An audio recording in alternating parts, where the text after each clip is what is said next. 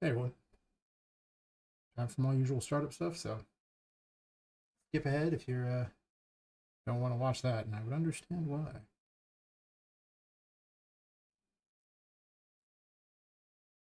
Keep losing track of time.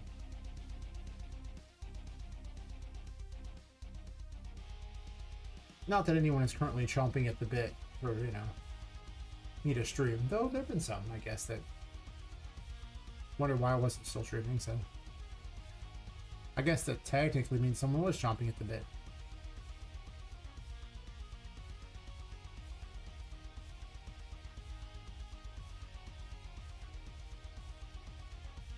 This going, this going. Shouldn't take me too long. Just gotta tell the Discord that I'm streaming.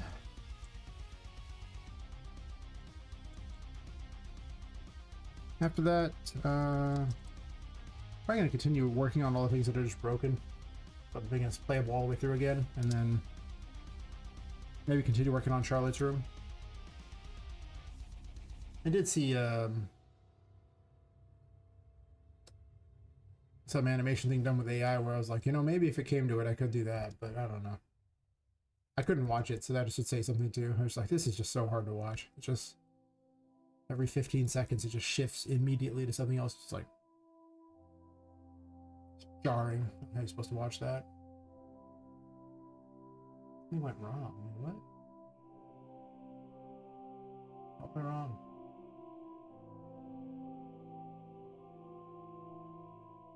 Go to YouTube. Switch account and then switch back. I have two YouTube accounts, the one I watch stuff with, and then the one that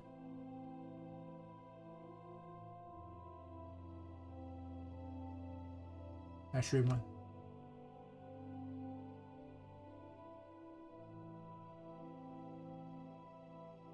And sometimes things get a little weird in the back end. I fixed it. And then I've done that there. Open up my each documents and all that. And my to-do list. I think that's everything I need.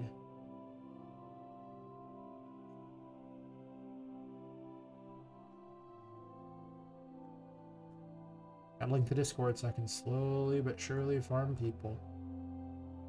I was trying to farm, wish lists, but that's just pointless. You get wish lists from, Steam.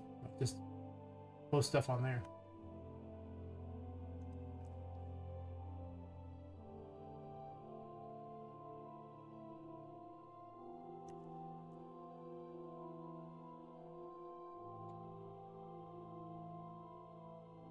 Everything's been pinned.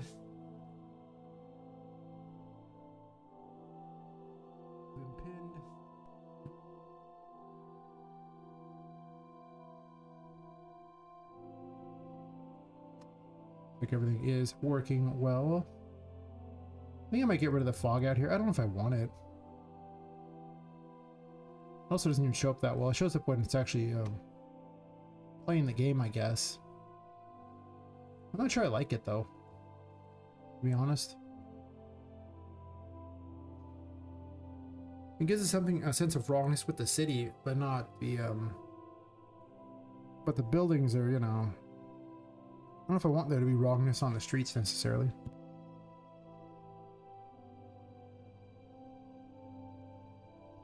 It does mean that people can't see very far, so I guess it makes the city look a little better, maybe.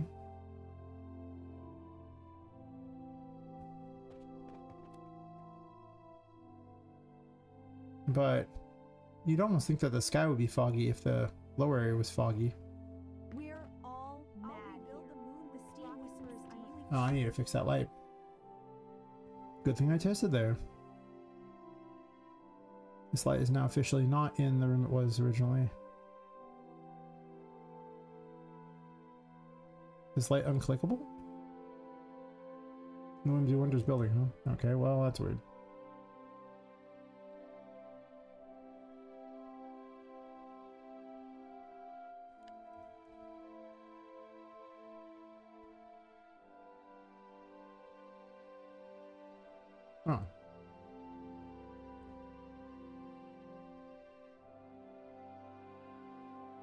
There we go. I was like, I know this one has to be in here.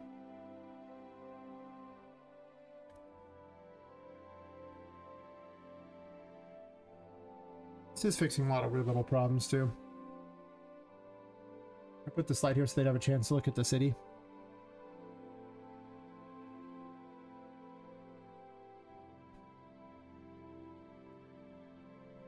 And maybe I shouldn't have fog for that very reason, so you can just kind of see the city and get a bit of a sense of wonder. Yeah, I don't like the fog.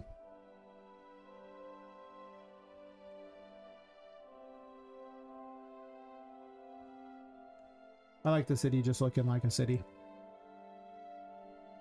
I want things to appear normal. You could feel tiny, and fog just makes it seem like we're in Silent Hill or something. That's good, for sure. Yeah. I need to work on that corner so that it has something nice over there. That's true.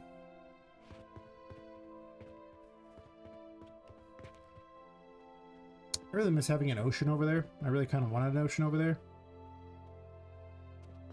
Have this near the docks, but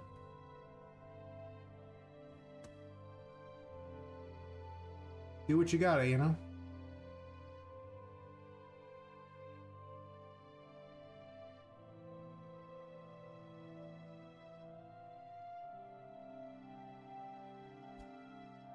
I think I fixed this Oliver one here. Let's see with my list of broken things here. He spawns, right?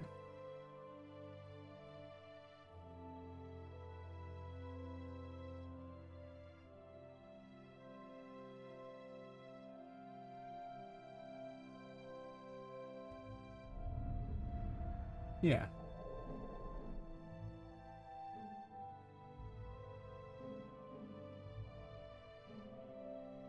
Do I need to change the thing here so that it only gives the key when freed or something?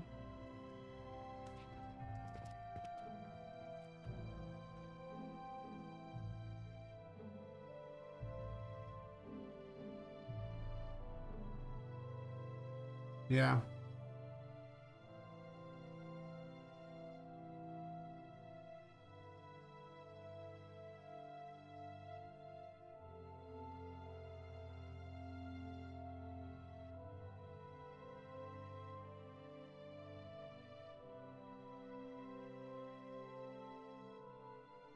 Eight-minute long sad music thing? That sounds terrible. How do I do this in the other one there? Remember I have my dialogue system set up?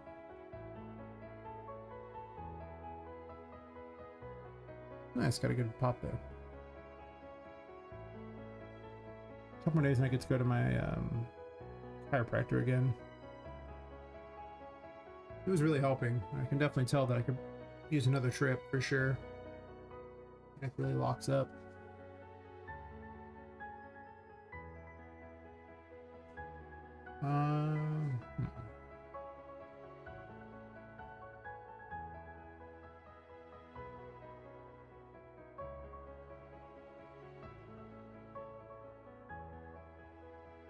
You don't have a dialogue thing? That doesn't seem right. No way.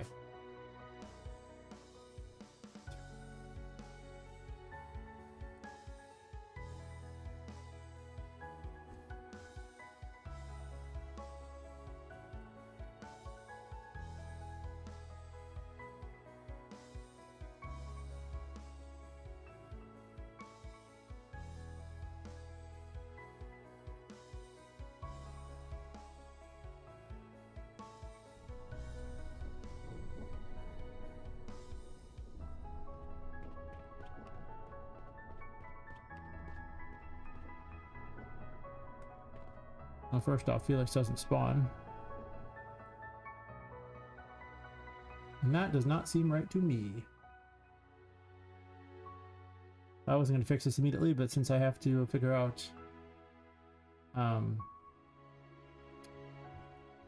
what I did code-wise for this one, let's put a Felix in here.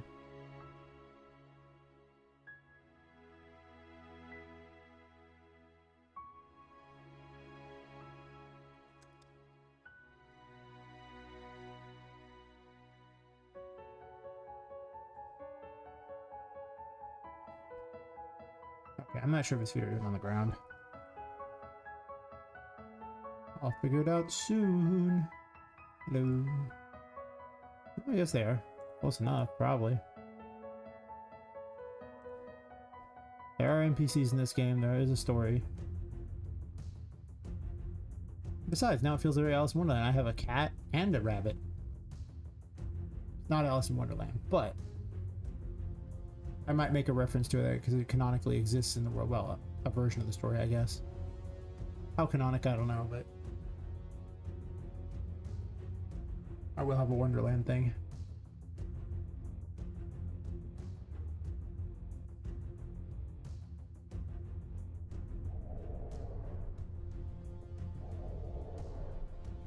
What? Oh. I'm a goofball.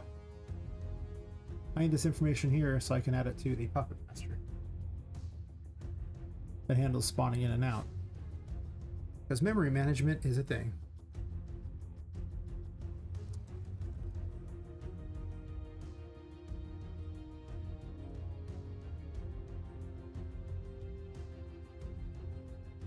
Hmm.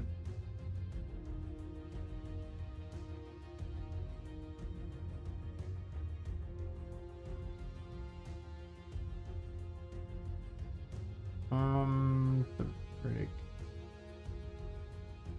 Wish I could reorder these so bad. Yeah, that's just the wrong location.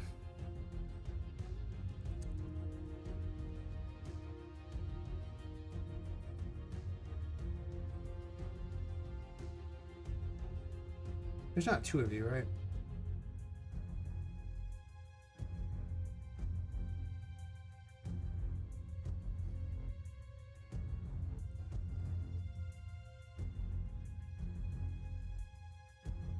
I think the final battle is if you get the good ending, will surprise people for what they are.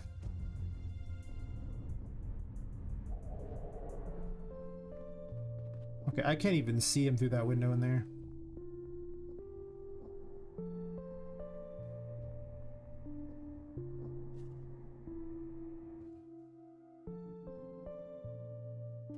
Supposedly he has a dialogue.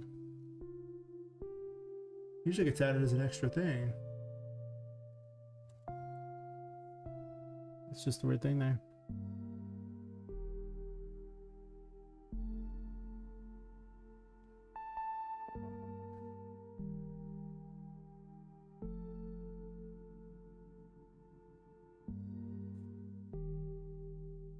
Hey, another guy, how's it going? Rename this if I can.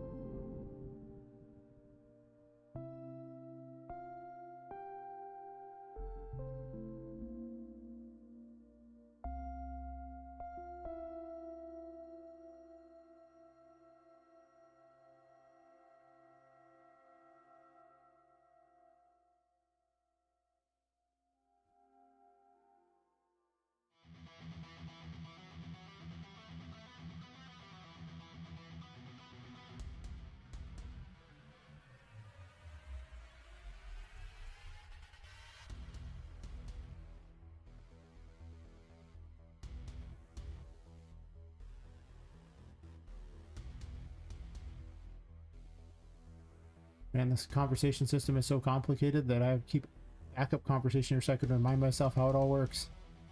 I guess it makes pretty easy sense now. A lot of their crap was dumb anyway.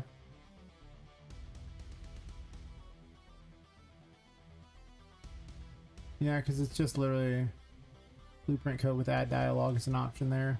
Clear dialogue project with this conversation for there, and then as long as they use the same checking thing.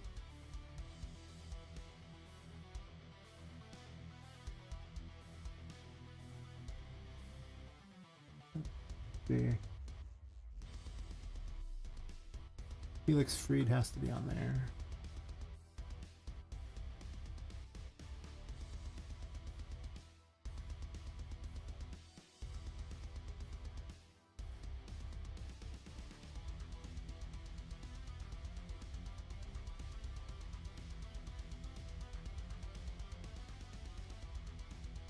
What do you do for this one here?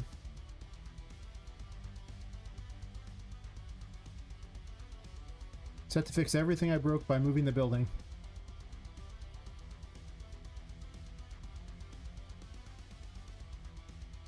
Always remember, horizontally orient your stuff because it's better for maps, because the maps sit better on the screen. I realized I just cut the wrong portion of the building because the building was originally square. I just cut the wrong portion off, so it made it horizontal. Should I cut the bottom portion off, but it didn't work out like that.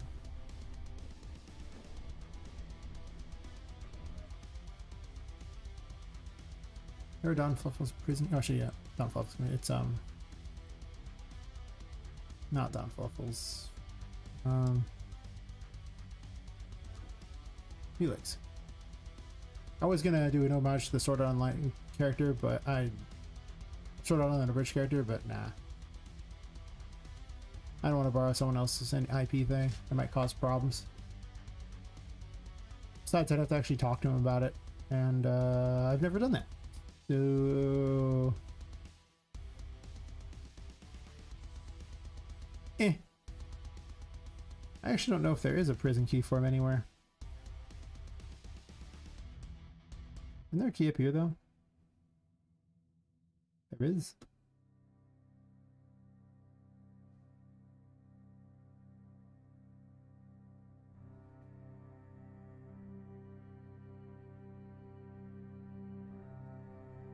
Playtime bug dev is intentional. Keep trying. I found game glitch dev. It's intentional.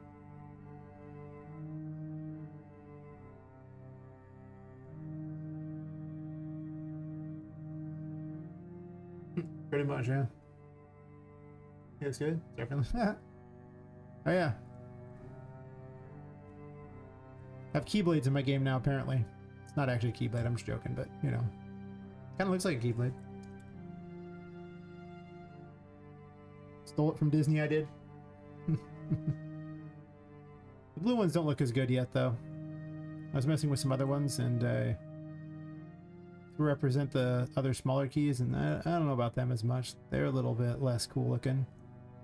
Could just be the model that's not that great. I just made them blue instead.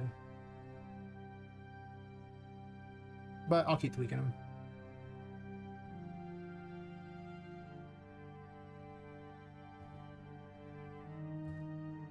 I need a Don Fluffle's prison key. Actually, not Felix prison key.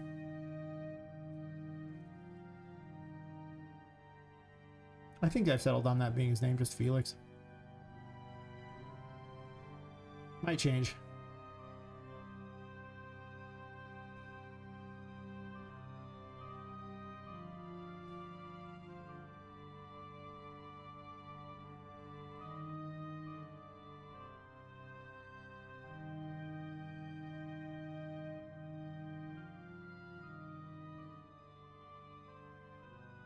I'm excited though about how much you like the key.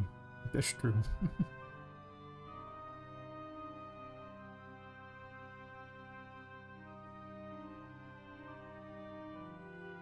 Oh, actually this thing is what checks.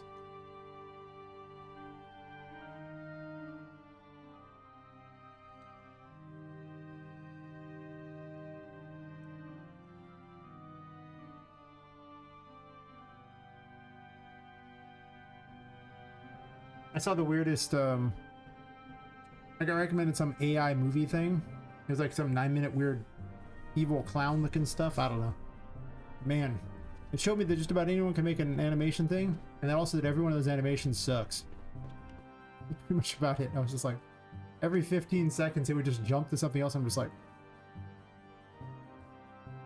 this is sucky. This is so hard to watch. It's crazy. I was... Yeah, it's wow. It's like okay to spend like a few seconds. No, you're just gonna because it can only generate 15-second clips, and it just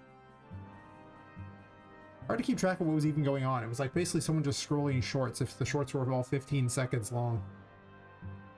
Very weird. I did not like it.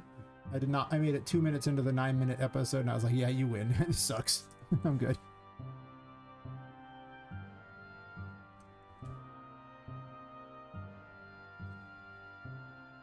I think once they get where they can get more like arbitrary links, it might be a lot better. The jarring nature that'll set the crappy AI voices to the surprise of nobody, because you know Grok Imagine now just adds voices in too. So the inflections were all wrong, and it was just like, wow, this is weird, dude. I don't like this.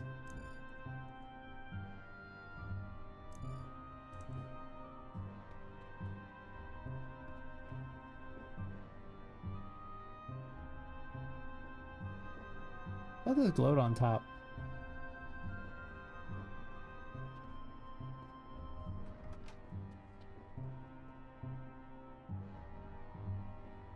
Yep, gives it.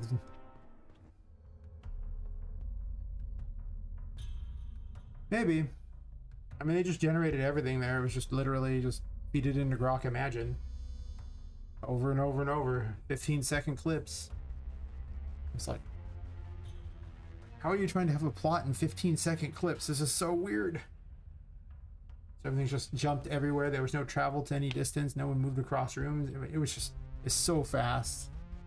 I just couldn't do it. Couldn't do it. I don't know why I put the prison key right here. Also, Sally doesn't have a treasure room anymore.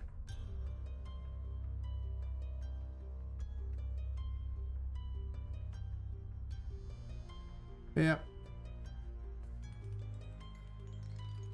I figure once they get to minute-long clips, it could be a lot better. Also, if the voice acting wasn't so robotic and weird, that might help. But who knows? By the time I get done with this, maybe that's how I'll do all the cutscenes, because it's not like I'll be able to make them myself, probably. I hope it's possible. Make 1 to 3 minutes, and then speed up to 15 seconds. Exactly. Well, I mean, the little AI things only do 15-second things. I think they were talking about maybe getting up to 30 seconds at some point soon, but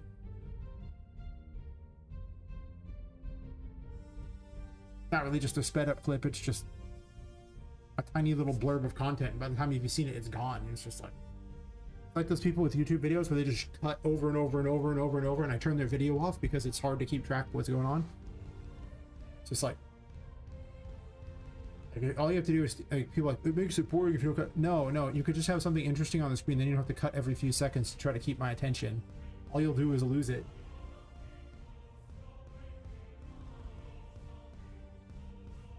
Am I trying to have these videos? I'm not changing a bit. Fair enough. Yeah. They just need to be able to have, like, you know, varied lengths.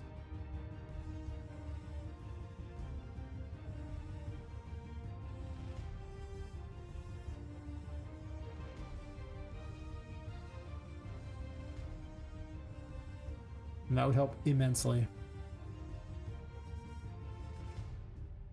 I have to figure out the ordering of this place. I'm pretty certain that you go from there into here. Wait. And these are just placed here because nothing is truly ready yet in this area.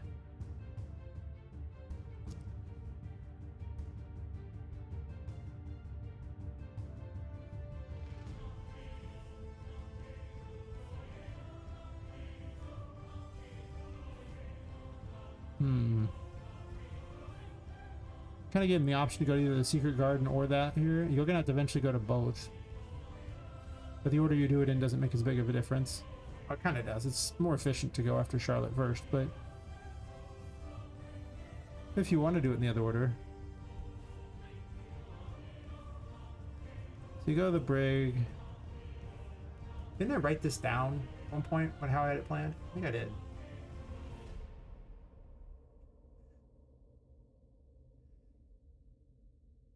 Chapter 2. Yoink.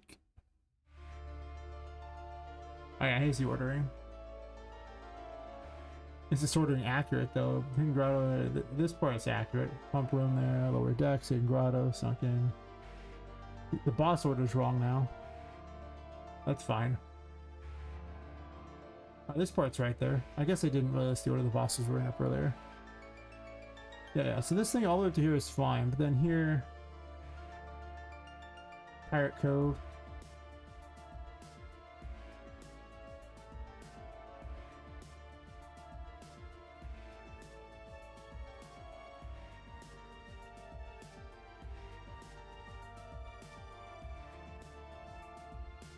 It has to be necessary to rescue him.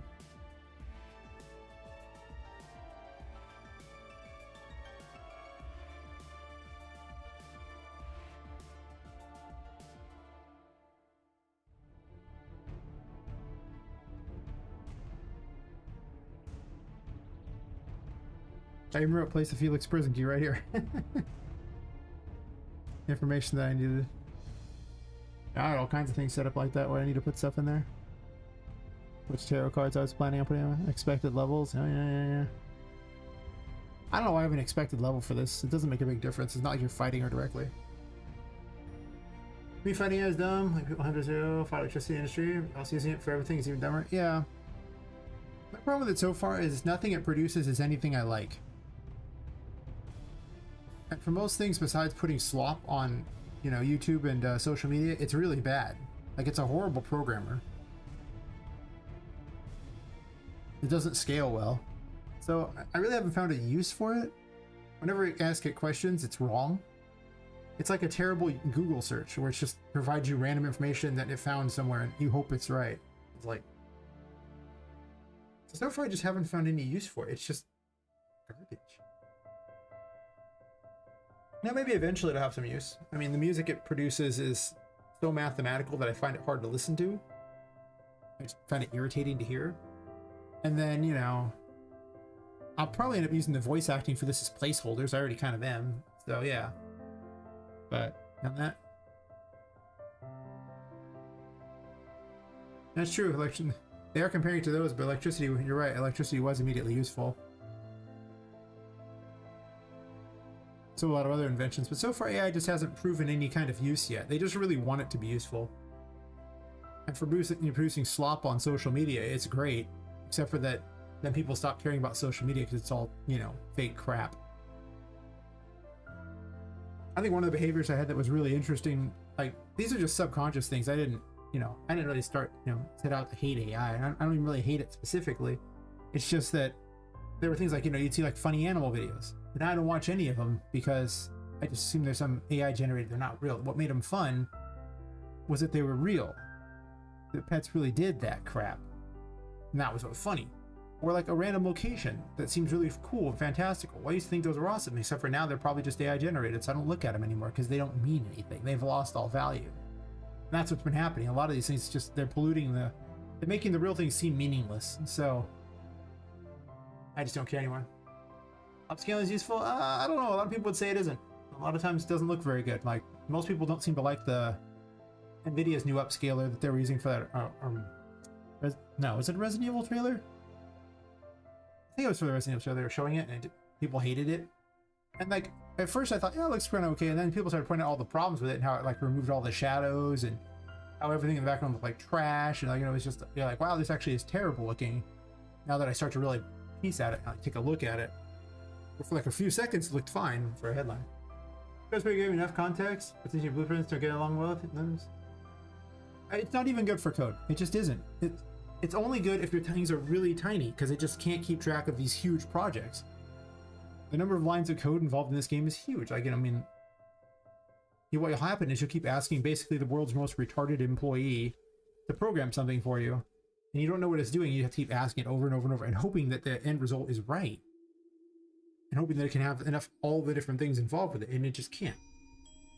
It just doesn't scale well. So all it does is create you a prototype that you know nothing about, and then now need to spend a bunch of time trying to figure out. So it actually slows you down immensely to use it. And this is what the companies are discovering. The big companies are now pulling back from AI and hiring humans again because they've lost millions of dollars trying to use things like Claude Code to code their stuff. But it just can't do context like that. It can't get all the stuff. These things are too big. DLS 5 isn't out yet. Instagram beauty filter. Yeah. It just looked terrible. And the problem is it also requires so much, power. Like that thing needed two 4090s or something dumb like that. Or was it 5090s? That's insane. Who even has that crap? Like their employees, the number of people, customers they're targeting with that is like nobody. Now hiring again? Oh no, they're actually hiring humans again. They keep saying all kinds of different, business posts about them doing that. They're actually hiring people by the hundreds again. They did a bunch of layoffs at the start of AI, and they're having to hire them back. Look, it's crazy. Like, I'm like, AI is proving to be a complete and utter dumpster fire, and people are losing their shirts over it because it still hasn't proven useful. Yeah. Maybe some year it'll be good, but it's so far off actual usableness. Yeah, they trimmed all the COVID people because, you know, they overhired during that. Because they thought, you know, they had way more customers than normal because everyone was locked indoors. And then once people go outside again, they lost a whole bunch of their customers. And they're like, oh shit, we gotta remove a bunch of people. But that was quite a while ago. They also laid off a bunch of people for AI purposes, and then that proved a disaster. Now they're having to hire everyone back. It's pretty funny.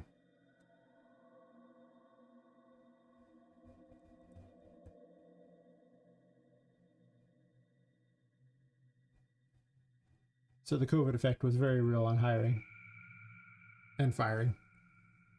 Oh, I need to copy this here. That's what I was doing. Got caught up trying to decide how I'm going to order this, but I actually don't know how I'm going to order it yet, so I'm going to go ahead and just leave that key there to remind myself to do it later.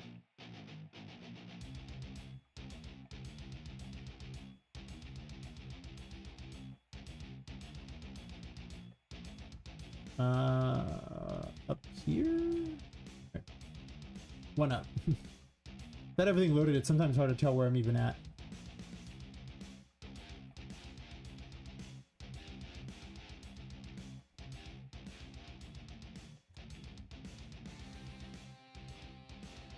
Do not cut off. Oh no.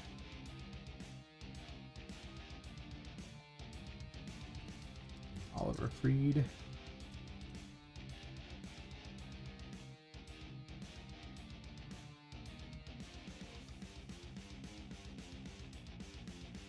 If 80% like Twitter did? Probably, yeah. Well, that's not necessarily true. Elon has a way of, you know, making things more efficient. And not every company does that. Because they hate money, I guess. I don't know. True, there is never enough time on so many different occasions. There's never enough.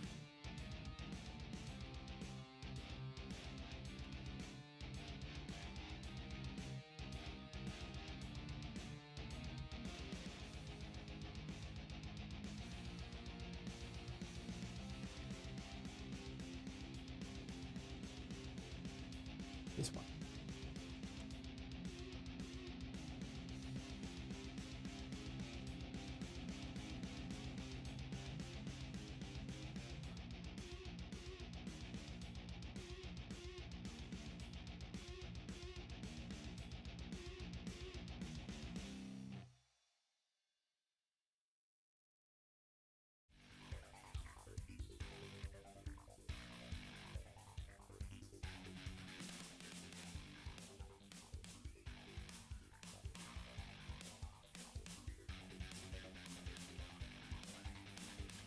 Fine.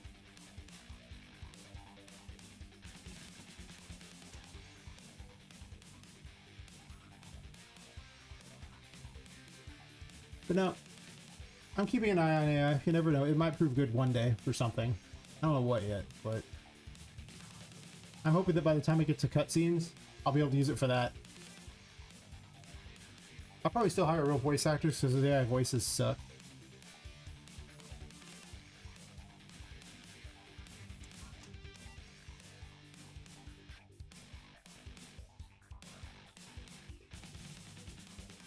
But actual cutscenes are incredibly time consuming, and since I don't have a studio, you know, gotta do what you gotta do.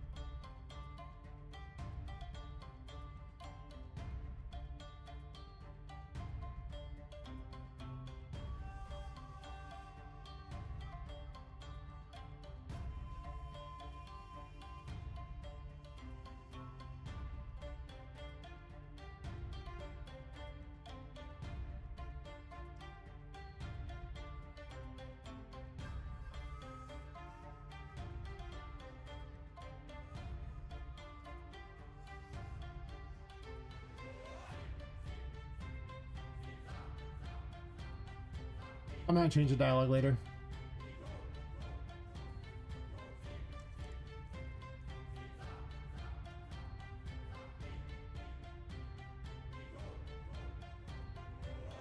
For now.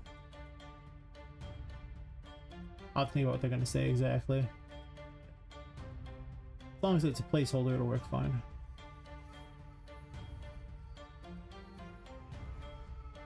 That's the problem, my game's not low poly.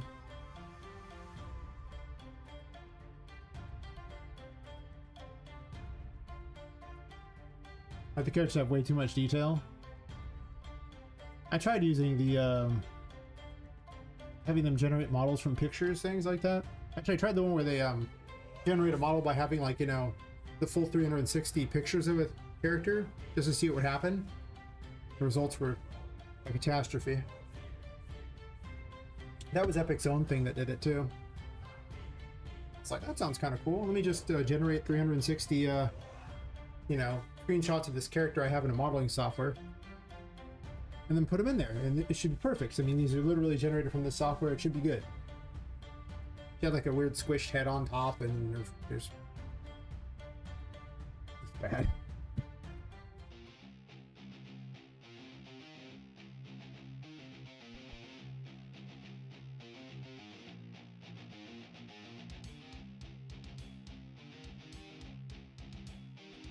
Once you can get, like, you know, good models, and we can generate actual things worth a damn.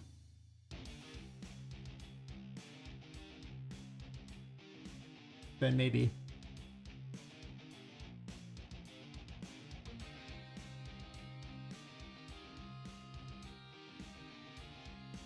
Let's make an Oliver prison key.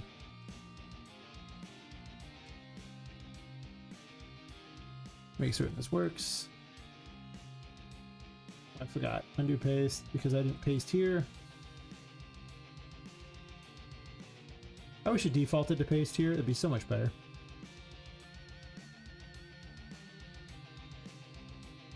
How you saying images? I think Steam did anything to punch him? Yeah.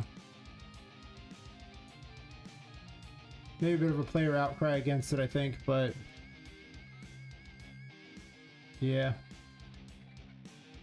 I don't know, the outcry against big companies like that doesn't do a whole lot, but if you're an indie and they decide to go after you because you're using AI stuff, well, it's already hard enough to succeed as an indie. I don't think you need additional bad things, but maybe it actually helps. I don't know, maybe the Streisand effect happens and you just do better because of the bad PR, but I'm not saying I won't use AI in this game, just haven't found any purpose for AI at any point.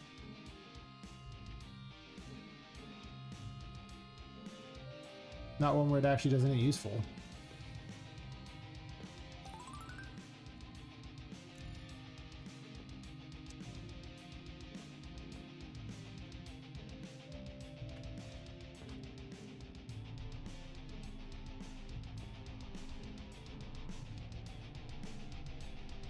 Oh. Magician. Yeah.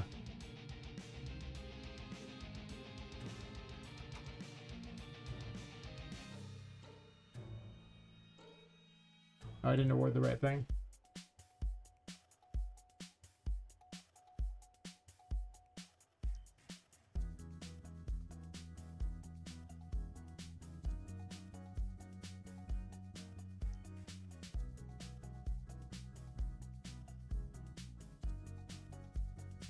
It should have get awarded Oliver Freed, right?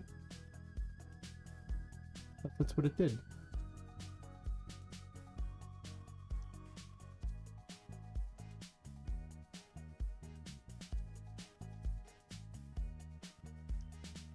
No, no.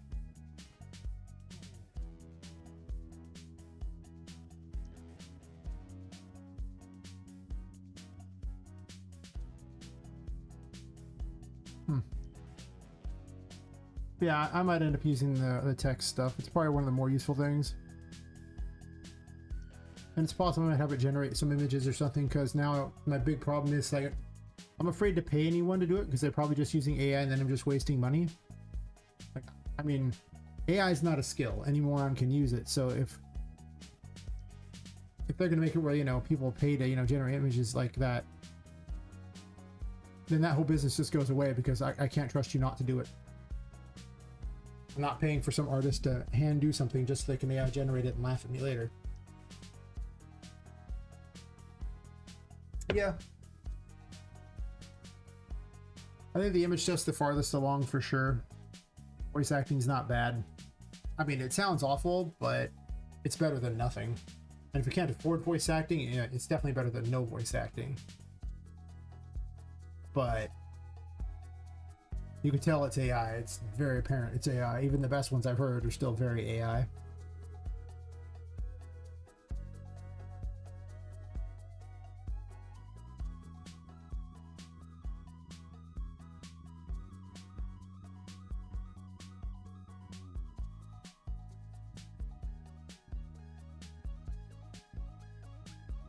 What is going wrong here?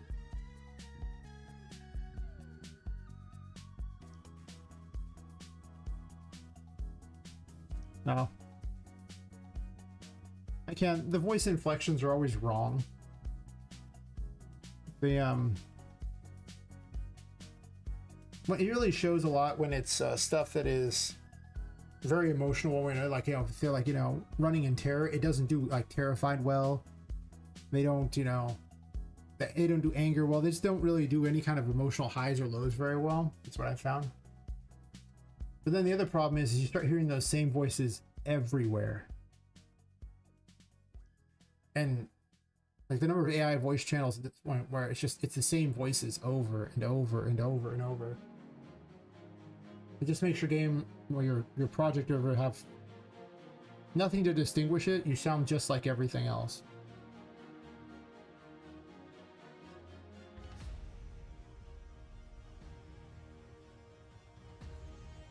I find it just misses a lot of the stuff. Like when I tested all the little voice changing things, it didn't do a very good job. It just would miss out on a lot of things, even though I was, you know, doing the voice acting like that and including all the inflections. It's just, and even then, you still end up with a weird sounding voice too. I'm gonna flip the fan on real fast. 1 second.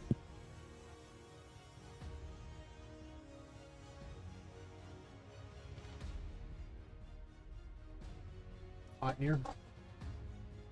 Computer just generates way too much heat. Story graph, I guess.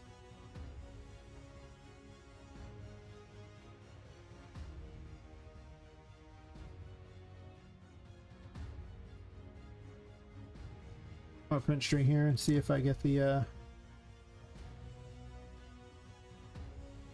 if it awards it to me or not.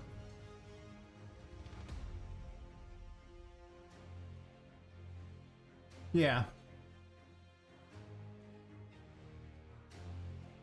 I don't know, we'll see.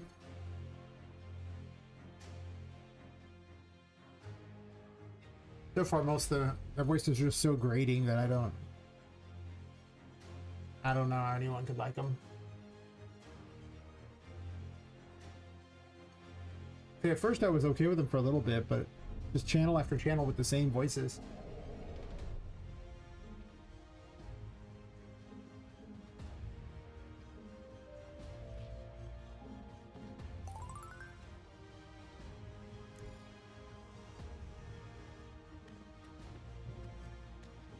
Yeah, maybe.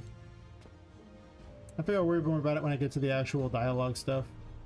That I, like finalizing dialogue and stuff. Right now I have a couple of placeholder thingies for Poppet, just so when she talks. Or...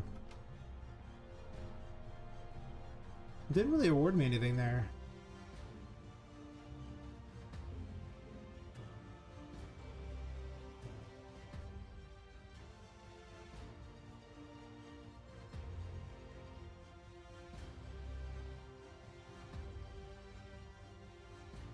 I'll come back to those, I don't care.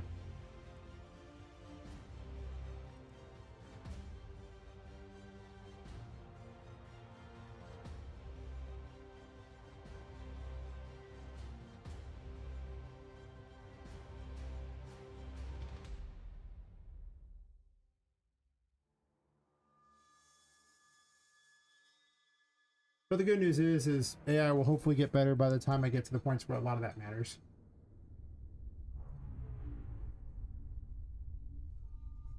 We'll just let most of them collapse. Oh. RVC voice changer, that's just voice.ai? That was the one I was testing, was voice.ai.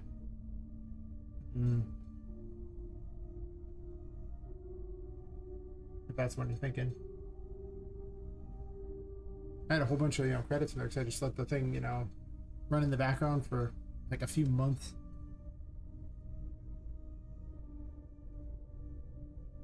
I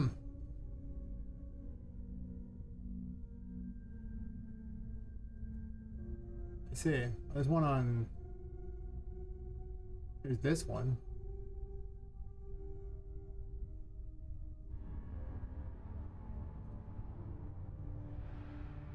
I don't know. I'll have to maybe mess with it at some point. Actually, there's no reason to worry about it now because I need it right now.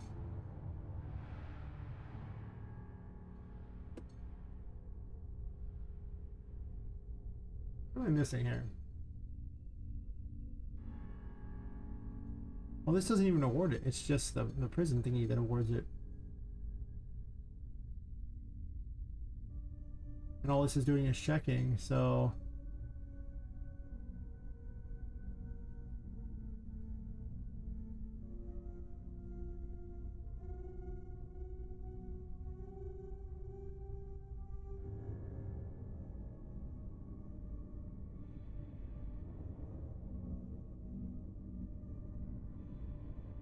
I guess for print stringing. Yeah.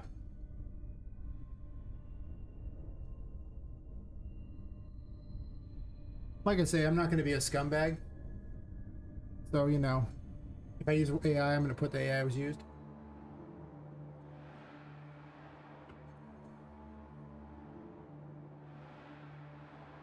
Yeah. I mean, it could be that case. I definitely wish I'd done male characters. It would have made my life a lot easier. For sure.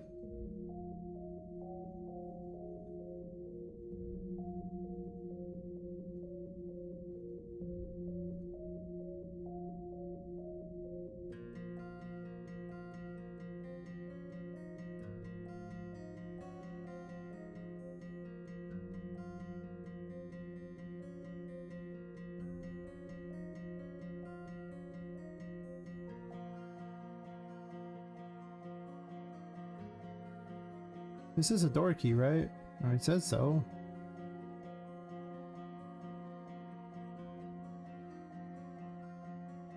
And it's obviously opening.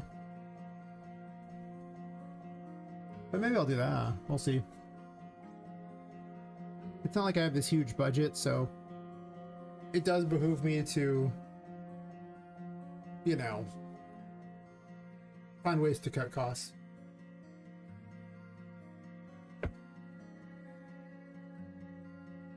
But also, I'm not a professional voice actor either. So, I imagine the professionals would do a far better job than I would. And I've already got to do all the writing for the game too, the programming. I have to do everything else for the game, so it might be worth paying to have people do things that, you know, just because time is an issue.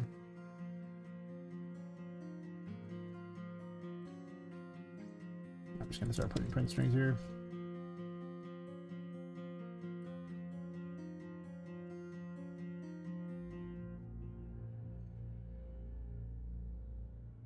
You know what, there's probably actually a thing I need to check on if there's a quest reward or something.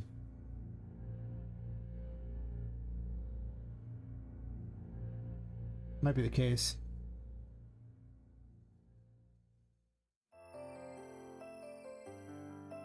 Oh yeah, that's it. It's right there.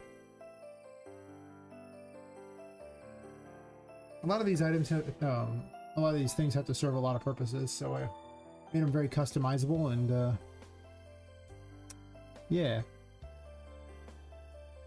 Once again, it's that checkbox you forgot somewhere, right? And I made that checkbox. That one's my fault.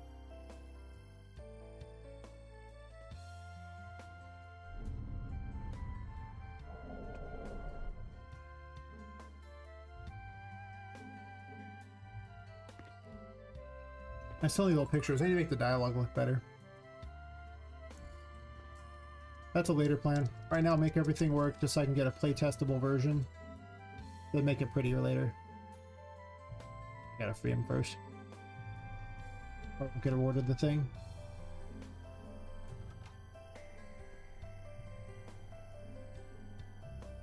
There we go.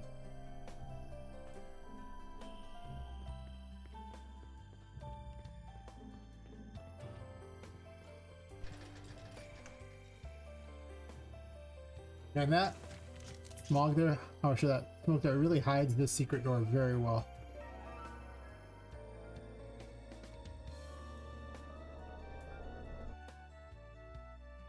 Maybe too well, to be honest.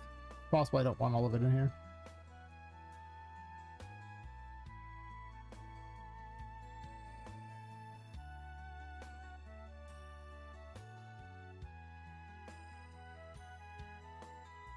And I'll keep a backup of Charlotte's bedroom here in the corner just in case I'm doing a playtest and for some reason Oliver doesn't spawn or falls through the world or whatever.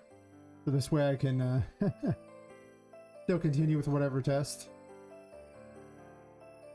It's nothing worse than like a couple hours in, you're like, oh, I guess I gotta stop the test. I mean, I could just start the test right after this too if I wanted. This appears to work. Just forgot things because I haven't looked at this in like 100,000 years or whenever. Why did I close Poppet? I wish it should just be default open because how often it needs to be used.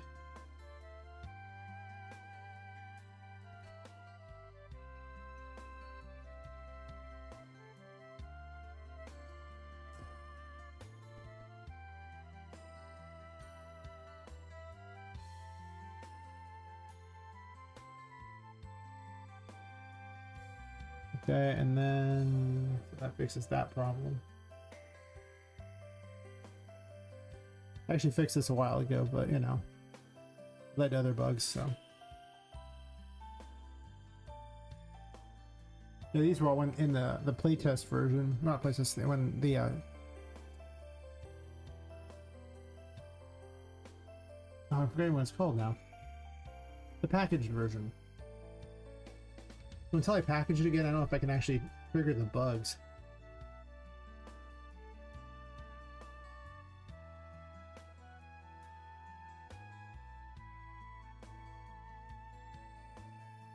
I did this.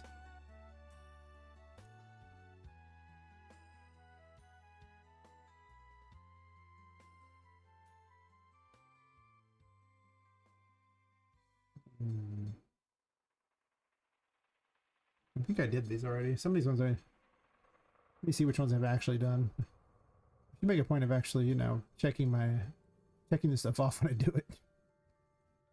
I'm pretty certain I fixed the spawn locations of these. The room info should be like right between this, real easy to see. Yeah, it should be fine. Yeah, it's inside the walls, everything I want.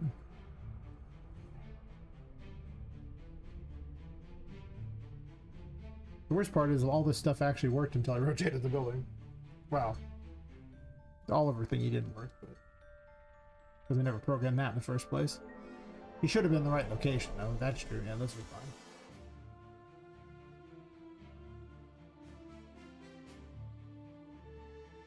Does it, though? I might do another package test, potentially, if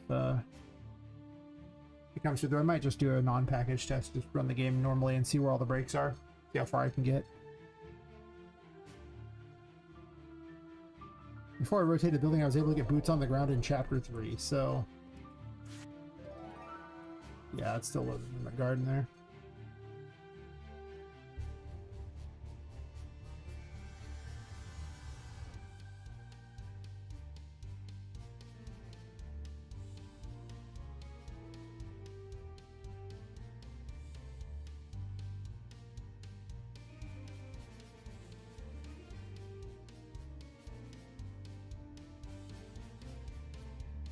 I thought I fixed this already, but I don't think so. It looks like it loads all the way to there too. Huh. Weird.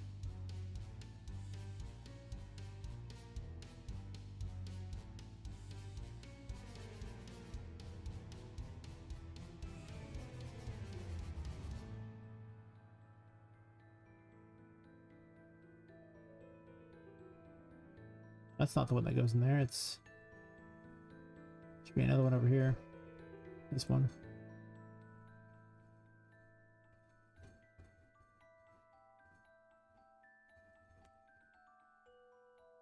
I think it just needs to be moved over.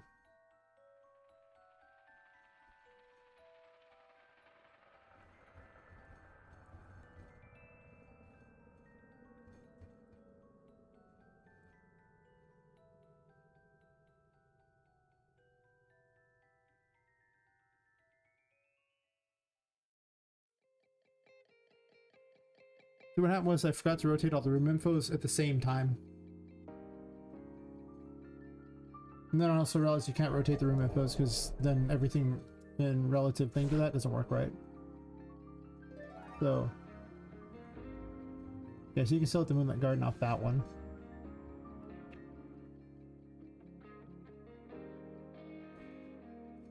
Because there's a second one out here.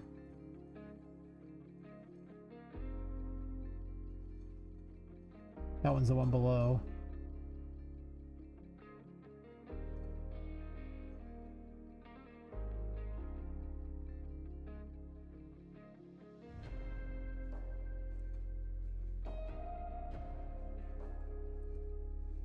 The big one out here.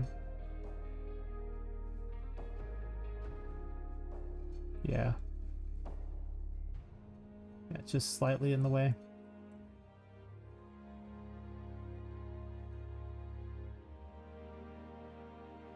How close is it on this side? Because it doesn't matter here for this one.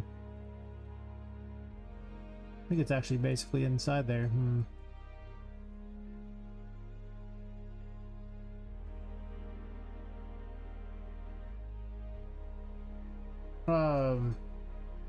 These room infos just represent what in a room. They represent if you were in a room. They do have the ability to spawn some things in, which I do sometimes.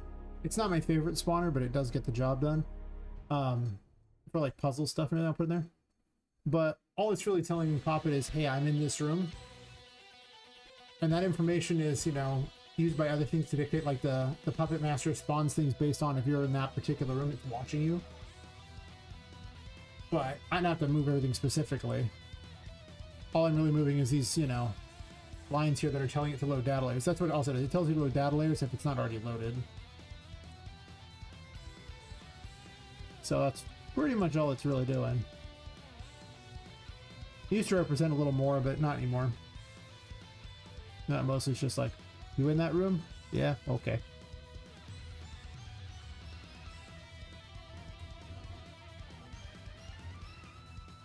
Like 38 maybe.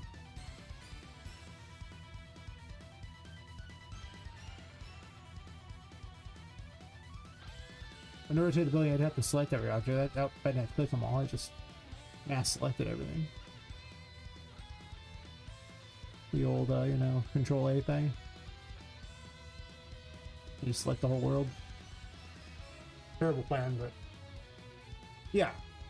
What the data layers are for, as you know, so you can unload and load sections of the game. They're like the best memory management thing possible. They do what HLoad's promised to do, but doesn't really do.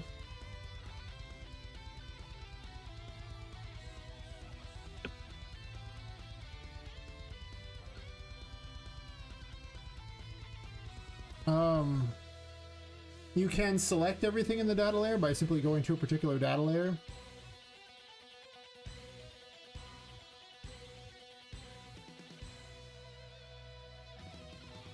So if I go select everything, I renamed this room, but it was originally the Safari room. So I just select all actors and data layers, and it'll select everything that's in this data layer. And with everything selected, I could now rotate that whole thing.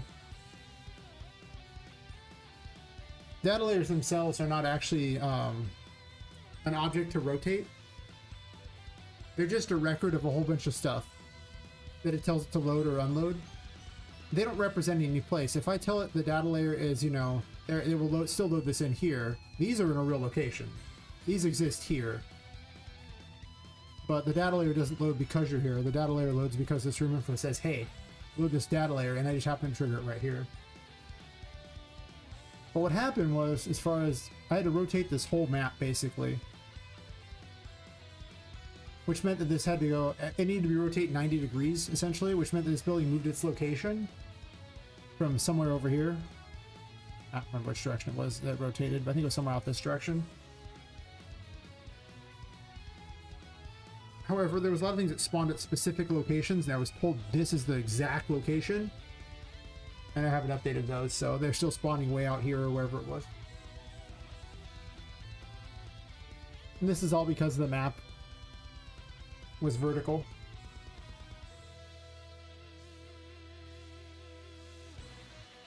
Which people's screens are horizontal. See, this might not be good. You couldn't see a lot of the map. So now the map is more like that. I need to do one in the dark so it's easier to see. Oh, so it looks more in line with what it is. But this was like, you know, vertical, and it's like, that's weird. If I rotate the whole building so I could do it horizontally instead.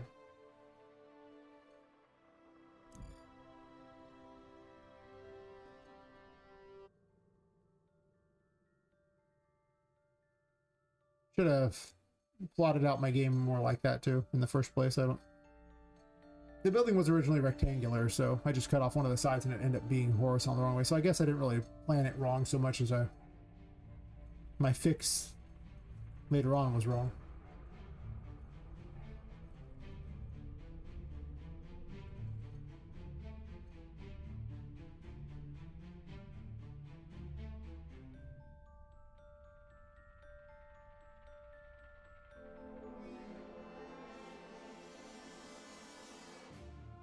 Seems pretty good.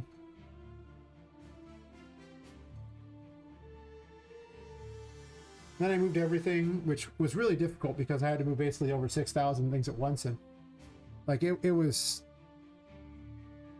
just gruelingly slow to watch these things try to rotate. It was very hard to get it to do. Because not everything actually was at 90 degrees or whatever. Like I would have to have added to each one. You can't just add like plus 90 to everything. It doesn't work like that. Cool if you could. Later on I realized I could have set it so that it would only rotate 90 degree things, the whole world thing like that, temporarily, and that would have been perfect. I already rotated those. But I left the room infos behind, so now they're having to all be moved back into location. And some of them seem mysteriously the wrong size. I don't know why that is, but maybe they were never the right size. Bugs everywhere.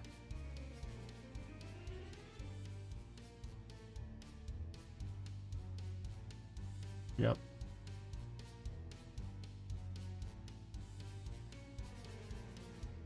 Oh yeah, the chapel's a joke. That one's... I stopped the playtest there because it was so broken.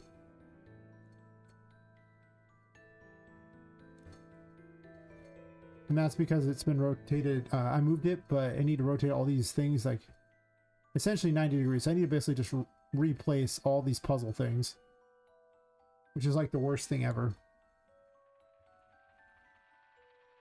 If you rotate the room info thingy, it causes problems with the relative spawning thing like that. It won't work right. It was a big bug I encountered for the longest time. It took me like a whole day to figure out that was what was happening. So now I have to fix them all. The library is going to be just as bad, for sure. Speaking of which, let's get to work.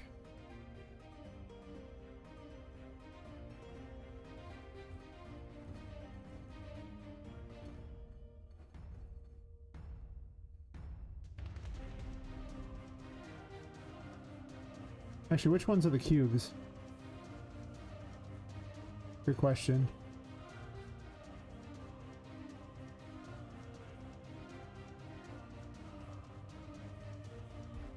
The 0 is the movable parent, and I wish the first ones are the movable parents, and then 24, 25, and 26.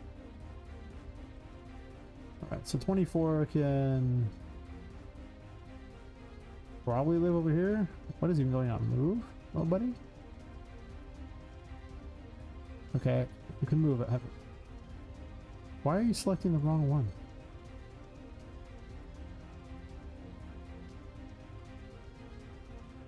That one there.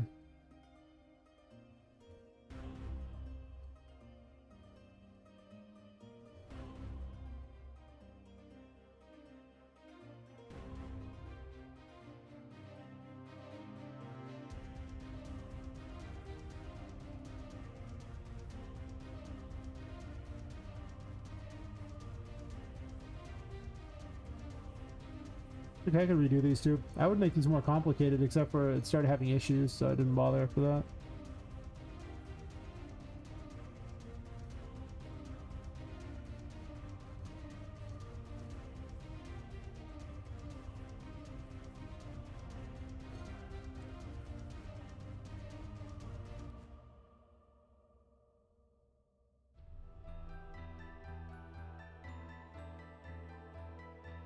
Seems almost too low. I don't know, maybe not. 19 and then 20 over there. What's going on there? Respace them a bit.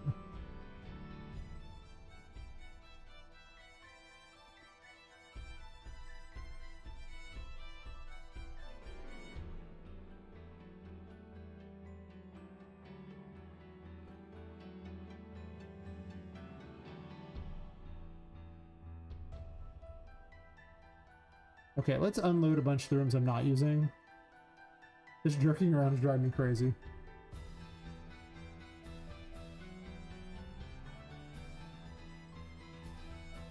Alright, let's get rid of that crappy nav mesh. Nobody wants to watch it load every time I move something.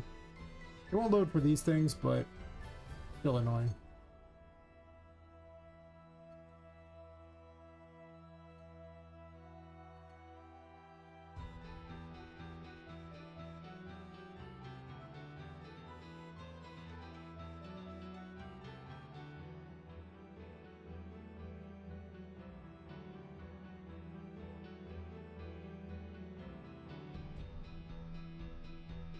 There's like over 6,000 assets. It doesn't even show all the assets that would normally load. Because some of them loaded with a bunch of extra assets attached to them. All the level, the level instances. So it ends up being over 6,000 total actors.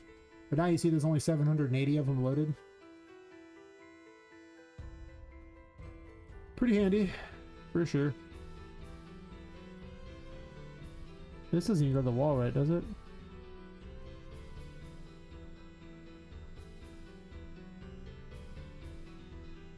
Maybe.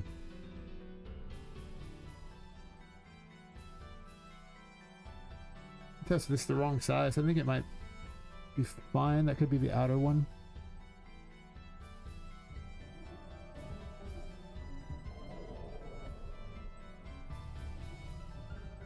Yeah, chapel's not loaded.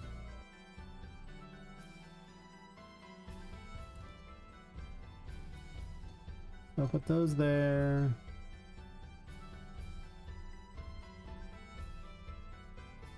I need the last two.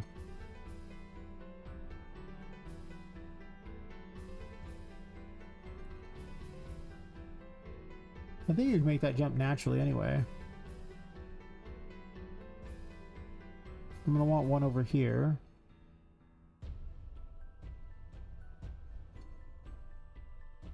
It might have been this one I wanted over there for that height.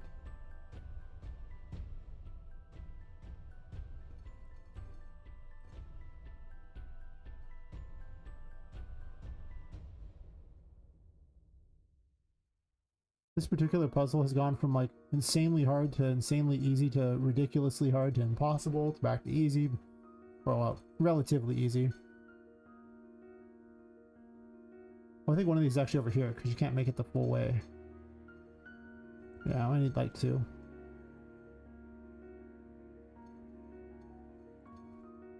That's what this is for.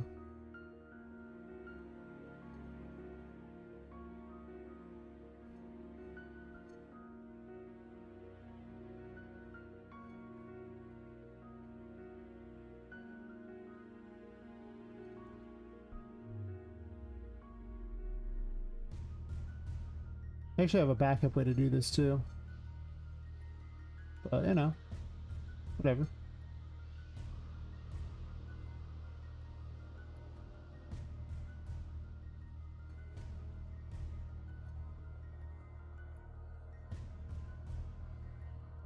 The number ordering is a bit weird, but that's fine.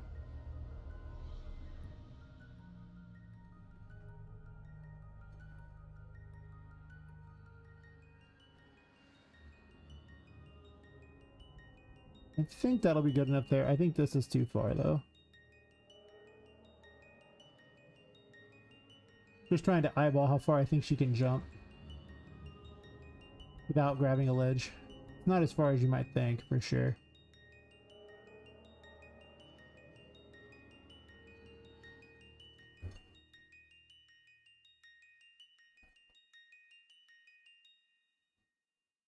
I'm pretty certain she could do all that, and then...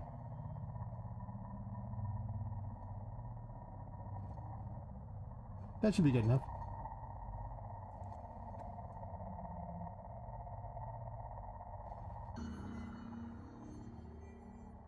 That's why I was wearing a green shirt today, because it was a laundry day. So sometimes I can partially see through. Whatever.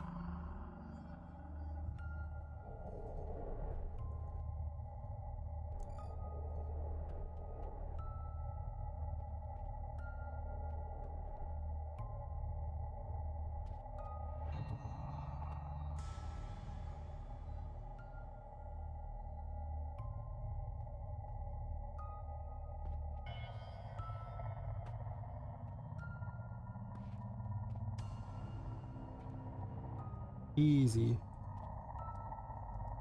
Trying not to double jump, even though I have it enabled. That one is too far out. Yeah, that's insane. There's no way. I didn't realize I was so far from the wall.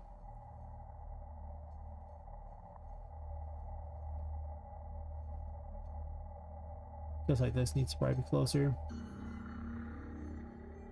This jump's probably impossible. This last jump can actually be longer because she can grab that ledge, so it's perfectly acceptable if it's slightly longer.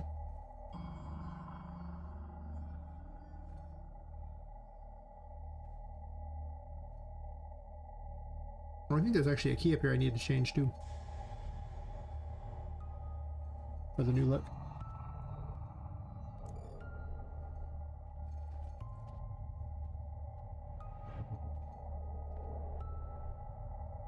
I could have made that jump, I'm pretty certain.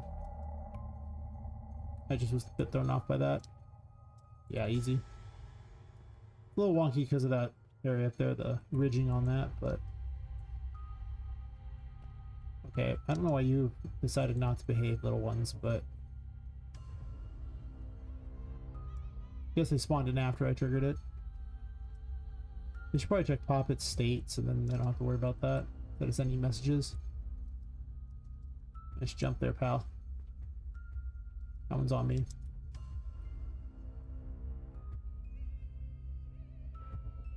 They're possessed objects.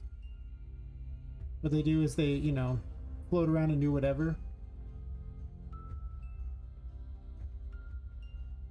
But you get the Hierophant power here, which makes possessed objects behave.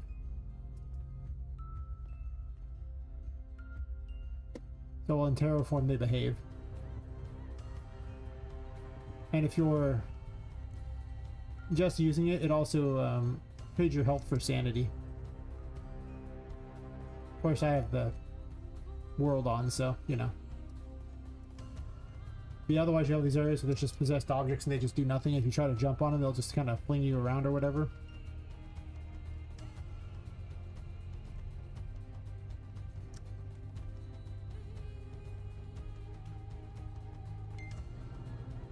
But when active,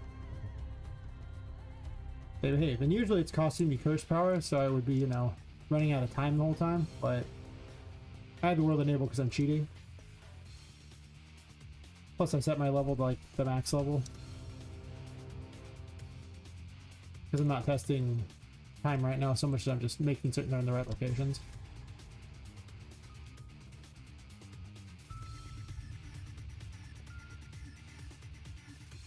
Originally used to have it active like this the whole time. At one point this actually drains sanity while you're doing it too. It was super hard. But now it's just way more useful.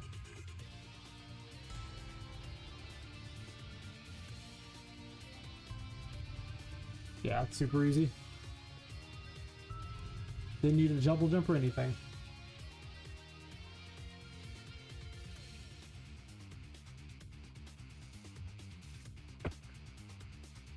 Now to fix the other side. Where all these ones are for.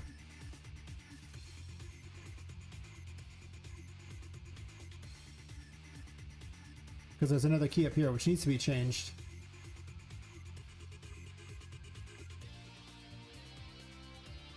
It's also not even in the room. Maybe it's just better with them looking like the other key.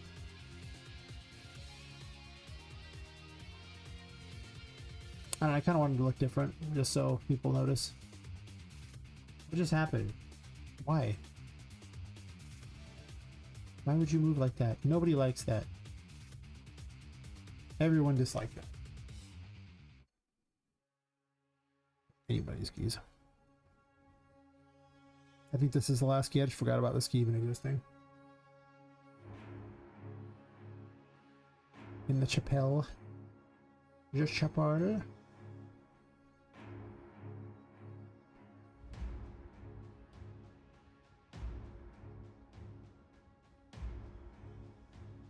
I don't remember this one before doing that. Whatever.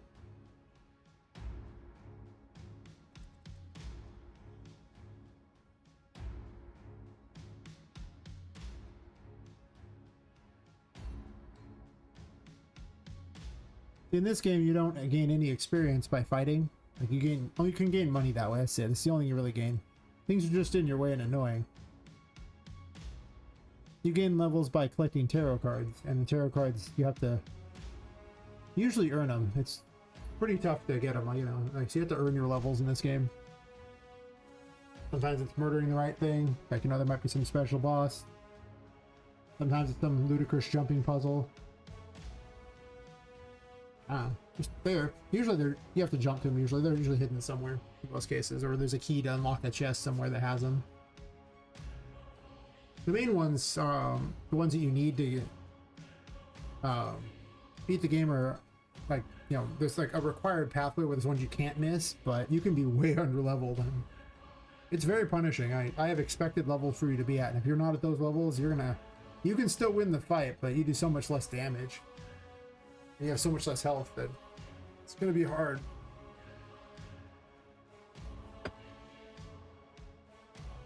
But by the time you get to the next year, I expect you to be level 20 by the time you get to Sally. Which might be too high. I actually had to put a whole bunch of levels early on. Because I think I expected you to be at like level 15 for Voodoo. And Sally's not that incredibly far after, right? I had to cut bosses from the game because I realized there wasn't enough rooms between the bosses. So it started feeling like a boss rush because there was so many bosses, and it's like, nah, this is too many bosses, man. I'm gonna give you at least 5 or 6 rooms before the next boss, Jesus. And don't get me wrong, the rooms are often huge and can take a long time, but at one point it was almost like every 3 rooms was like a boss, and I was like, this is too many bosses, man. It's just stupid.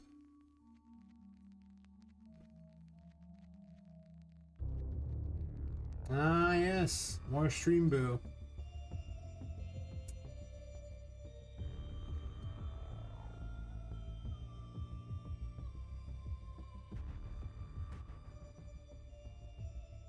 I realize Twitch has no reason to go after the bots because there would be... the viewership on Twitch would probably be about 10% of what it really is if they took out all the botters. But, you know, kind of wish they would. They could pay more per viewer then. Because their, you know, ads would actually hit real viewers. And not, well, bot views. So the last one's there. I need the movable cubes in specific locations too. So 24, 25, and 26 have to go in very specific. So 24 is fine there. I think I hid the other ones over near the walls. Well, 0 is also one, right? Yeah, so 0 is a cube.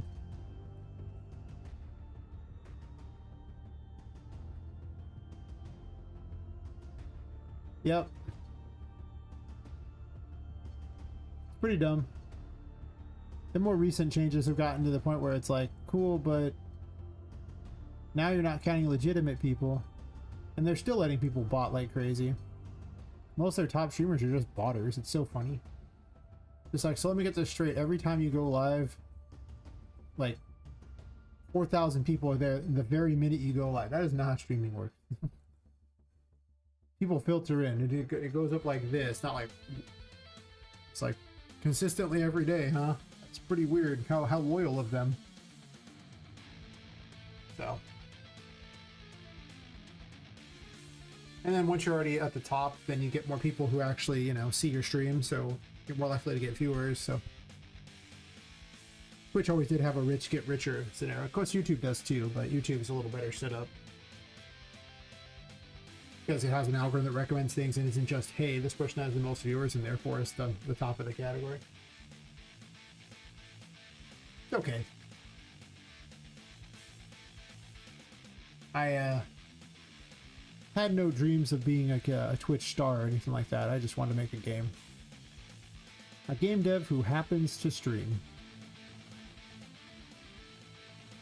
That's how I always refer to it. Not a streamer who happens to game dev.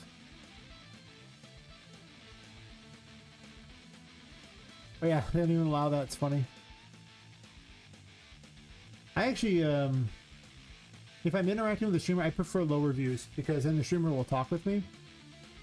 And I like that so much better than, oh, look, it's, you know, me yelling at a person where there's like a million people trying to chat at them too. It's just not worth it. I don't like it. I guess this can go here. Suppose. Where's 26 at?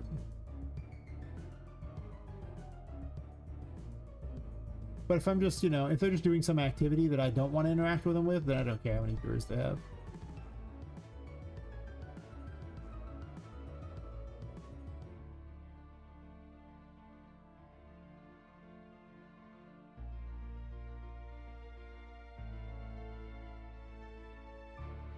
"26 is over here."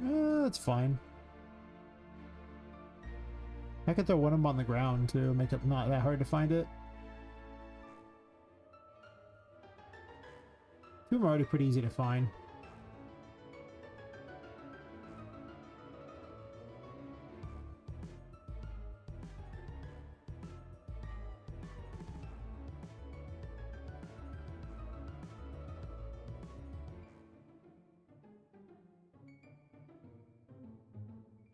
And then these need to be repositioned here.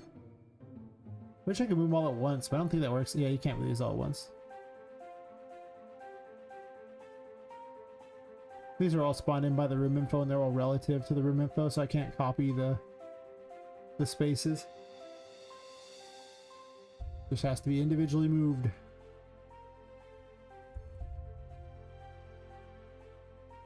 In theory, I should actually make it where the Puppet Master spawns them in, but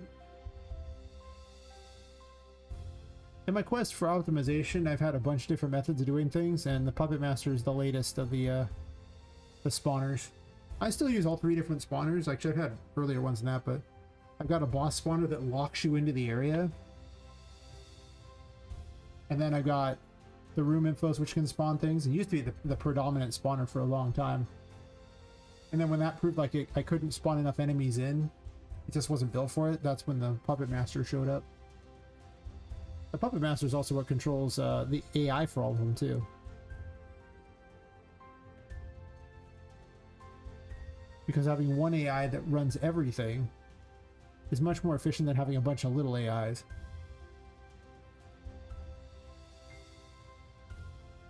It went from Unreal Engine struggling with, like, you know, having 8 to 10 enemies around at a time, me being able to fight like 60 of them at once, and it didn't change the FPS at all. Pretty good. Those were some fun streams. The washroom battles were... There was a room that I hadn't developed that's known as the washroom, and I was just testing massive battles the whole time. It was a lot of fun.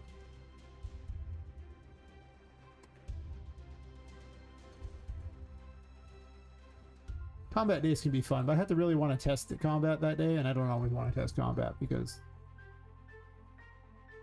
it's just a lot of, nope, that's not that great. Nope, maybe this. Keep playing the battle over and over and over and over and over and over, and it just, if I'm in the mood, it's great, but if I'm not in the mood, it's nothing.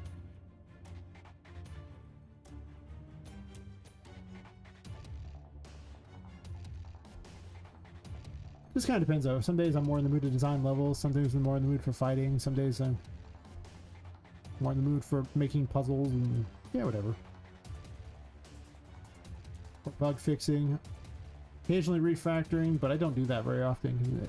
Unless it's necessary, it just wastes time.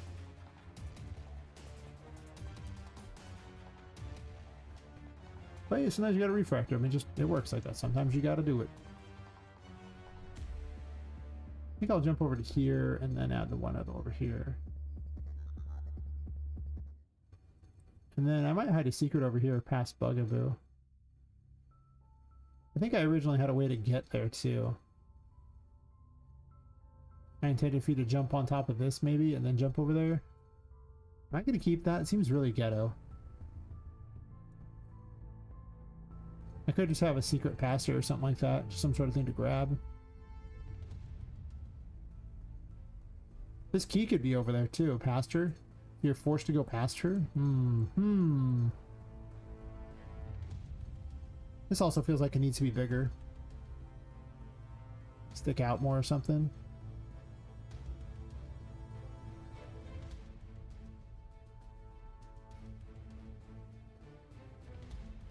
Easier to land on. So you can actually see in front of her a bit. Move this to the side a bit. I wonder if Bugaboo spawns us. You know, one thing at a time. Before I fix Bugaboo. Let me move this last one where I would probably want it.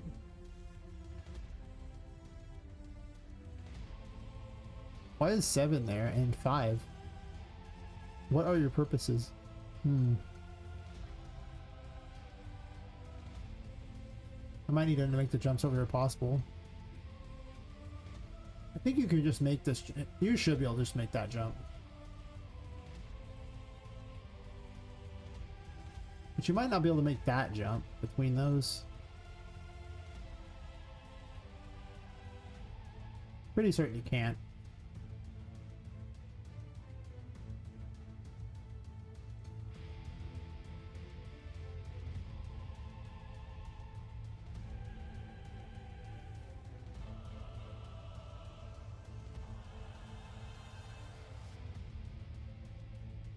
Yeah, I don't know what these two were for.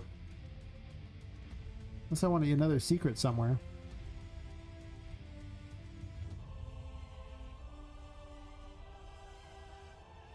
There's only so many secrets you can fit in a room, too. So it's like, cool, great, but why? Why would you do this?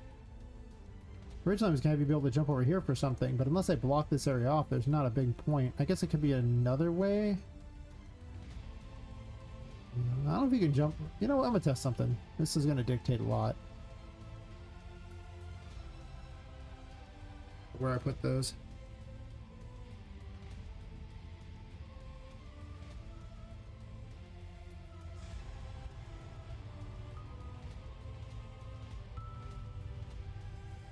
Yeah, she doesn't spawn me too. Oh yeah, you can't make this.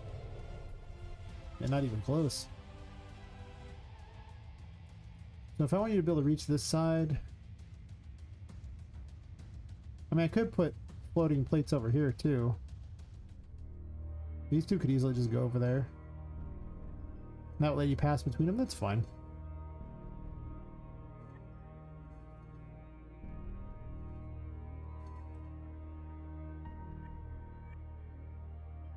Possible I might need them over there though.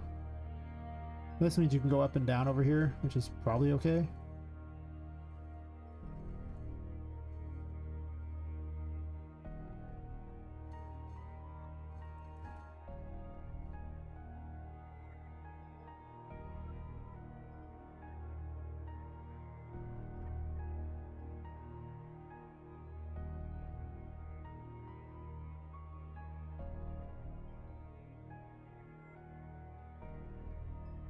You can always add another one if you need to, though this room's often one of the worst rooms for FPS.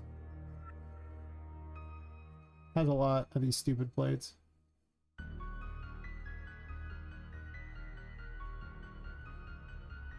Also, the enemies tend to be pretty frequent in here.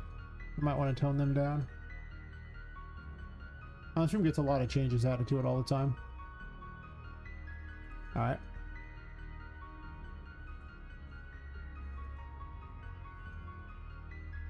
Fix this, and the rooms after. Every room with the plates is going to be so annoying. So I have to refix them all.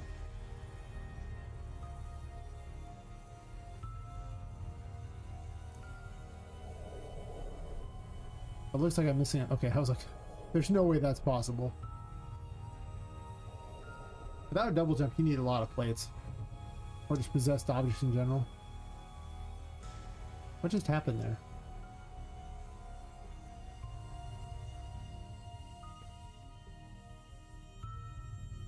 I do have to get a better tarot outfit. This outfit was not intended for that purpose. It's fine, it works, but...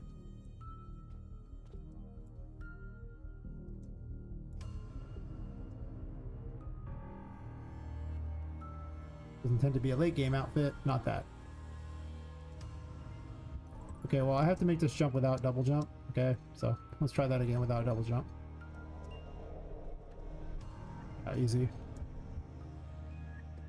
So the first one down there was a little wonky. Also these despawned, uh-oh. I left the room. Where did I leave the room at? Over here? Yeah.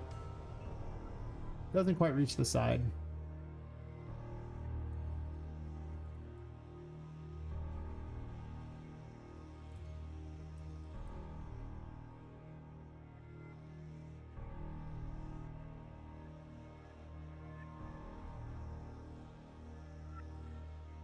Yeah.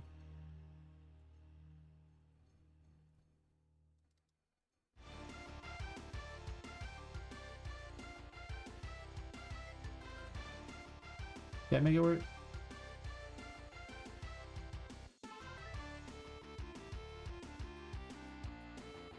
It didn't award me a room, so it's not entering the other room.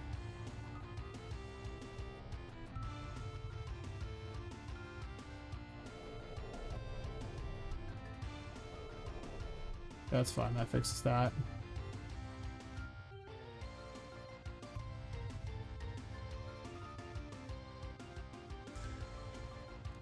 Why does it seem like it loaded part of that room instead? Yeah, I think it did. It's loading the other room too.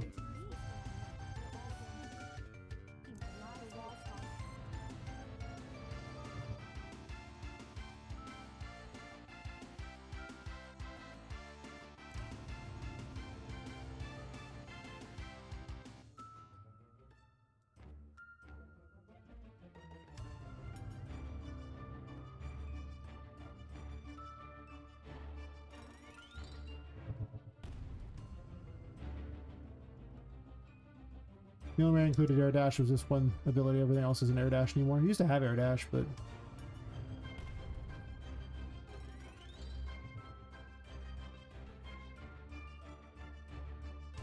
so this room seems like it's stuck inside there a bit.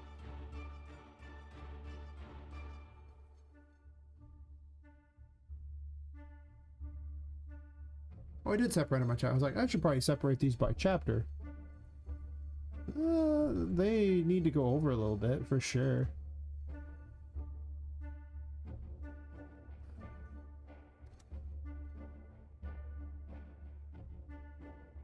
Okay, they need to like that.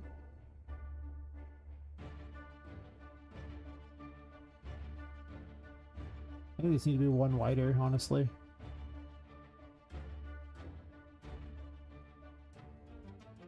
Not rotate right, so let's do 130. I don't think seem like they're the wrong size, but they just seem to be. Yeah, these are just definitely off. Thankfully, almost nothing spawns in on these anymore. Which does make my life a little easier.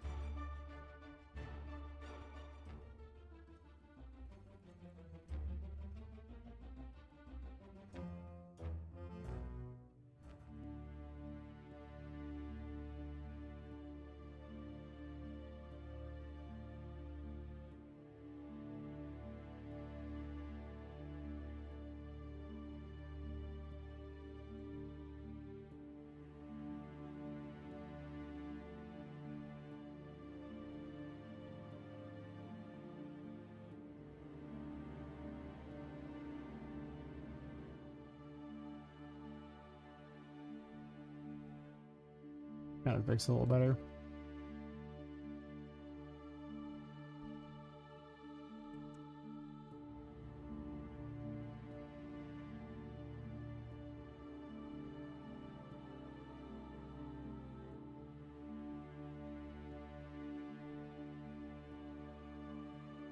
I suppose I should focus on making it actually possible to even progress past these areas. Yeah, it looks like it loads us in anywhere. It's probably fine, I guess. A little strange, though.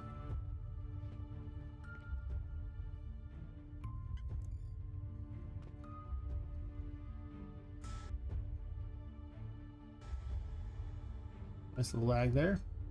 10 out of 10.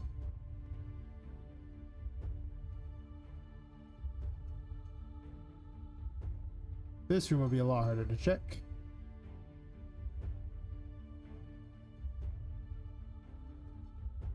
Wouldn't have been so hard to check except for I took out flying now, so since it's not fun.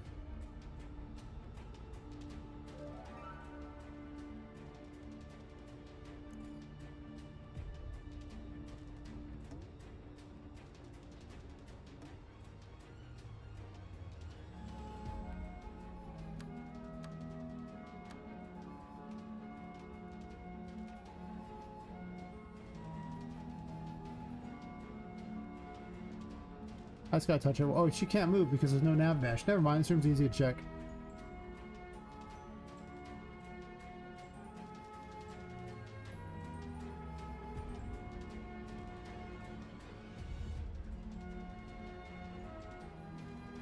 Gotta tag every wall to see if it's triggers it or not.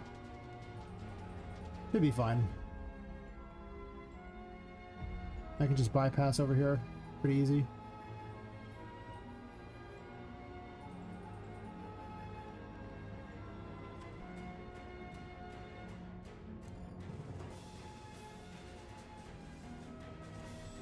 The ability that doesn't quite work right. The worst part is flying looked really cool, so I hate that, but perfect. And the only thing in this room that's governed by this is... What is governed by this? It's just a Charlotte? Yeah.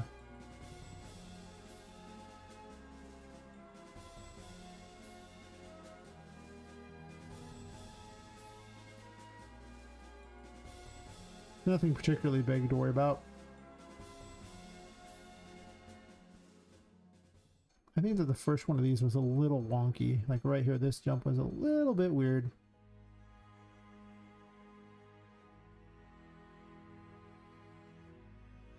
Up its feel a little bit. And I can do the waiting room, and the library will be kind of a pain too, but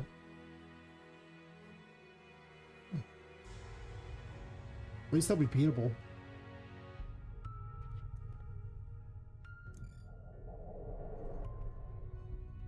Yeah, the other ones are.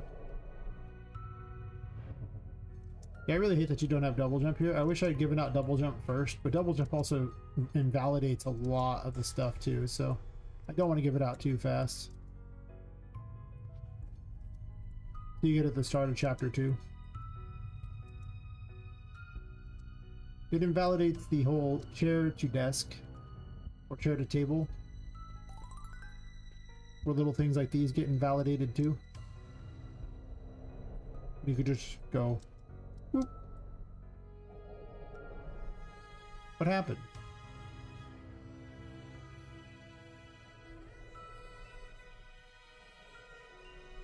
Somebody despawned him. For what?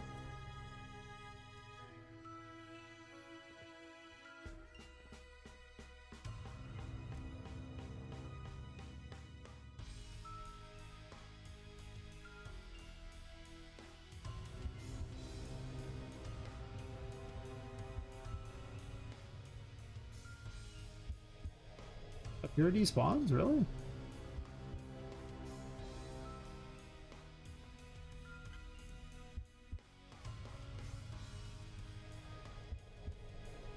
I ran over the respawn in thingy and it's like, okay, respawn them back in.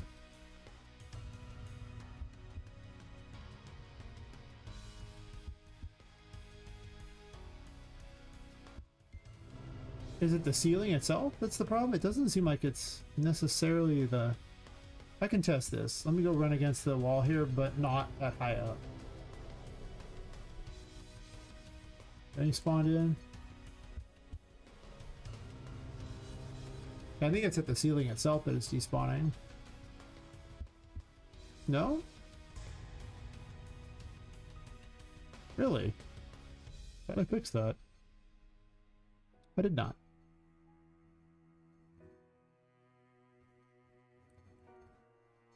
Uh-oh. I just moved everything and I might have to move it again because it's like not quite right, and if I move this over it'll be stuck in this room. Great. I hate this room.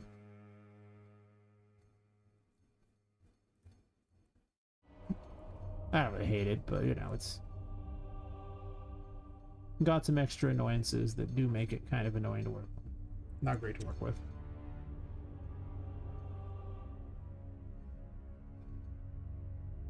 But it's possible this jumps are all still doable even after I move that, so we'll find out. Maybe.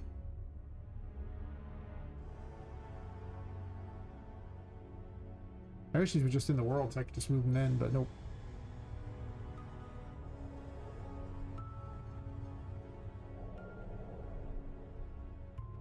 Part of the problem with these is they also have to be controlled. Because if they're making their own decisions, that's so many different little AIs to worry about in here with how they're moving. How do I flood that? Not a hard jump. This is so much more nerve-wracking when it's draining your curse. Not in godlike pest mode here. You just get to live your best thug life. Yeah, that one's a little weird. Yeah, I don't see why this wouldn't be possible. It's pretty easy so far. And obviously this didn't change. But I am going to tap this ledge here and make certain nothing is screwed up.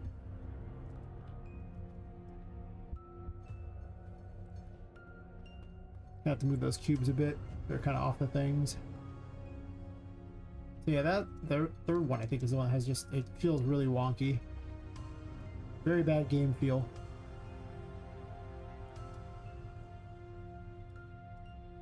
I guess not really that bad. Just slightly different to mess with you. Can't make them too easy. I keep just hovering.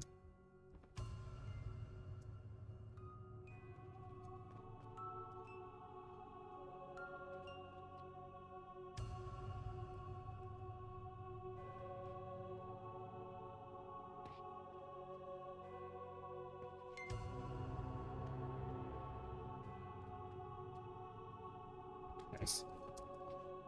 Remember to finish it up, because you can actually rotate the character during the thing and it'll cause her to fall. Epic programmed it that way. But I mean, it does let you cancel your jump, so I don't know if I hate it or like it. This is still very easy, even moving it. It's possible this jump will be too far though. Also, there's an extra plate up there. That jump was too far.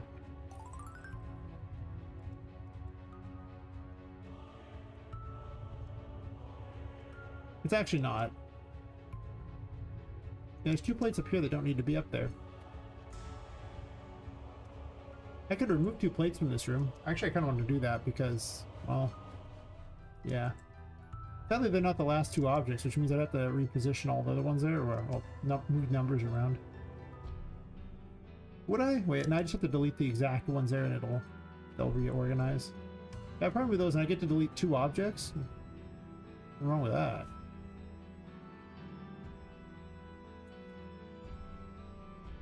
I might space this out a little more. These jumps didn't seem that hard. That last one did seem a little long. These will just act as those. I guess instead of having these, I could actually force you to bring the cubes. Oh, I could be that guy. Ooh, ooh, ooh, ooh. I don't know how I feel about that one. So there's actually multiple cubes, and what I could make you do is I could make you have to throw the cubes up here and then carry the cubes over to basically get up here to get to something over here. I kind of want to do that. That's savage. And then it eliminates the need for the plates there.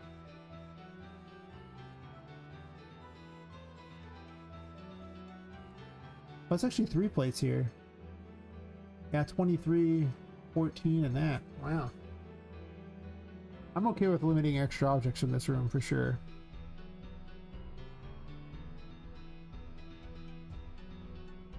So let's remove 23. I'm gonna write these down in case I forget because I'm dumb.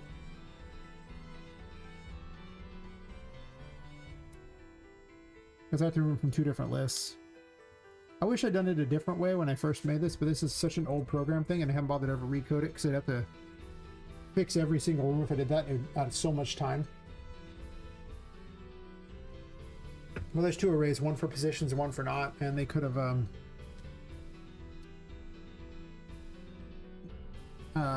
a struct instead, and that would have been like way easier on me. Less memory efficient for sure, but whatever. So delete 23. And this 23. And then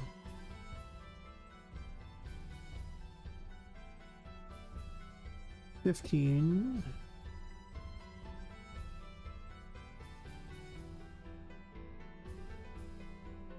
And then this 15 here. Wait, what?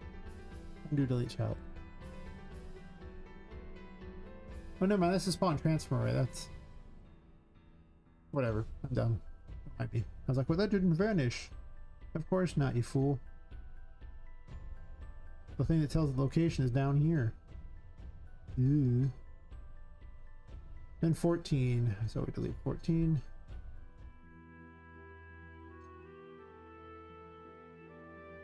The reason you delete it in reverse order is because it'll renumber all the things, so then you'll have the numbers wrong, so. But yeah, eliminating some extra things from this room is great news. This room is so bad. It's just because it's surrounded by other rooms, so it has to load a few extra things. Like, rooms on the side have the best FPS, because they don't have to load as much of the other rooms. So the central building stuff is... I should actually have less complicated rooms there, but... it just worked out like that. This is a victim of a really old design. That... yeah. Rooms weren't as themed together very well either. Not like the second chapter, which is so much better themed. The third chapter is already better themed too. Nope. I just was feeling very Castlevania-like with how different my rooms were. I thought I have a chapel, what's good? So we've done all those. Let's reposition these so they're now on top of things since I moved them all to the side, and that's weird.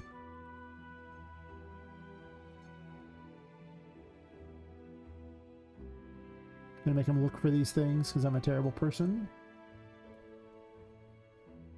And then the last one should be on a... oh, now that I've renumbered these, 21, 22, and 23. So where's 21 at?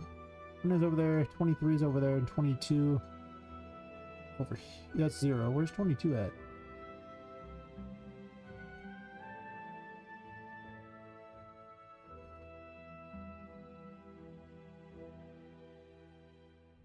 Oh, 22. Where are you? I wish you could just select it and move to it. That would be helpful. You cannot.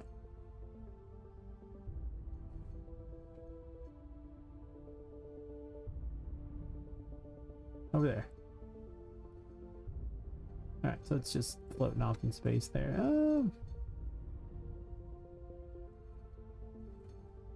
I'll put it over here because you'll easily see it at the other one. I don't want that. I want you to have to at least look a little. Not a lot, but a little.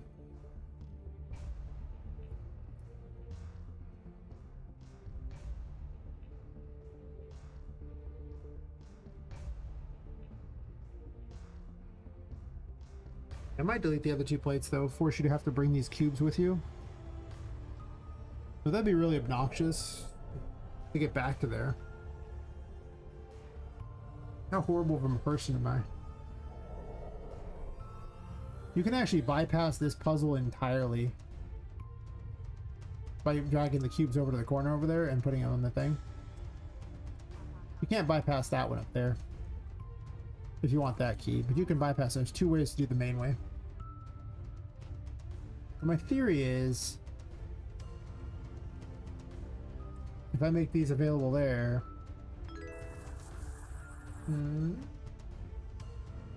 oh.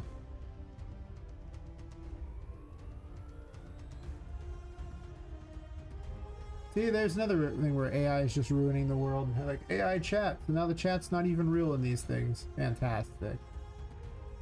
Well done.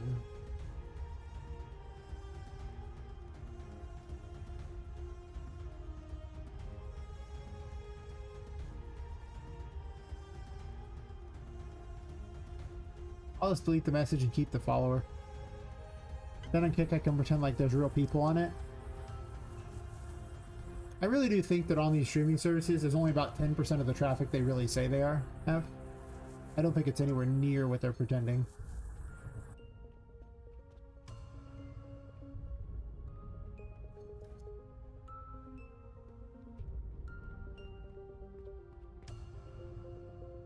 They probably realize that, so in order to keep their sites from looking totally dead, they fake a bunch of traffic.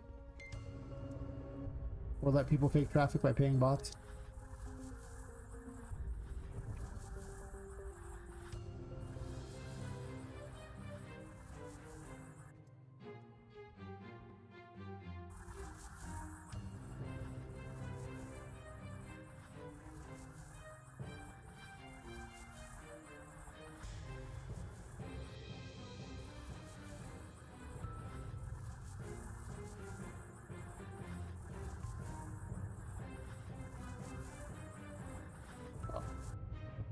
You actually don't want to be in that mode for this.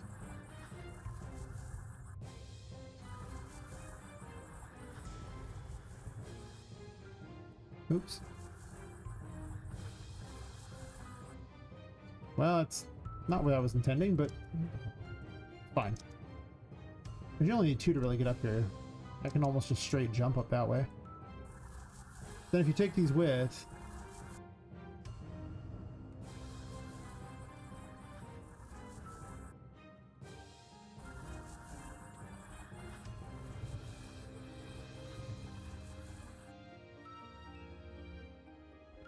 I could place them not like an idiot.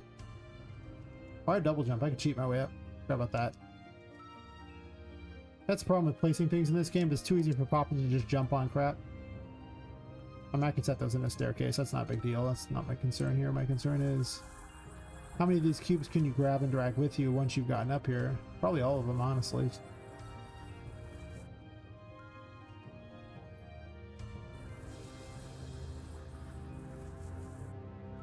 I could have a super extra or something, or maybe I'll put the NPCs back in the game where you rescue NPCs. You gain some benefit for having them. Oh, that was a weird trick. Drop it and then jump on it. I'm sure speedrunners are going to have a field day with this. For sure. Oh, actually from here can I just jump up? Oh, never mind. That ruins everything. I don't even need to drag the cubes with me on this point. I just do this. I didn't want to double jump there, but... Why are you triggering double jump? It should just be a regular jump. Yep, no problem. So unless I put a barrier here that you require the things to get on the top of, if I could put like various crates in the way or something. That kind of blocks the aesthetic of the place for sure.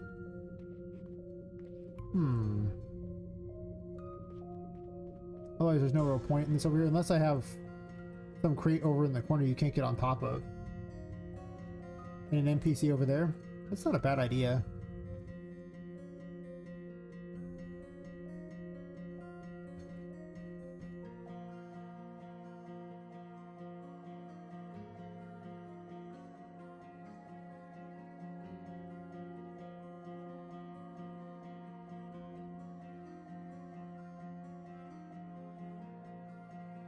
I might have called it a box. Yep. These boxes here.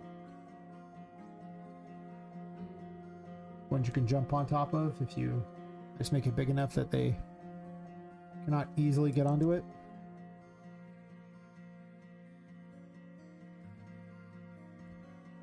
This probably has to be like 5 or something now. 8 maybe. Can I jump and grab this? One of those ones where it's easy if you have double jump, but if you want to wait all the way until you have double jump, that's fine. Or give you a reward now if you do it now. Oh, she could just grab that, right? Yeah, no problem. Needs to be like a 10. I might have a different flavor of box for in here or something, potentially. I don't know.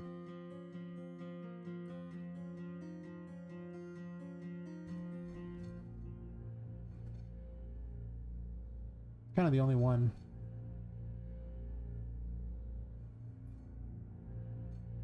I don't really have anything special I could use for it there. I don't have a special, any kind of box. So for now, it's just a box that'll sit there. Could live on top of it or something. If I can double jump to it, I can easily reach it with one cube will let me get up there pretty easy, I imagine. You just have to carry at least one cube.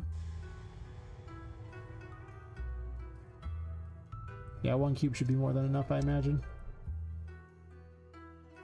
Let's test that. I'm not going to move a cube over there. I'm just going to drop a cube. If it'll let me do that. I don't know if it even will. I think it might actually despawn it.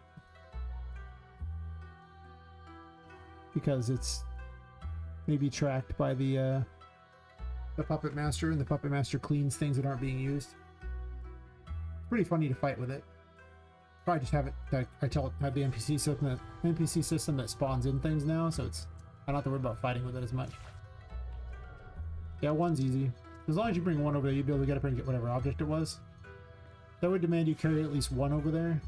And then I get rid of those 2 plates over there because they aren't necessary, because you can just jump from her thing or carry cubes anyway over.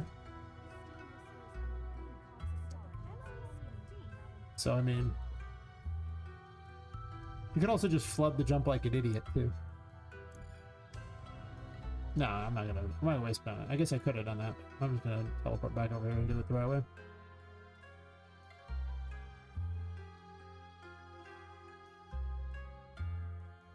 I still gotta put Bugaboo back in place too.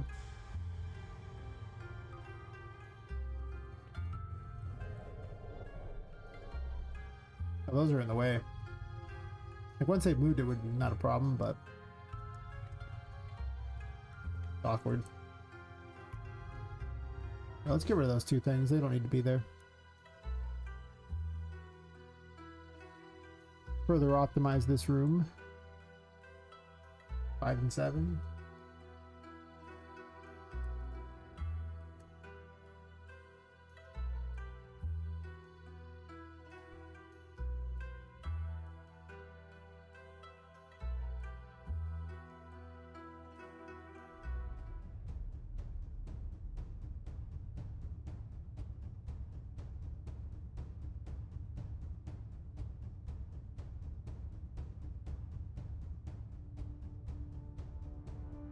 Okay.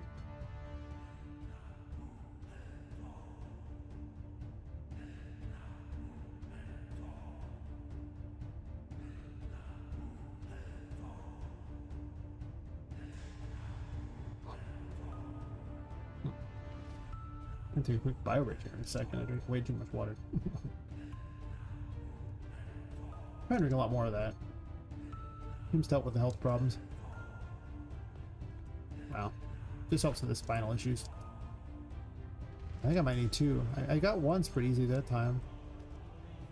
It is possible with 1. I didn't double jump there. I don't have anything enabled, so I can't double jump.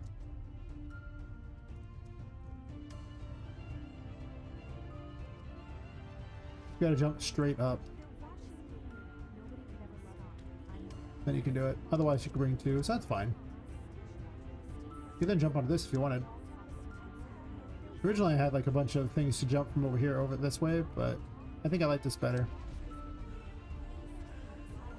Just one additional step that's obnoxious. Is that an ad running? Right, sorry. On the next ad break, I think I'll pick the ad break. Or the next Twitch ad break. I guess YouTube and Kick won't have that ad break. That's fine.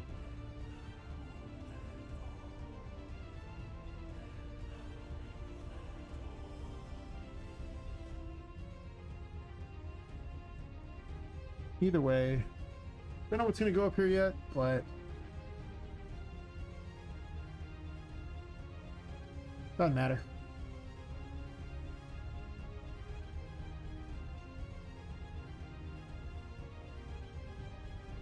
What?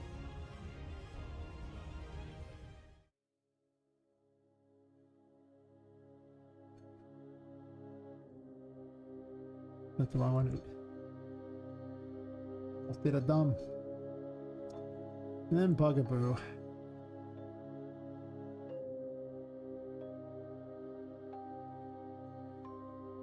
Need a Bugaboo NPC, not a Bugaboo boss to put in here, probably.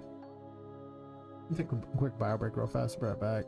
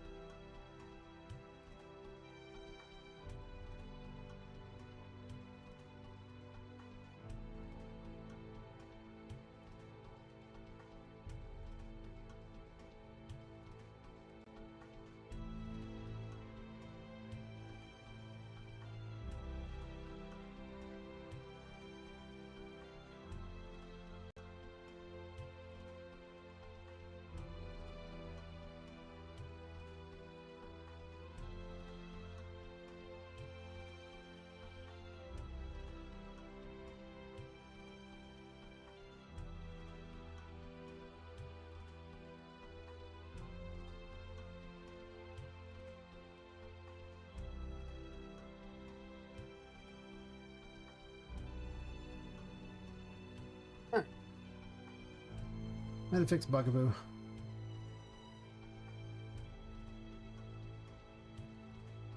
Something I've said more than a few times, for sure. Character needs a lot of fixing a lot of times. It really just need an NPC version. I probably should just make an NPC version. Because I don't want the actual boss here anyways.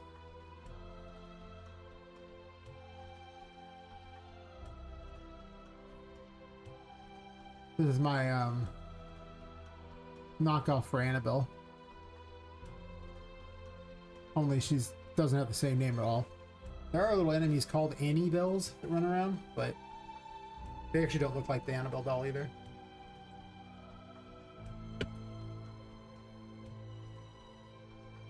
That's also because Raggedy Ann... No, yeah, the Raggedy Ann dolls were the ones that were like Annabelle's based off, and they're like from, I think, the 50s or something. Like, they're not that old. I don't know. What was it? Yeah.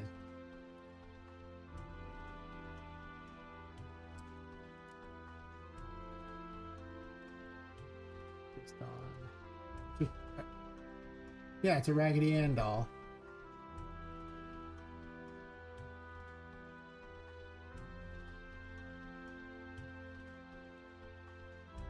A Raggedy Ann doll.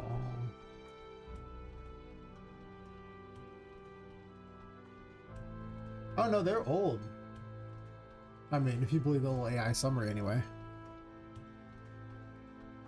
Oh, okay, the character's actually ancient. Oh, wow. I didn't realize Raggedy Ann was so old.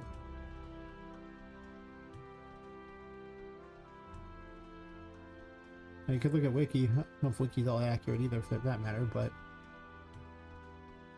Yeah, 1915, so I could have Raggedy Ann dolls if I wanted. Really didn't want to have a Raggedy Ann doll specifically, but... Interesting.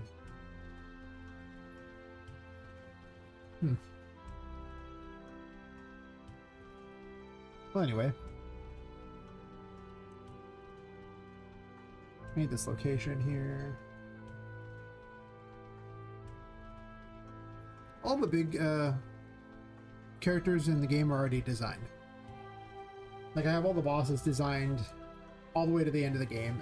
I don't have their mechanics designed or their battle arenas, sure.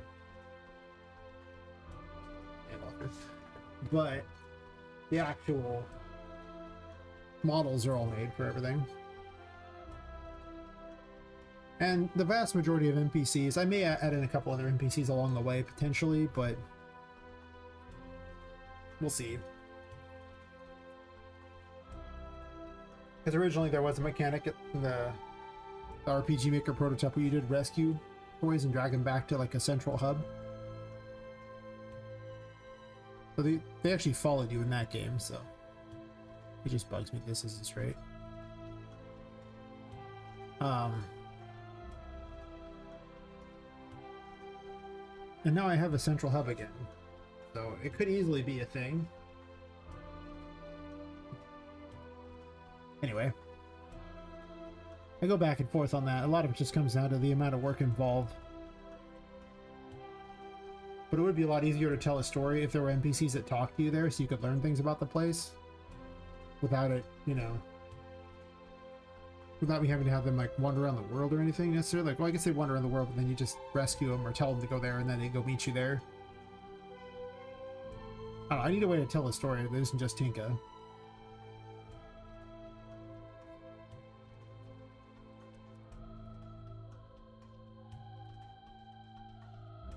And the occasional encounter with a boss. I mean, Oliver and Felix are wandering around, so... But it would be nice to have more than just, you know, them. Well, I guess you have them, you have Sir Tin. All those ones are in there so far. So there's at least a few NPCs that are already lurking that you don't drag back to where you're at. There's also only so much space in the game. There's approximately 90 rooms.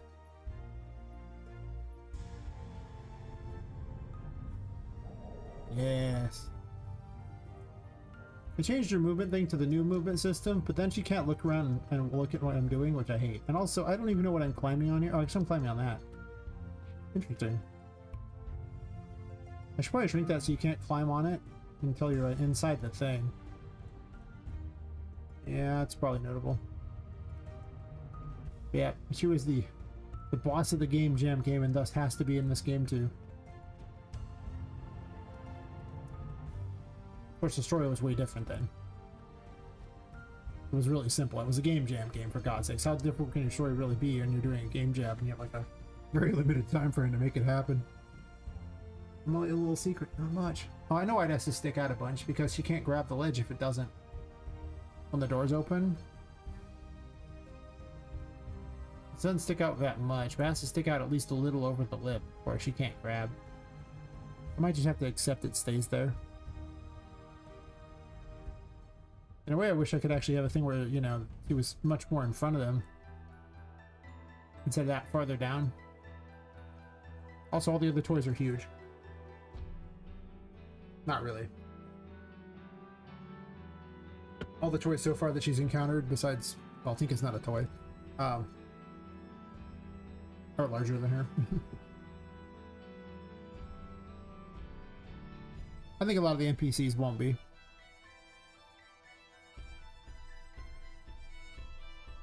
I don't know how big Sir Tin was. How big? Did I make him approximately the same size? I might have. He's in the 3rd chapter. This is the gallery. He'd be in this room.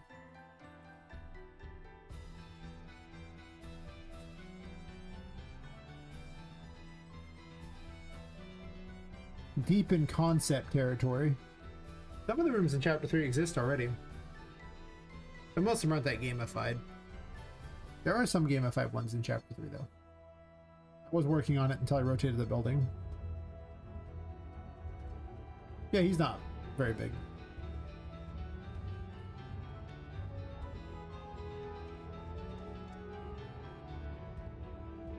I mean, he's taller than Poppet, but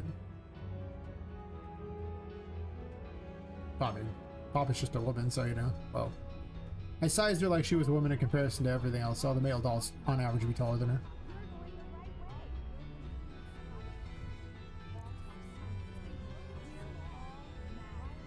Just made him the playable character. You just run around and just shoot things.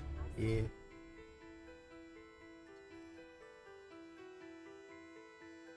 In hindsight, in this day and age of too many female leads and things, when I first started this, there was a lot less of them, but now there's so many of them. I'm like, I almost wish I just had a male lead. Damn. Mistakes were made. At least we know that works. Yeah, so Bugaboo spawns there. I think I want NPC for her, so I can make the NPC a little more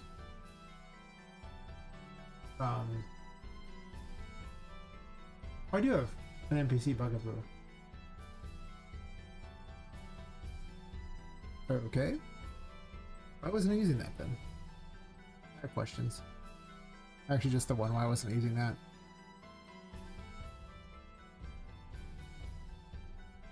Oh no, I have a Bugaboo boss. This is the NPC one. Okay. Alright. Guess I thought of that. Fair enough. Good job, me.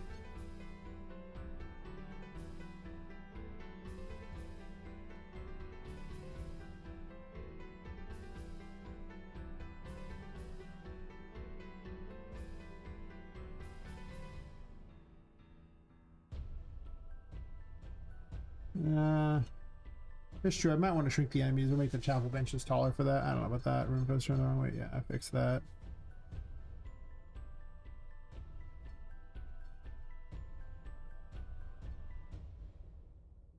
Let's turn the right way now. I actually should probably make it where you can see through these a lot better than they already are. I made this one really white because it was interesting. To represent the Hierophant, but maybe I just make it a capsule thing where you can just see what's inside it. It might be nicer.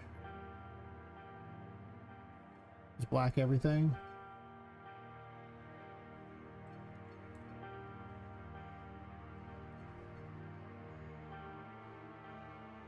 Having the water have a color is kind of nice.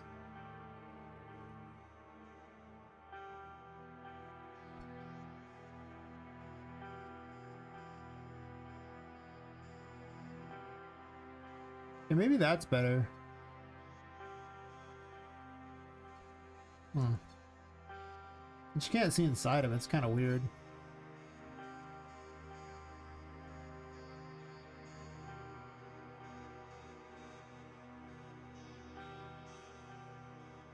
Give them an idea what's inside there. They can get all excited, I guess. Sure.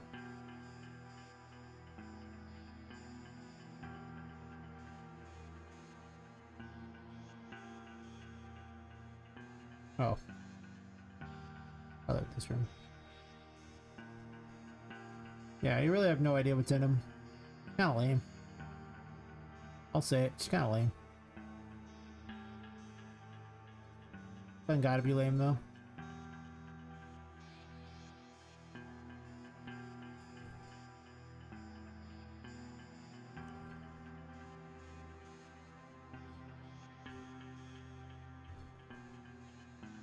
Yeah, it almost funhouse mirrors in a distance too. That's weird how it actually reverses direction at a distance. Huh. Optical illusion.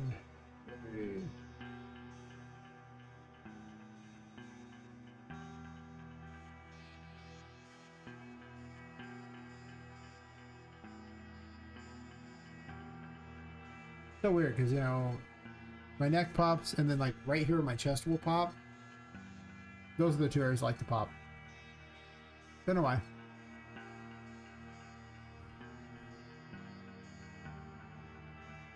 Don't have spine issues, okay? That's my advice to everyone.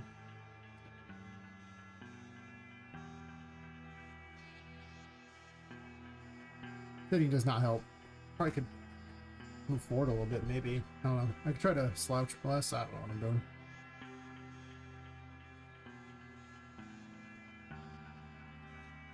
Yeah, I don't think I like being unable to see what's in there. It's just more exciting if I can see it.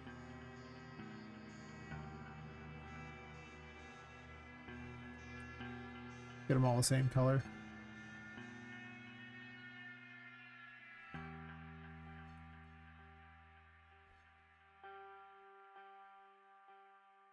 Mega Man this shit here.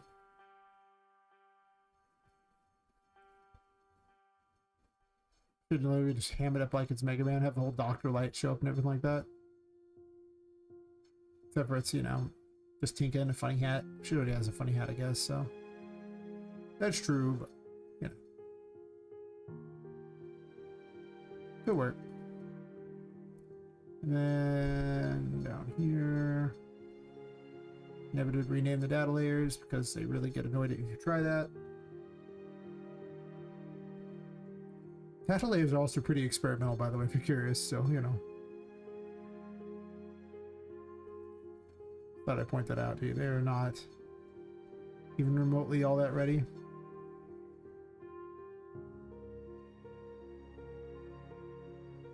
Won't stop me from using them, though. That's true. I don't even hide this button because it's already, you already had to hit multiple buttons to get down there. No point in hiding that one. There's one up here.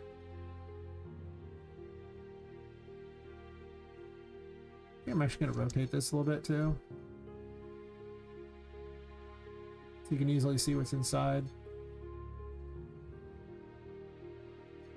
Really is the little things that make your game so much better.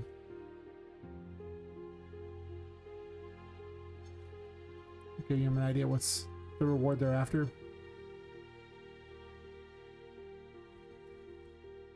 There are not many in this area. The last one's in the music room. With easily the worst puzzle I've put in the game so far. Sounded cooler than it is. So far it doesn't play that great. It plays fine, but...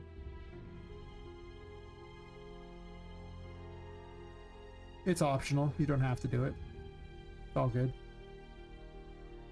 Oops.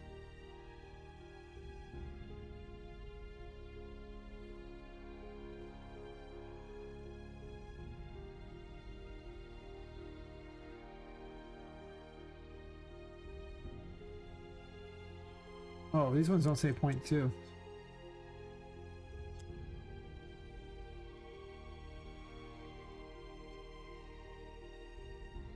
not sure I want this one to be in here.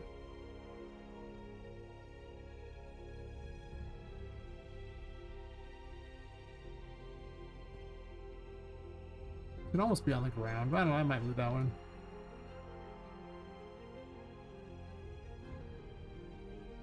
Some of the tarot cards are getting moved to later because they're just not finished in their design. Even though they don't seem all that particularly powerful. Though, I don't know, the thing about the Hermit is it's really good for run, like, for basically hit and run tactics. Or more like just run and run. You just run the whole time. You're just running away, but that's how you attack. It's weird. Does work though.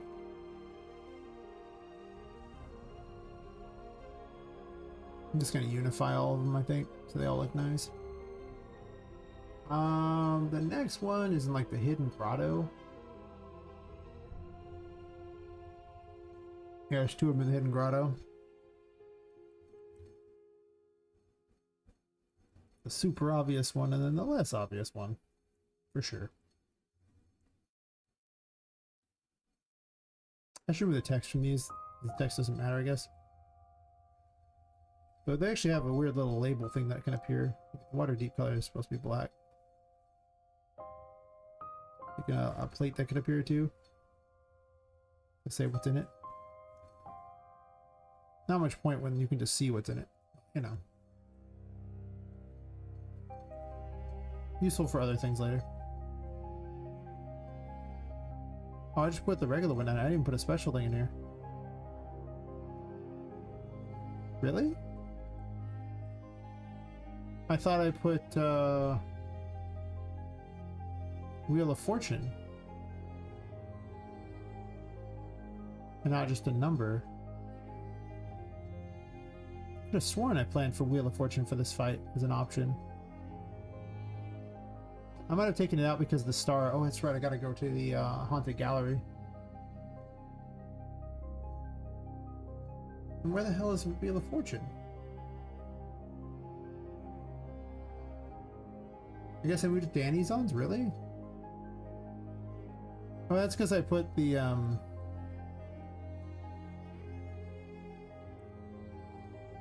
put Annie's ons in all the rooms now. And like all the stores.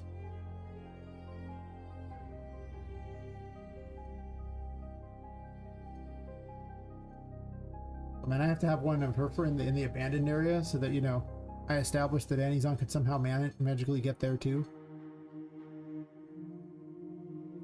She's still going to be a DLC boss if it comes to it.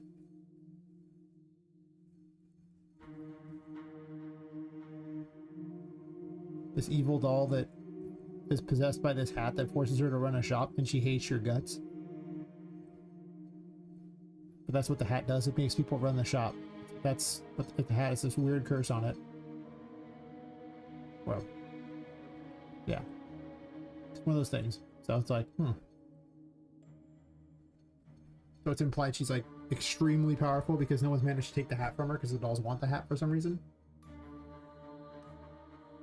Just a dumb little side story, but would make for a fun little DLC thing. The evil shopkeeper, who you discover is quite terrifying. Yeah, yes indeed. Yeah, I put it here. Okay, well, I guess that's not there then. Fair enough. I still haven't figured out the other cards that are on here yet, but that's fine. Is Annie's on spawn? Well, I'm here and doing these things, even though this room is super far into the game. Even though it's only one door away from the Moonlit Garden, which is about half an hour into the game. This particular room on the other side of the door is probably like 3 hours into the game. Perhaps more. It can also just not load.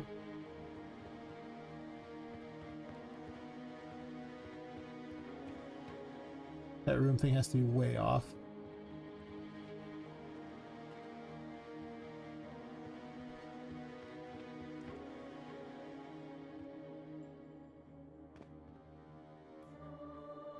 This room's gonna be crazy when I get to it because there's a whole maze up above it too. Might be a boss inside those pipes up there too. I haven't decided yet. Not pipes, but grates or ducts. Yeah, duct. That's not a grate. That's a duct.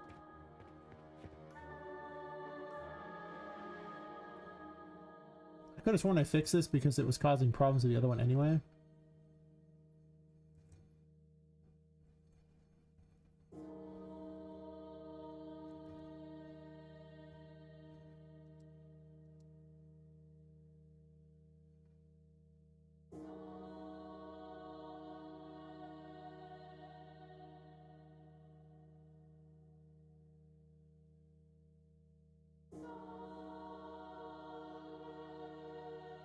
I kind of move it over.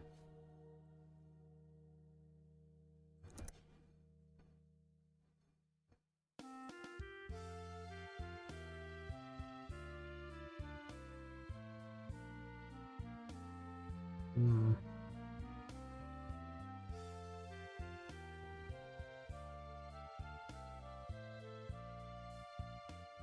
Not the most ideal, but eh. And the secret garden is super not finished. Not even kinda. The underworld below it's finished. Well, it's pretty well done so far. It could probably have some improvements to it, sure, but secret garden, kind of a dumpster fire. It has had to be changed so many times that I just haven't really made anything cool out of it yet. I loaded the secret room. That's not the same thing at all. Thanks, though.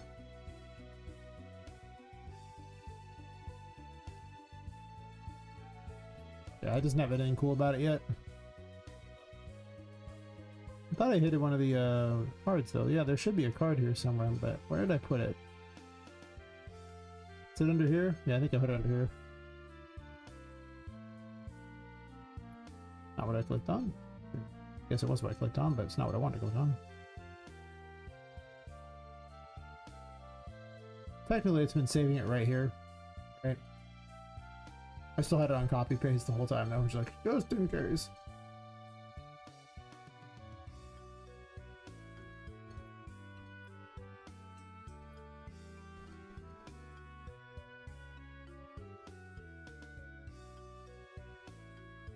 Maybe a card in there.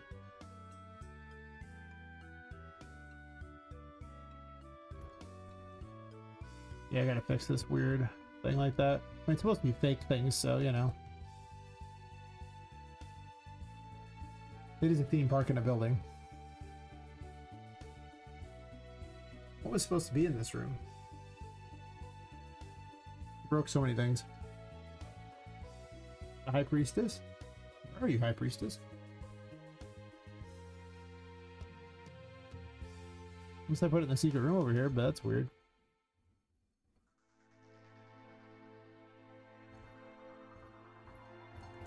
Either way, I'm going to fix this capsule, but Chapter 2 is not as well planned out as it could be for where the items are located at. I have to give out a certain number of tarot cards beforehand. I have to give out all the major tarot cards before the end of Chapter 3. I do not have to give out all the regular tarot cards, just the major tarot cards. So all 22 of them have to be handed out.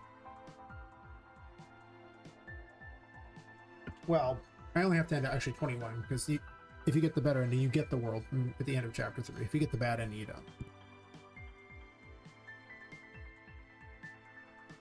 So that means there needs to be at least 7 of the major tarot cards in every single chapter. But there's not as many rooms as you might think, so you're actually getting one almost every 3 rooms. It's ridiculous. There's a lot of major arcana. There really are, though. The major tarot cards, they're a lot of them. Yeah. I can do some cheating in how I do it. Because I could have Annie's on sell some if I wanted. She sells Wheel of Fortune. I figured it was kind of fitting. But I think that's the only one she sells. She just sells regular levels. I kind of want more items in the game so that the shop could sell things besides tarot cards. but there's really nothing you want. Like, there's some story items you need to find, but I'm not gonna ever sell those, except for Wheel of Fortune, which is not actually a story item. It's just, I guess in a way it is. You don't need it to get the world. It's true. Not a requirement.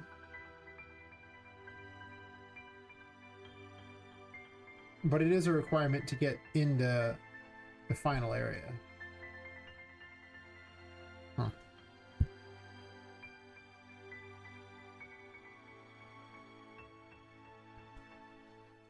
Does have a portal that opens if you have all 22 of them,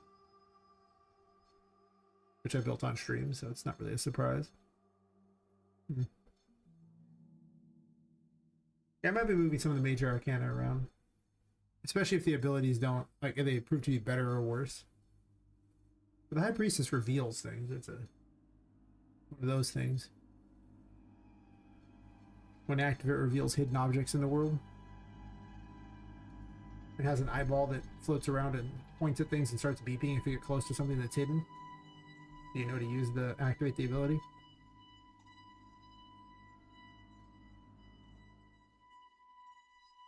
It doesn't really have a super ability on it though. Not yet. Yeah, like I said, these are all for chapter 2, so I mean, it takes me like 2 hours to reach chapter 2 if I'm getting everything and I know where everything is, so. It takes a long time for normies to get there. Anyway, I was fixing this room. And I was also fixing every little capsule that I could think of. Hey, oh wait, there's a few more capsules in the security room, I guess. And there's one of them in the haunted gallery. I think that's all the ones I've placed so far, though. Oh, there's actually 4 of them in there. I was gonna have, when he recruited recruited NPCs, I was gonna have him reward you for finding them. Or have it where there's enemies. Actually, this would be more like enemies you have to hunt down. The missing persons thing could be its own thing. Although I think Tika might reward for that. So this might actually be a reward for executing troublesome toys. Well, I guess bringing them to justice, but you're not really going to put them in prison cells. I guess you could. I mean, there are little prison cells that I could have up there, so he could be starting a little prison up in the brig. That would be pretty funny.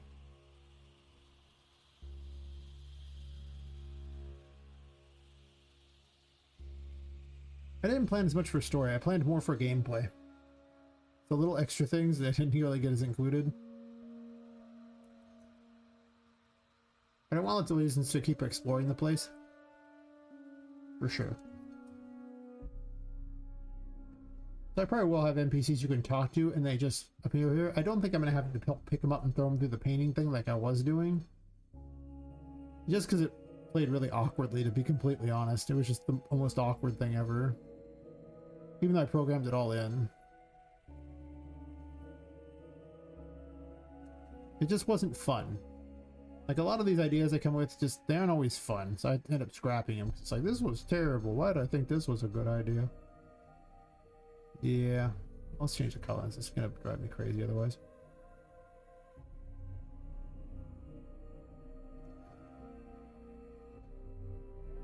It's so much nicer to look at.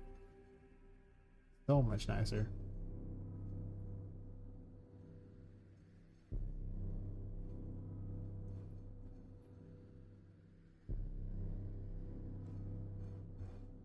I kind of want to make this where the final reward, but the problem is that would be super far into the game that you would finally get the star, and that's not that great. Some of the tarot cards are just so much more useful than the others. I mean, the star is really useful. Don't make no mistake about it. It's a very useful card, but if you have the world by that point, I don't think it's going to be that great, or you're close to getting the world. I also want to give you some kind of healing thing. I literally have the star in here multiple times. It's a placeholder until I put the real cards in I wanted. I was just going to reward you with a few extra cards, so.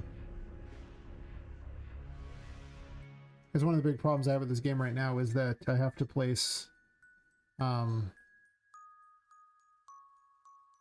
78 total tarot cards, and there's only like 90 rooms, so I don't want to have like a tarot card almost every room. I want to have some of them clustered in areas so you're forced to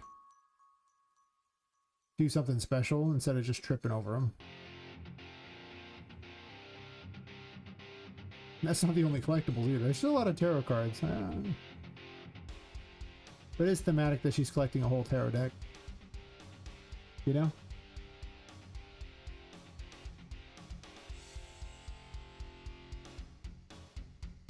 So I'll probably include rescuable NPCs. Again. Just so they can help tell the story.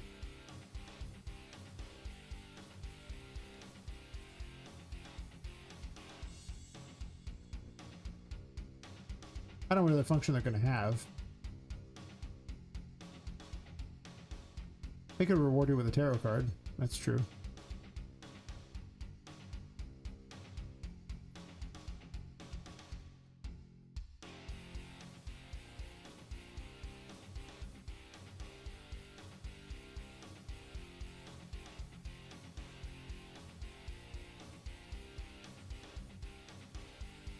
I thought about having Felix and Oliver wait in here too, but they kind of don't. Like, they slowly follow you throughout the place as after you've, like, you know, freed them. Then they start showing up in rooms after the fact as the story progresses,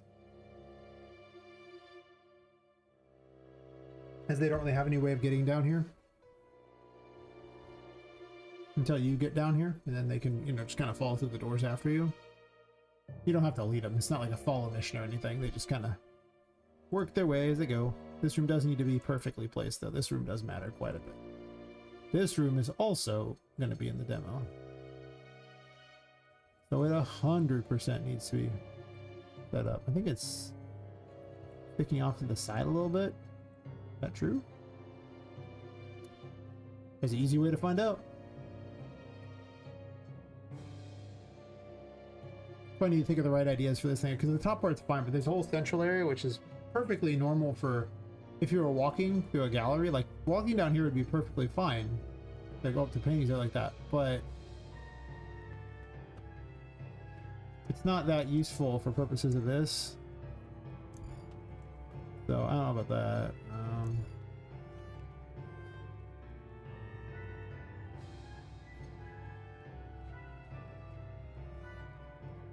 Still in the haunted gallery. I'm just touching all four walls.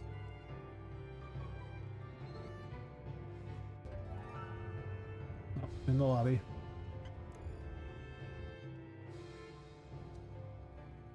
The lobby is actually the farthest room I have ever made it to in testing. Like, from the start of the game running through it, I was almost to here. I almost had made the full loop, but I had forgotten to place the key to get into here. It was the saddest moment. It was the longest test run. It was the most successful test run. My goal was to reach this room, and I was just a little bit off. Damn.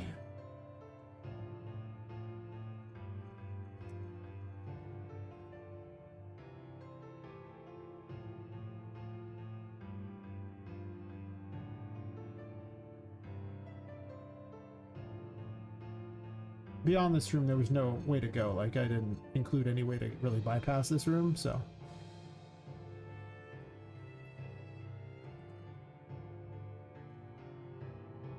It will be a great moment when I finally successfully make it to this room, though.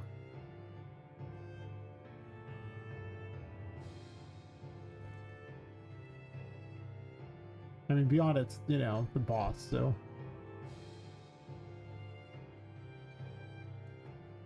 Well, one of the Charlotte fights, anyway. Not the boss of Chapter 3 or anything. The giant Miss Pac-Man game.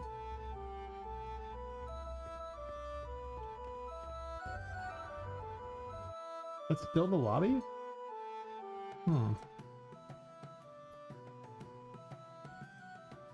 Fixing all the bugs. And the bugs. Is it rotated, right? Sure.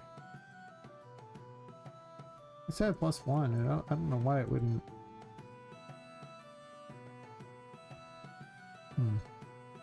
I wish the doors were thicker, for that matter.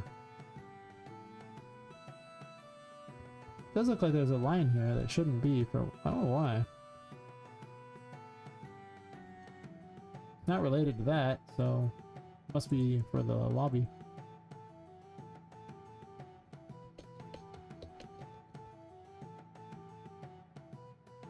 Not as much chatter today. Sad. Oh well. Guess it just means I get stuff done on the game.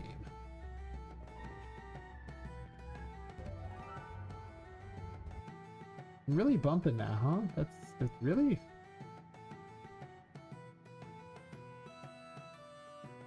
$34 normally? Let's do 10 so it's where it's supposed to be so I can see better.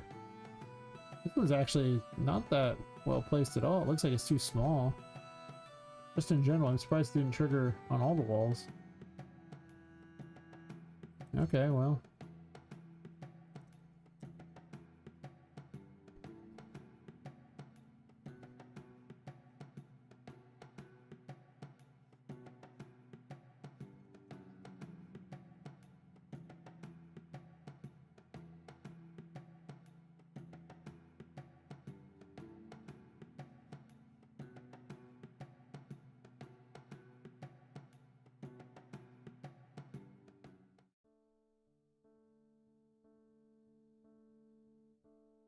I guess I'm seeing through the door, that's fine.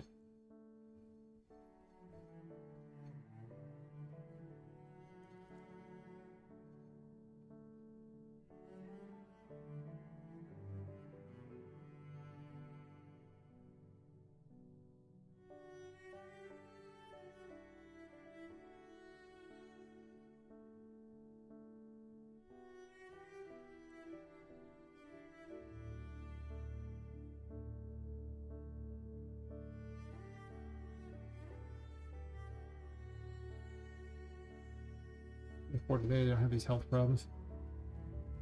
I've been doing a lot better. Today I walked 8,000 steps without feeling like I was going to fall over. I didn't do it all at once, but there wasn't like a single moment where I felt like I was going to fall over. That's pretty good for me, let me tell you.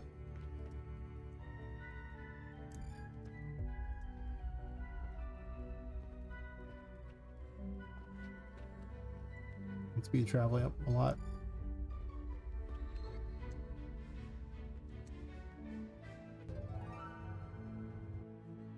Still? What is going on here? I don't want to be into the next rooms, but yeah.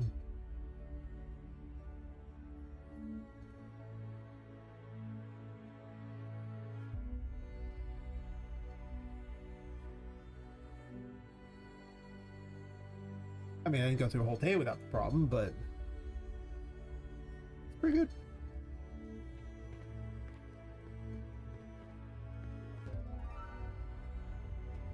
How?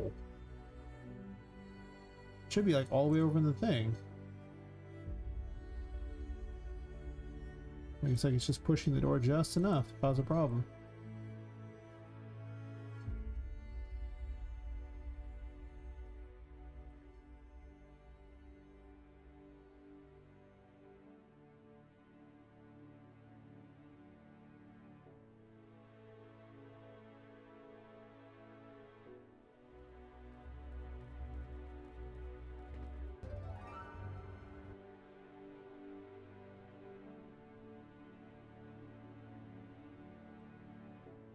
I think I'm missing something. How in the world is it still doing that?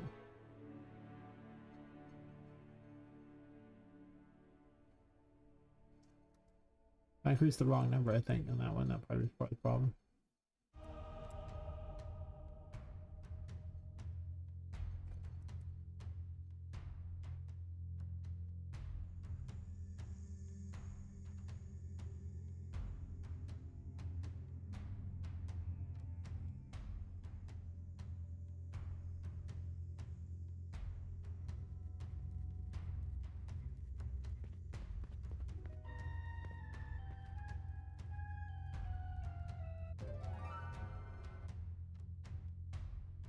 What the hell?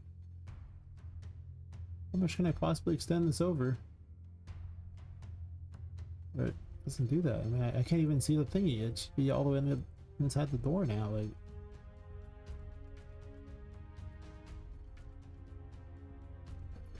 unless the lobby's the problem. Or maybe the lobby's the problem. That's probably the case. It's actually probably the lobby. Has to be the lobby. Yeah. I know you hate splines. Whatever. You're the culprit. You're screwing it up.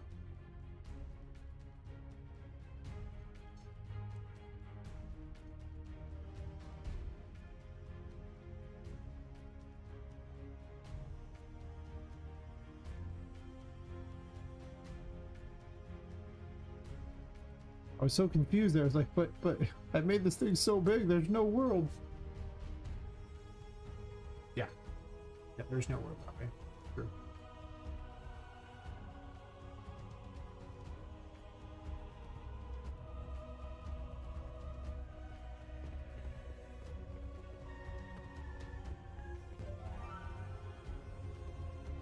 Just being able to slowly phase the door isn't very good.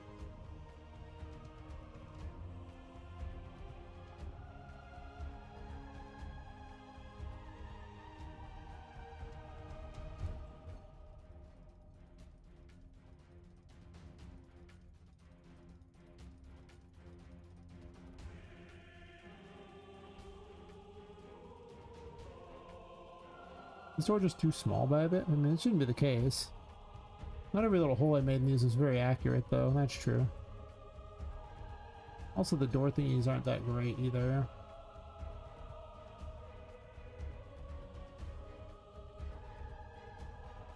God, so many bugs caused by this. To be fair, some of these bugs might have existed beforehand.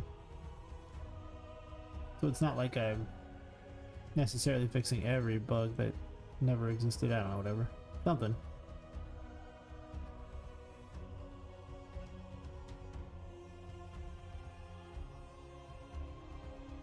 You know what I might do? Just put additional crap around the outsides. So this way, it just makes it where they can't get through. The exact thing I did with the other. Because too often it's just led to this issue where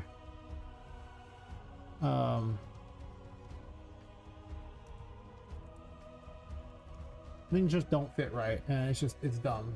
It's been causing me way too many issues. It doesn't need to be. Why do that to myself?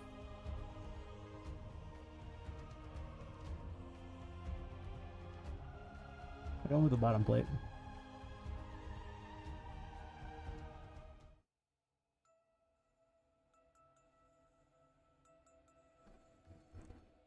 Move this to the top first. Let's have a top plate. Let's just fix it all.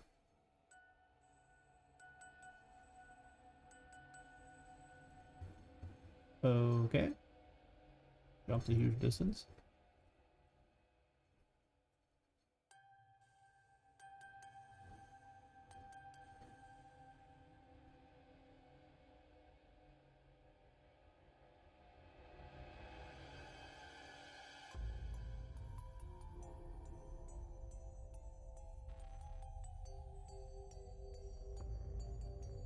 I like this track.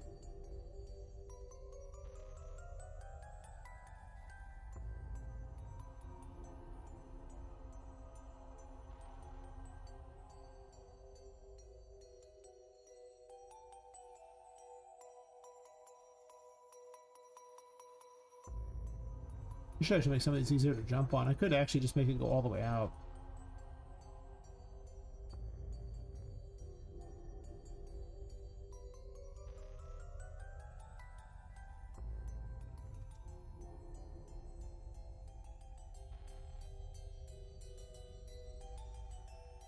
What about this? Negative 888, 8999 like that, instead of the negative 90 that it said over here.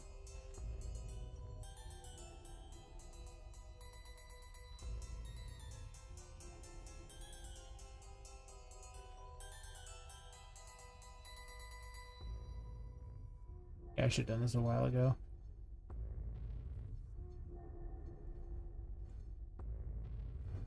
Just make it that these kind of block the sides. Almost just making my own door frame essentially because the other door frames were trash.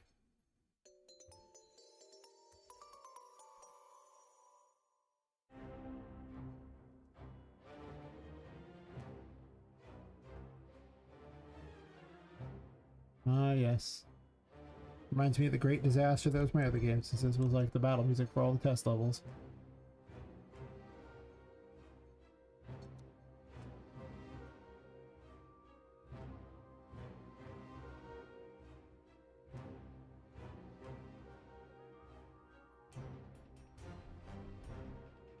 So much wrong with that game. So much wrong with that game. For sure.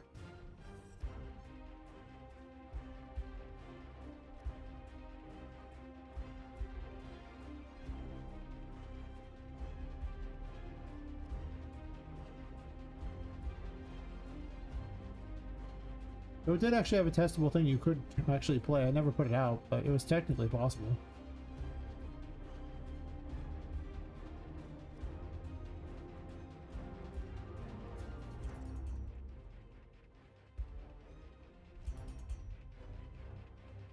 It wasn't unfun.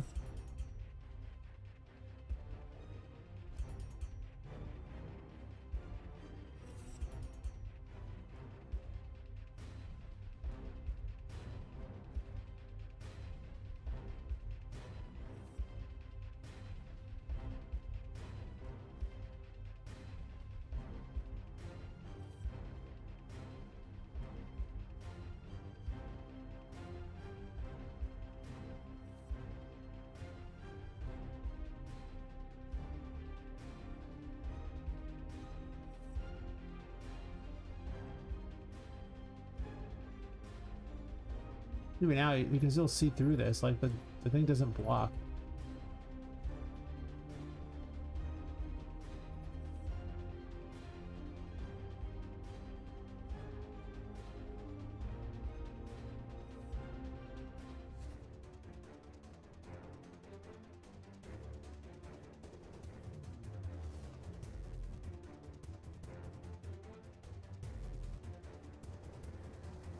That'll be the longest stream tonight. I'm already almost 3 hours, but I gotta be up early tomorrow.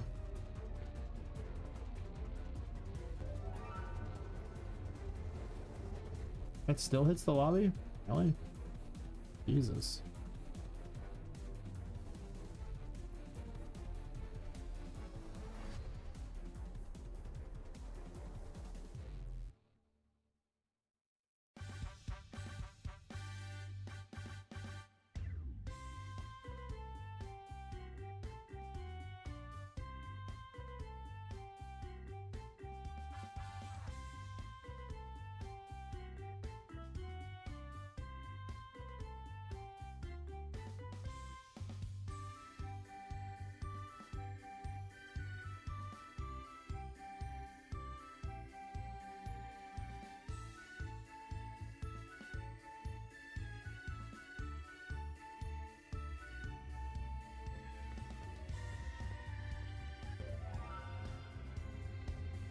Yeah, you can apparently reach just far enough in to trigger that. That's dumb.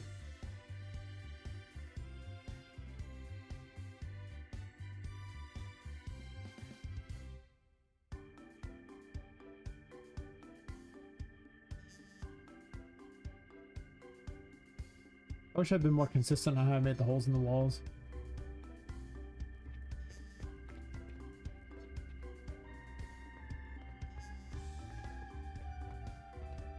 Perfect.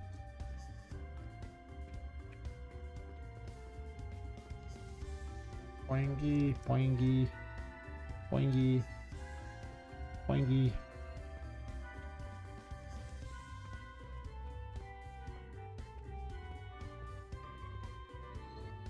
Oh wait, I need this.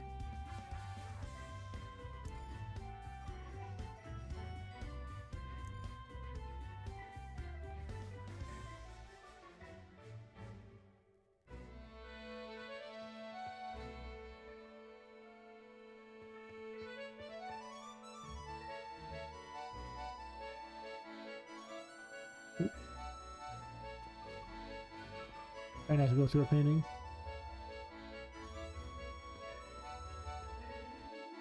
Been good. Yeah. I know you hate those things. I need to fix these things so that they're solidified, probably. I thought they already all were.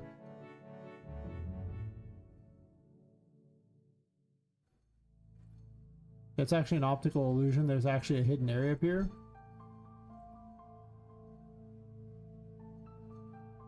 But it's hard to tell.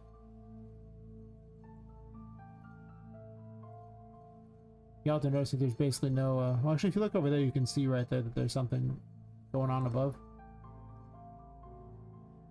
Tricky like that.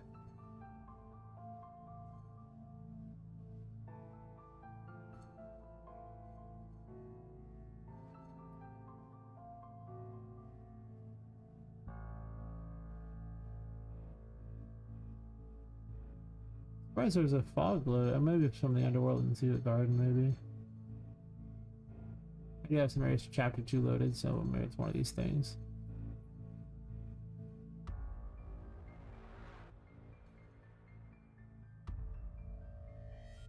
Something.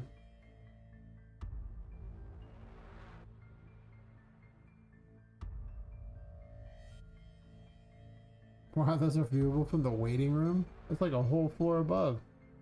Not enough was a... Wow. Way up here, like, those fogs are huge. I didn't realize how big they were. Because you can see them all the way down here.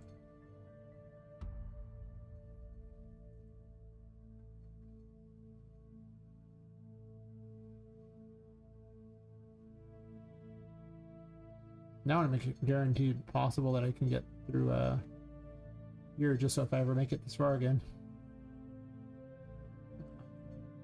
Yeah.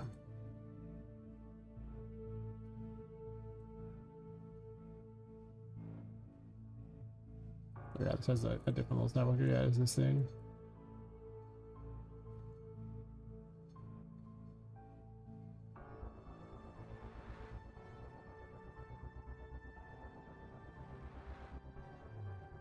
Alright.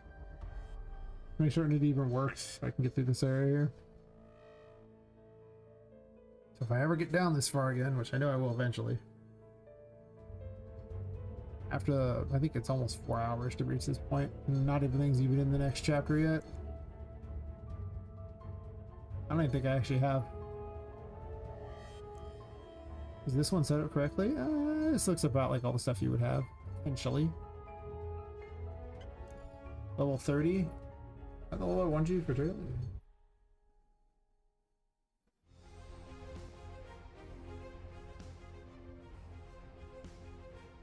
No, I ever expect level 28, but 30's close.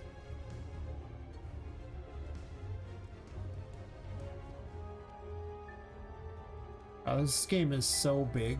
Jesus. Did I play music for this one? I think so.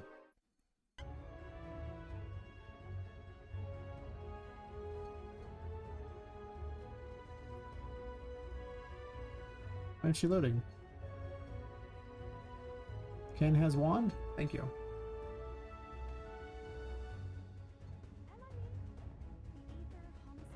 Okay, so the lobby's broken. There's no lights. The lobby loaded there. So I have to find the other lobby thing.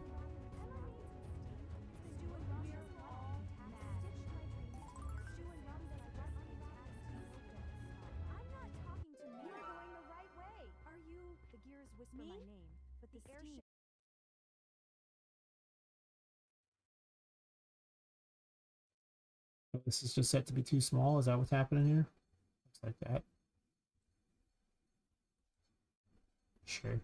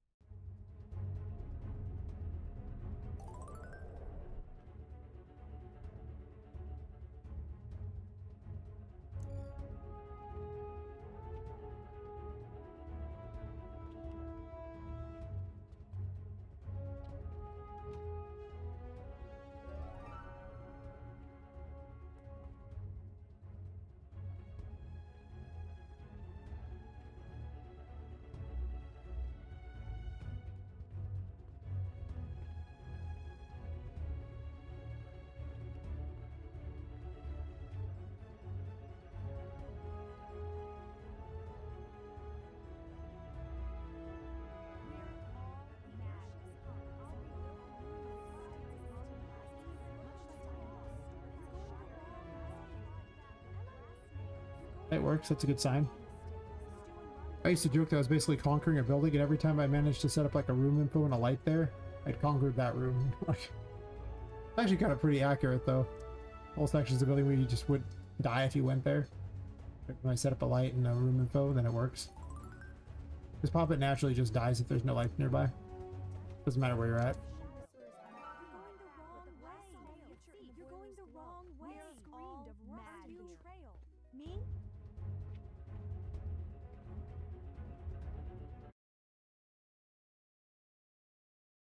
I have no idea the exact room order down here. I keep waffling on which way it'll go, but I don't know. Chapter 3 is just a dumpster fire. The concept rooms. Kind of about it though.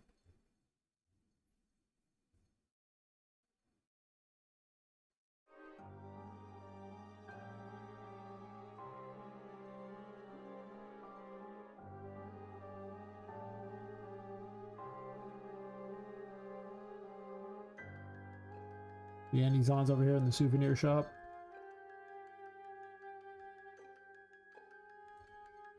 I gotta build a train station here, like a little mini cities like that with train stations. I'm gonna have a lot more mini cities in these ones. The mini Whimsy Wonders thing, so you can actually play around the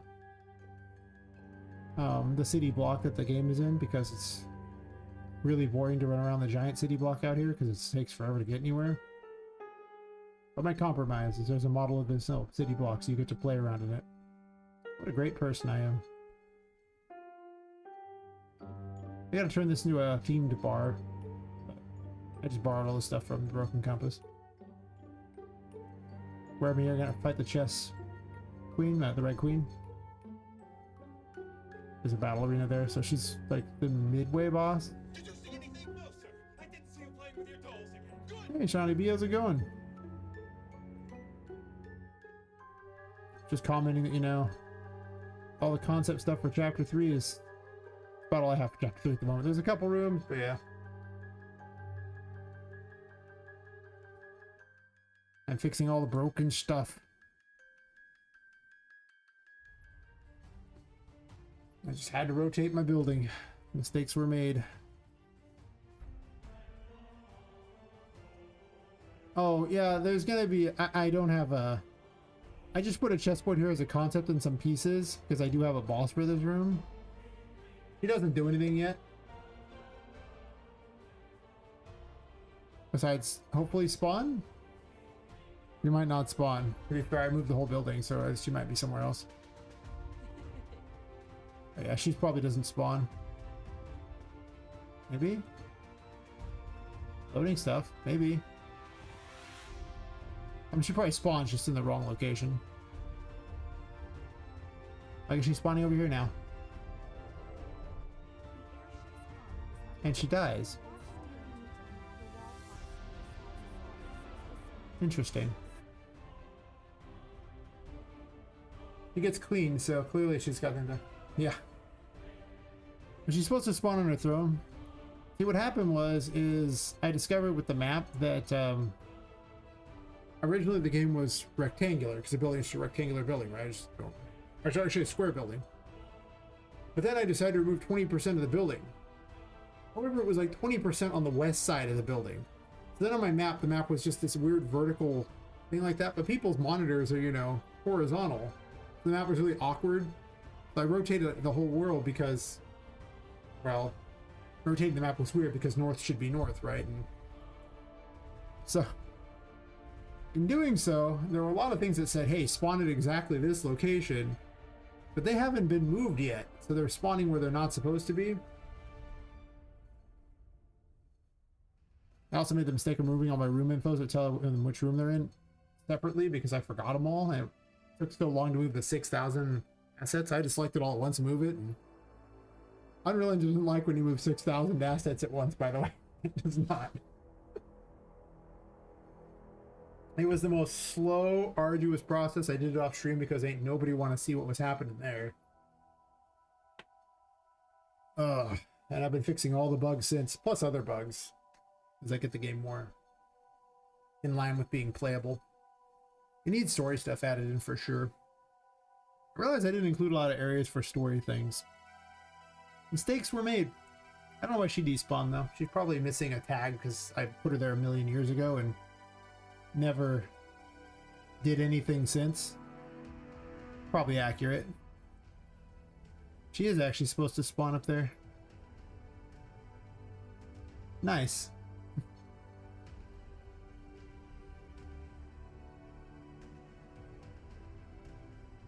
Huh. That's weird. I wonder why she's spawning there. I have questions, for sure. Everything is broken in this room, but this is also chapter 3, and chapter 3 is almost entirely in concept phase with only like, I think one of the rooms being even remotely close to game ready. And that's because you go to that room, because it's like the haunted hallway where all the paintings connect each other. I think it'll be a pretty cool moment in the game when you finally find the haunted hallway, actually the haunted gallery, by going through a door to get there, because you'll have seen it within,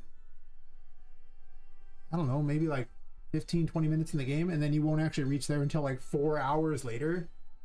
The game is 4 chapters, and there's not like a clear differentiation to say, it doesn't just say chapter. I originally had it separated into 4 different maps and I just labeled them as chapters, and they story-wise fit for chapters, but I could actually just have it say chapter names too. I haven't decided yet on that. Originally it was going to, but then it's just like, I don't know, maybe. Originally it was 6 chapters, but I was delusional.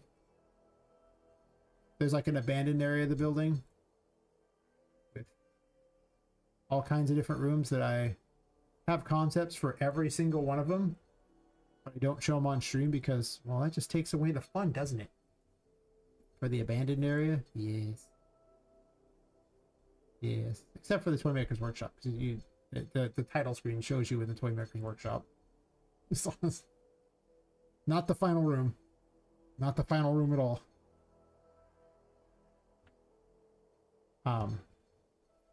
Yeah, I have a walled off section. You can't really see the wall thingy here, can you? No. But they've bricked away one of the sections of the place. So I have concepts for basically everything. Every single room in the game, actually. Just some of the concepts suck. Actually, chapter 3 is less developed than chapter 4. Because during one of the health problem situations, where I didn't stream for a while, and this was actually probably back almost last summer. One day, one week I just decided to make concepts for all of chapter 4.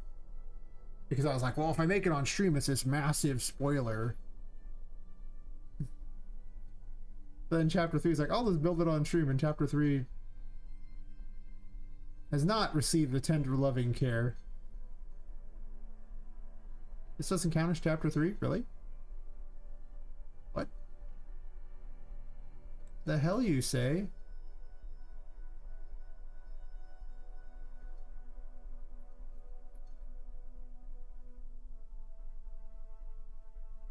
Oh, I labeled it as chapter 4. Hey, Silent UFN. How's it going?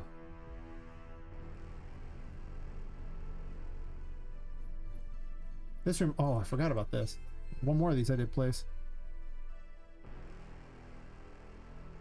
This one I'm going to have to make a decision, because originally we were going to get flying here, but... Oh, I saw the copy paste from like half an hour ago? Hell yeah. Like a champion. You're going to need either flying or the hanged man to exist here, so this might be the hanged man that shows up here, potentially. It asked me what the last cards I gave out, unfortunately, because being able to fling yourself around like Spider-Man is obviously overpowered in a Metroidvania. Yeah. I kind of didn't stream for quite a while, so yeah. I imagine it's a long time to see for a lot of people. Well, last week I've kind of streamed a bunch. That's something. Gotta love that, right? Get back into the game. Make it all work. I guess this has to be. How you been?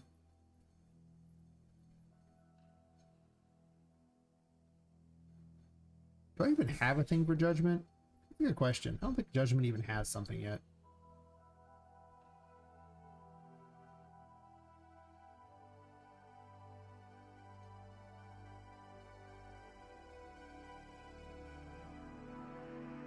I just had the exact order I want to give out certain cards.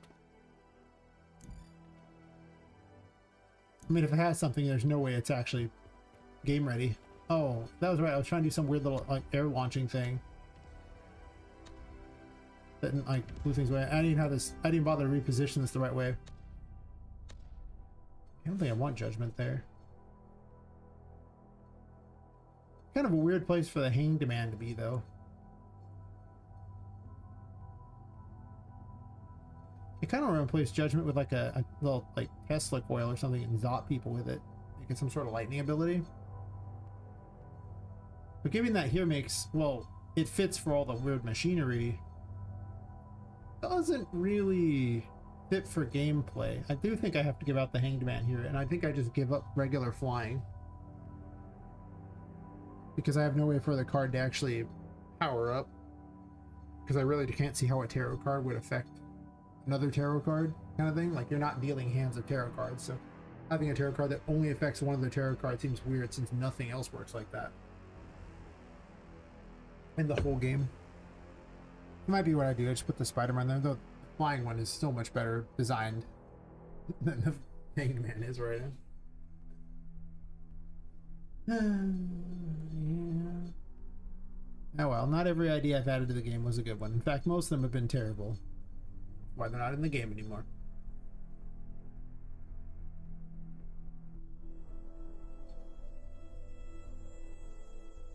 Yeah, this has to be the Hanged Man. Alright. Lock myself into it.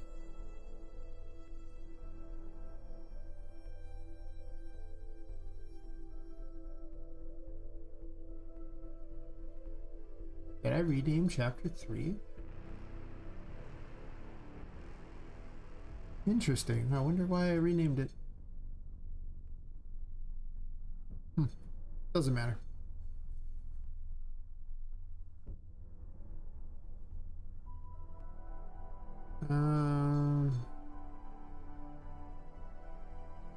Got documents for all these here, so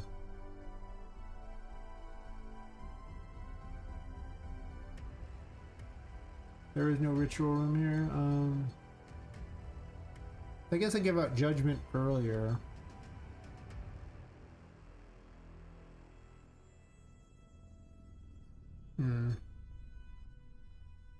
So I have to give out 21 tarot cards before the end of chapter 3. The 21 major arcana, not including the world. And then, depending upon if you get the good ending or not, or when you work towards a good ending, you can get the world or not. You won't get the world if you get the bad ending. It kind of hinges on whether or not you're in the world. I won't tell you how you get it. Big pain, that's for certain. Yeah, this one here, I had those. I don't think I have the Hanged Man listed anywhere, do I?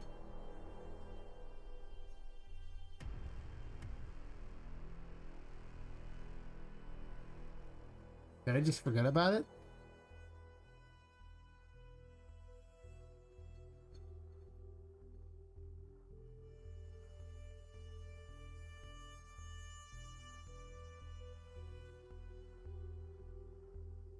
Huh.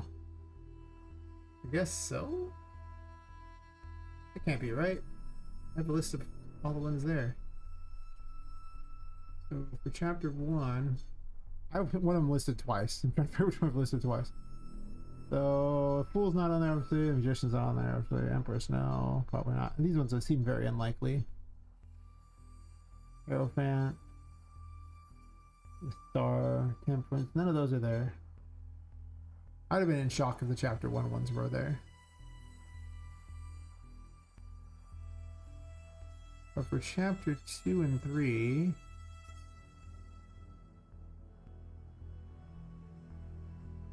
the Chariot, Strength, High Priestess, the Devil, Hour.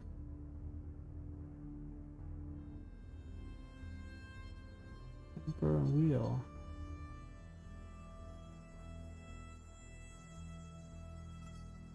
Am I blind? I feel like I'm blind. The tower. The tower's done twice. Okay. Oh, that's so unfortunate. The tower would have been so perfect for the chess area. It's literally like a little, you know, rook thing. It's like a little castle. Oh, it'd have been so perfect. Damn. Well, I could pull one of the other ones over. I mean, I don't have to give out the tower where I'm giving it. Part of the problem is things like the sun aren't actually made yet. Well, I guess they do have some sort of effect, but it doesn't really do very much. I could give out the moon earlier.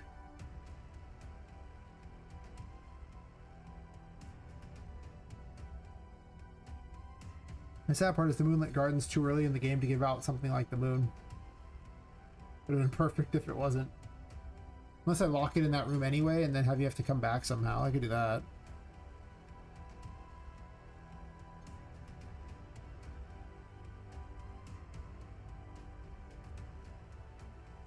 Basically, Judgment has to be moved.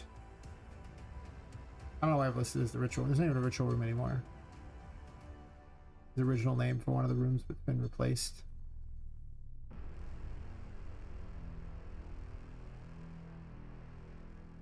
Guess I can give out the sun earlier. I don't remember what the sun's supposed to do. Basically, I'm not going to give out death or the lovers at that point. And in reality, it should actually just say that this should actually say the world right here too.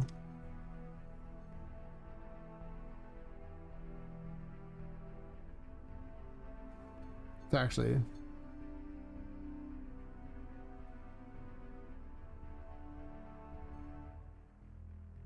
right, because I'm gonna end chapter 3 when?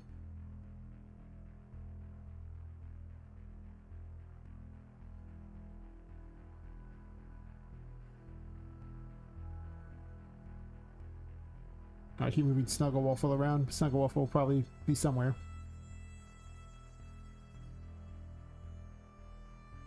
No, I guess that would technically be chapter 4, wouldn't it? Is that what I did? Did I really put that as the chapter 4 fight? No, because it begins if you successfully get the world. According to my notes. I guess I have it listed as actually technically at the start there is the only card you get there. Fair enough. That makes this wrong though.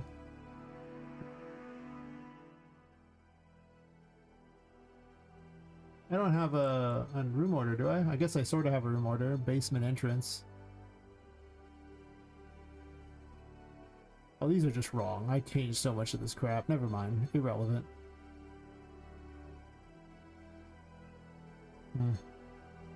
Well, for now, I guess I'll just move like the sun or something. Well, no, I'll move the tower. For now. Even though I like the throne room idea. I just don't really want to move death over there. Well, maybe. Death is a melee weapon. No, but I want to... No, never mind. I'm not... I can't move justice. I like where it's at too much. It really is the sun's the only one that I don't particularly care for.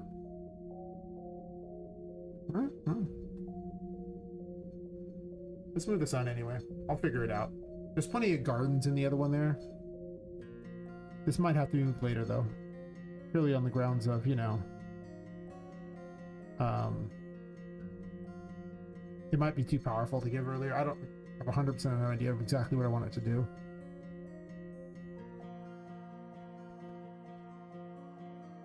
I guess we'll put it in Pirate Cove, even though it's kind of weird. That's where the other one was listed, so sure.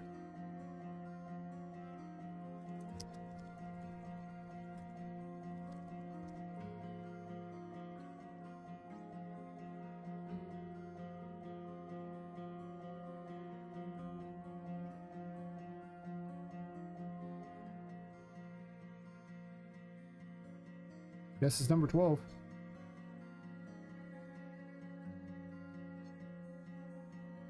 I guess it's the Hangerman.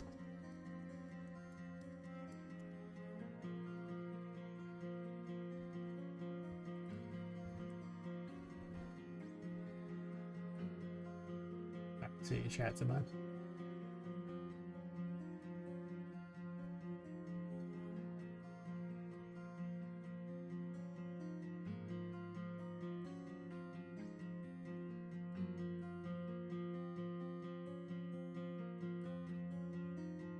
This is the last one I actually put things in for.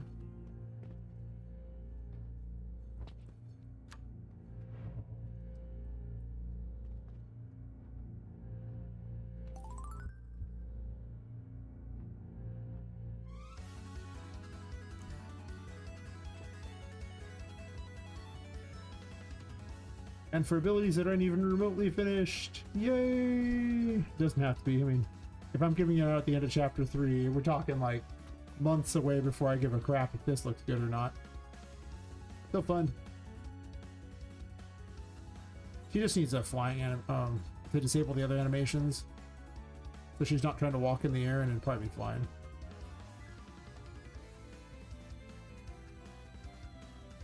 It'd be funny to have her like making, you know, voice lines about, you know, strangling herself, whatever. Clocks tick to mock them.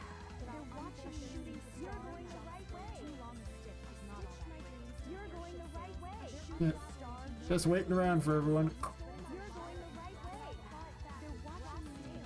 Steam whispers on underwater stars. It is more fun than flying, though. It is way more fun than flying. Flying sucks. It's super boring.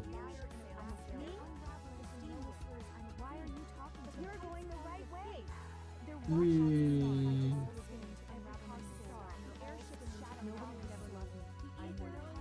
Do these lights even work? Yep, I fixed all that. You're good. Guess I could check and make certain that the bounds of the room are correct. I mean, this room is still not even remotely ready.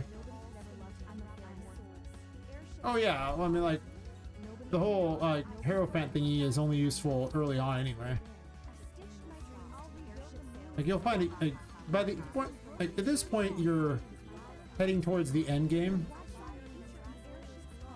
By the time you finally got to this room's not even remotely ready for the game at all. But by the time you've hit this room, you're super close to the end of the game. Well, you're super close to the final chapter. So,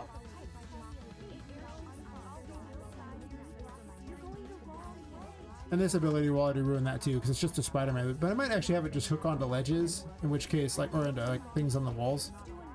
In which case, it will not be as ruining. But that's one of the things I was thinking about, is instead of being able to just connect to anything, if it only like connect to hooks on the walls and pull you to them. You're going the right way. Because right now you can just use to get up to anything. It's just broken. They're watching the wrong way. All it really needs is an animation and a bunch of choking noises, and it'll be perfect. Yeah. You're working your way down the building, and then, you know, at this point you're already down, and the actual way down here is actually the bottom floor. We should go to the bottom floor for part of chapter 3. Culminates over there in this room over here. And then there's a whole secret section, which I might actually expand upon the size of. I don't know yet. But again, I don't want to load up the rooms because I don't want to spoil.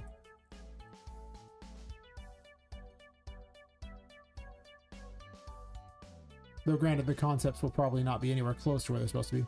I got my Miss Pac-Man game.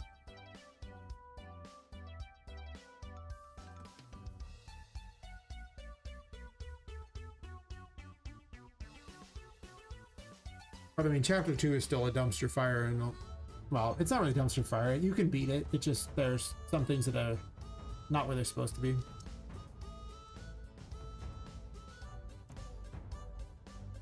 But yeah. I have a giant Miss Pac-Man game in here to play against. The enemies aren't set up yet, but the actual objective works where you light up the floor. But I'm gonna have these giant rolling spike doll thingies that go through. I'll pull them out in a second. They chase you through here as you try to light these up. That or maybe mini Charlottes or something, potentially.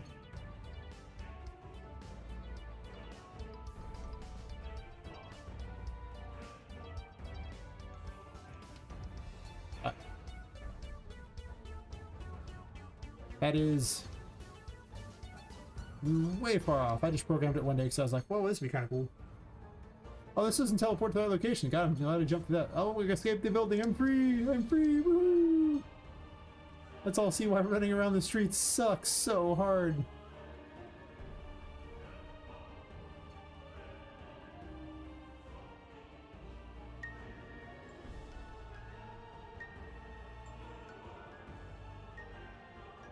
Freedom! Freedom! I'm never going back. Oh, don't run towards the building. You'll die. There's a death thingy around the outside. There's not a thing out here. I don't care about out here. I'm free. I'm free. Look at how fun it is to run outside. It's so boring. This thing is so long. This place is so big. Gotta remember, Poppet's a normal-sized character. She really. This place is actually just physically huge. This one city block is as big as the default open world map. It just doesn't look that way. But it is. It's that big. It's freaking huge.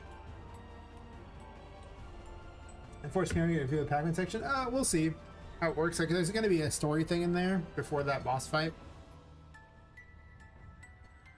There's a lot that culminates by that point. This is just floating in the air. I don't think anybody really cares that it's floating in the air, to be honest. I don't know why it's floating in the air. It's just doing its thing. It's fine. It's just like, yeah, man, it's cool. I'm floating. Floating. It's just so forever. It takes forever. This is why I don't let people run around the city. That's right, lack of shadows. Well, it's so far away you can't even see it. I mean, even from this distance, it's hard to tell. But up in the building over there, you just can't see it. You're looking down at it the whole time. It's a million miles away. So, you know, I ain't too worried about it. Alright, so... let me load up the... I actually data layered these, so if I want to change the level for later, like have a harder level, I can. But... it's not that incredibly fun to have to do it. Like... it's funny once.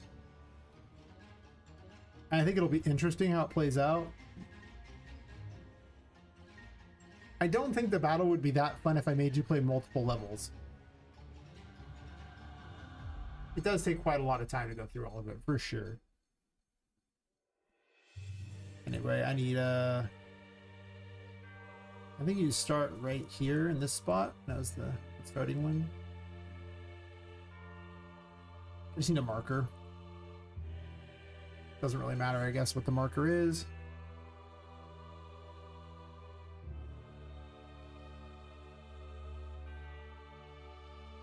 I'll use this guy. Mr. I'm not even in the game yet. We can't even see the model. How unfortunate. Whatever. Just be sure that it's a cool looking model, okay? It's also way too tall, probably. Actually, should just have a Poppet here, so she spawns at about the right height. Hairless Poppet.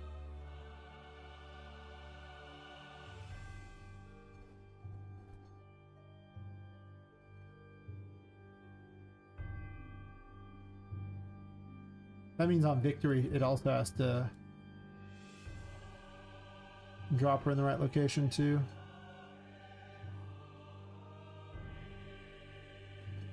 I didn't bother checking anything like that.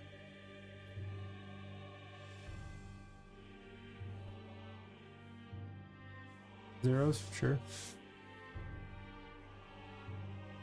There's so many little points where I literally just told him to move to a specific area and didn't think anything about it, but out that. And then something in this room checks for victory. I made it so long ago I don't remember. Well, everything was a long time ago at this point. Sadly. Losing 6 months, yo.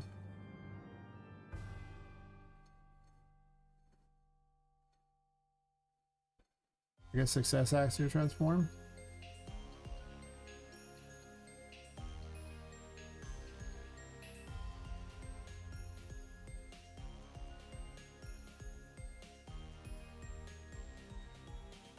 What was going on here?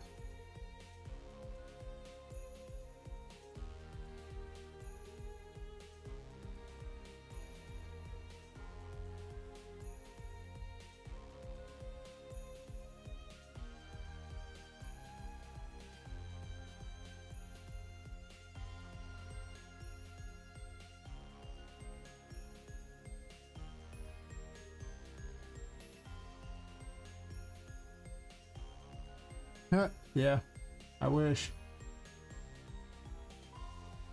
If I got rich doing game dev like that, I would just probably keep streaming and work on the next game, to be honest. I enjoy game dev, but I have a regular job. And with all the health problems going on, I was like, well, I can really only work the regular job, and the other things, like, I wasn't able to do it all. Like, it's just too much. Even now, I'm adding like an extra 3 to 4 hours to my days, which is a lot if, you know, work is also involved. Plus, I have all the PT and everything to do as well. So my days are busy. For sure.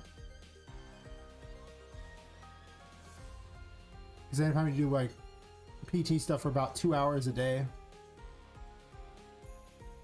Not PT appointments. PT appointments just add an extra hour twice a week. But all the PT exercises they have me doing and everything like that. On the plus side, apparently I've been building a pretty good amount of muscle because my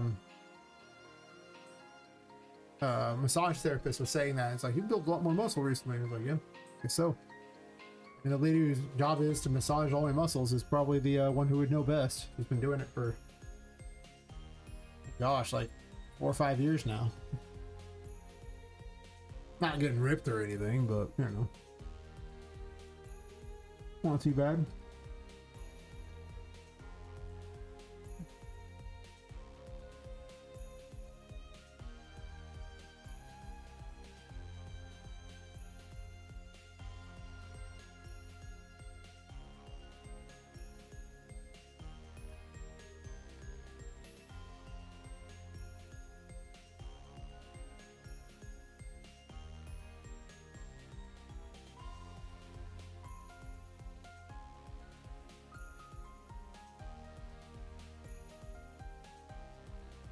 I was already sitting there. I was like, wait a minute.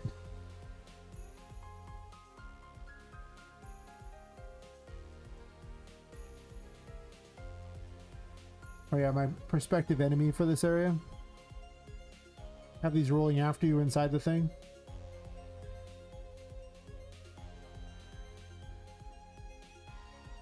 It's out of little mini Charlottes, I've decided.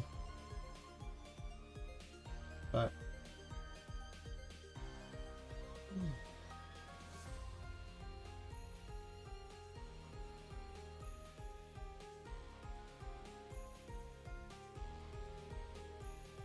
okay, so I wanted to be kicked out over here.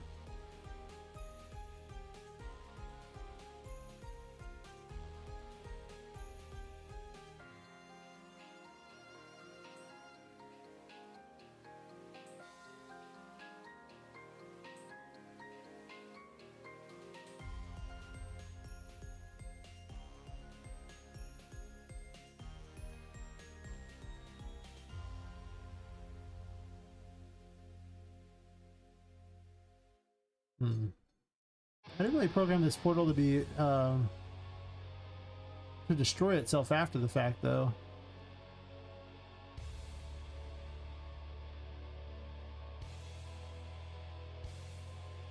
None of the portals were set up like that.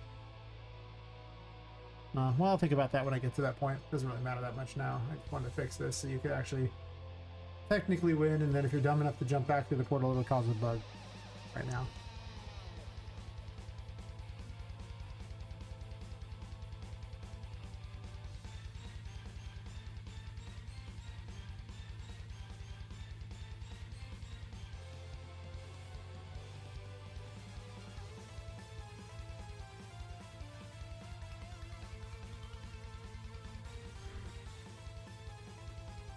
Just get a time.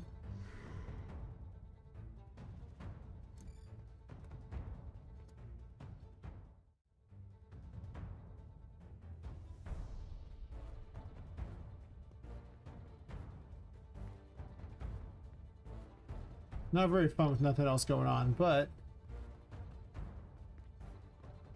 I just want to see if it triggers kicking me out.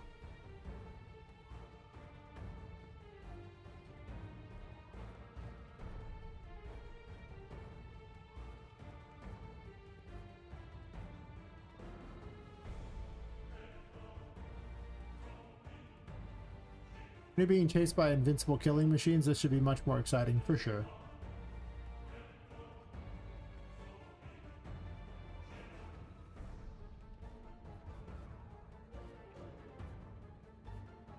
After all, you are just basically playing Miss Pac-Man, except for 3D, and I'm not sure that's going to pan out. We'll see how it goes.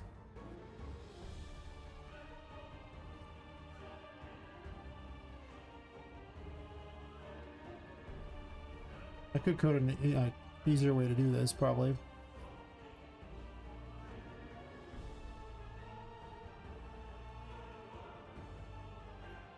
Also, there's no easy way to see if you've actually beaten a thing, too. Like, that's interesting. To see if you've actually cleared an area, I should say. Like, if you lit up a square or not, so it could get really hard. I don't know, slotting Miss Pac-Man into my game wasn't exactly on the bucket list initially, so...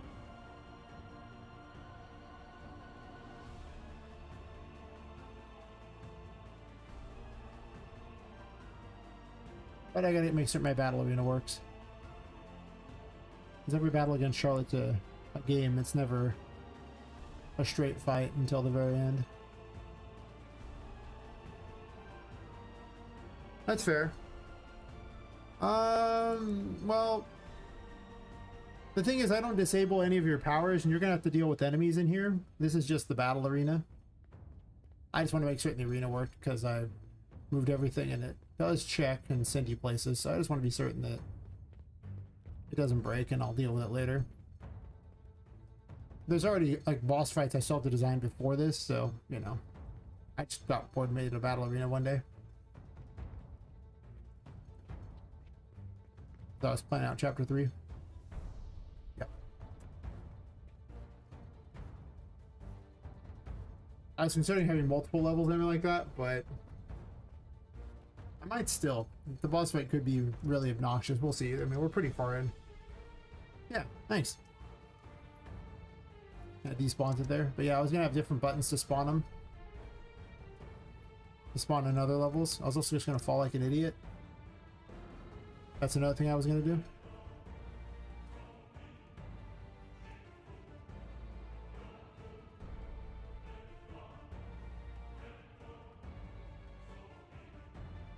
Yep, it's my Miss Pop-Man game. I might change the name if it's a little bit too much of a riff on Pac-Man. Or Miss Pac-Man. I don't want to get sued or anything, but...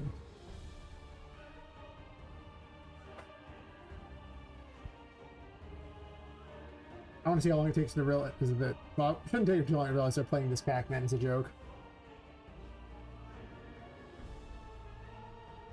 But there were actually, well, we'll see. There is a story to this game, and this room definitely ties heavily to the story thing. All about, well, anything involving Charlotte ties to the story.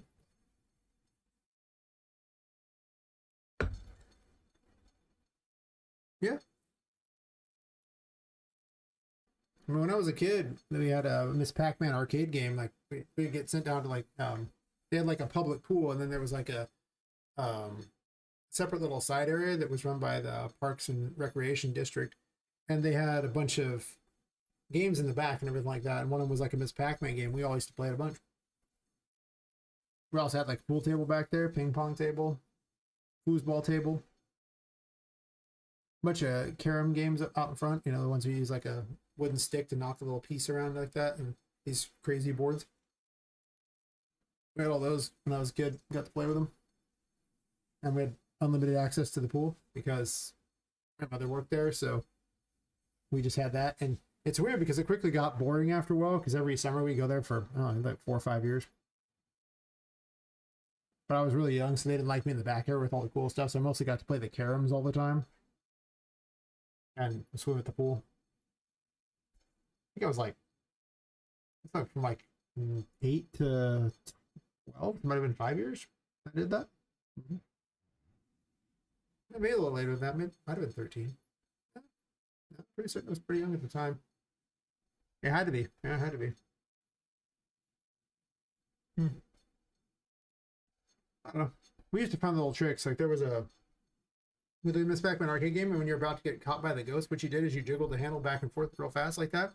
And then as soon as they're about to hit you, you push directly at them, and there was a good chance you could actually just go clean through them. We used to do that. Break the game. It's like right through them. You're just like, oh. Didn't always work. It was like one of those pixel perfect tricks, but you could actually go much farther that way. Yeah, it was a giant pool, but it was really dull. Like it was not that great. You just go in and out and swim a bunch, and probably the most tanned I ever was, for sure. It was cool. I mean, you know, that it was that or sit at home, and I'm old enough that, you know, video games were not as common when I first started, for sure. I mean, I'm not as old as arcade games by any stretch, and Atari pre-exists me by, you know, a bit, but I do remember the release of the Nintendo. Well, that's true. Not terribly well, but I do remember it. I also didn't like the Nintendo. I didn't like gaming until Super Nintendo, for sure. We had a Nintendo, but Duck Hunt was more fun than Mario Bros. Just saying. Or Super Mario Bros. True. Even if everyone just held the gun right against the TV, right where the ducks came out at, to hack their way to victory, it was so dumb. Sega, remember the games aside from Mortal Kombat and Sonic? That's fair. I didn't play a lot of the Sega games because I had a couple friends that had them, but I didn't have them. So I remember I got to borrow someone's Game Gear at one point. Probably the most Sega I had for a bit. Problem was it sucked because it ate batteries so fast. You're just like, this is terrible. Piece of crap. Meanwhile, the Game Boy is like, oh, the batteries last way longer. But you couldn't see anything because it was a black and white screen, so you had to have a light to see, which was annoying. Oh, yes. Oh, I was a people go, oh, they have nostalgia for these. I was like, but why? The game sucked. The only reason we played them is because those were the best at the time. You could scroll, like, you know, like the friggin' library on your phone and see like a billion games better than like the best of from back then. It's terrible. Like, you know, I played Chrono Trigger over 30 times, not because I thought Chrono Trigger was the best game ever. It's just the other games sucked really hard. Chrono Trigger was pretty cool for the time. Unless they do some massive remake, I'd never play it again. And even if they did do a remake, it would depend on the remake. I don't know. I'm not excited by that. I love me some Final Fantasy VI. Would I ever play it again? God, no. That game over 30 times, too. Well, beat it over 30 times. Not a lot of good games. They really weren't. You had to go rent them, too, so it's just like, okay, well,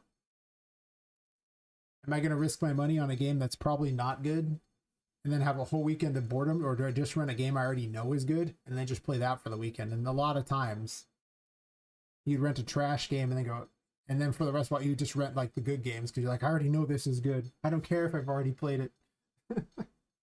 I don't want to get stuck with some sort of shitty movie knockoff or something.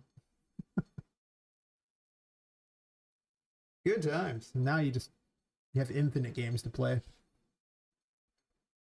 I don't really replay games anymore. Why? So many good ones. Oh, good ones. I didn't check the walls. That having to be a game programmer? It's all graphics editing and pets? Yeah. One of the problems was it was harder to find out a lot of knowledge on things back then. So, I mean, like, you know, predating the internet meant that you really had to go find books somewhere, which meant you had to go to like the library and hope they had something. I mean, it was hard to find books to order. Like, I mean, like, it was just hard to find things.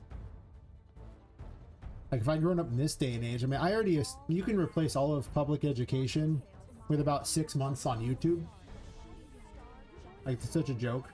There's a hole here, by the way. Interesting. I read research articles. There you go. But how did you find the research articles? That was the other thing. It's just like it was hard to find things. And as a kid, I was like, where is all this stuff? What do I even do? You're going the right way.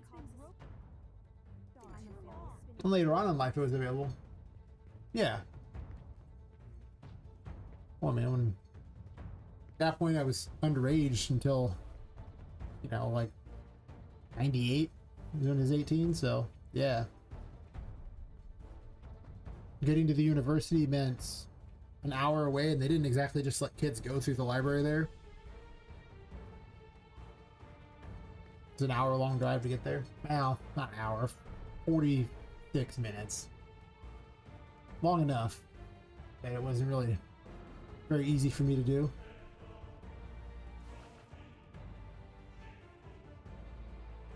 Somehow I managed to hit the engine room.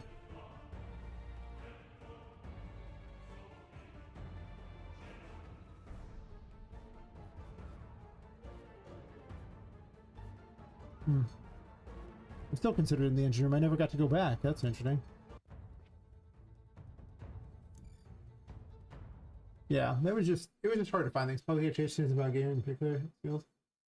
What is there any time? Yeah. Well, mostly they didn't do any teaching at all. It was largely just go sit in a back room somewhere.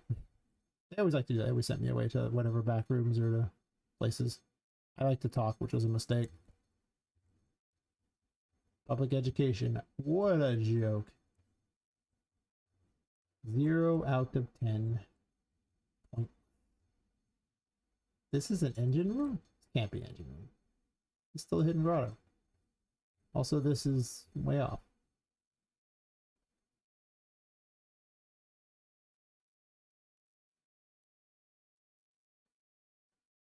This should probably be fine. Actually, I'll probably add +1 just in case. Yeah, I was not a big fan of all public education for sure.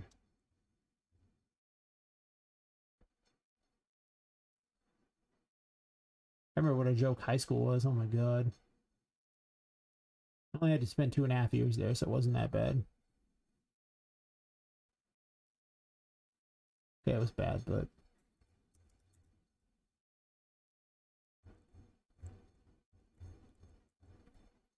it was doable for sure.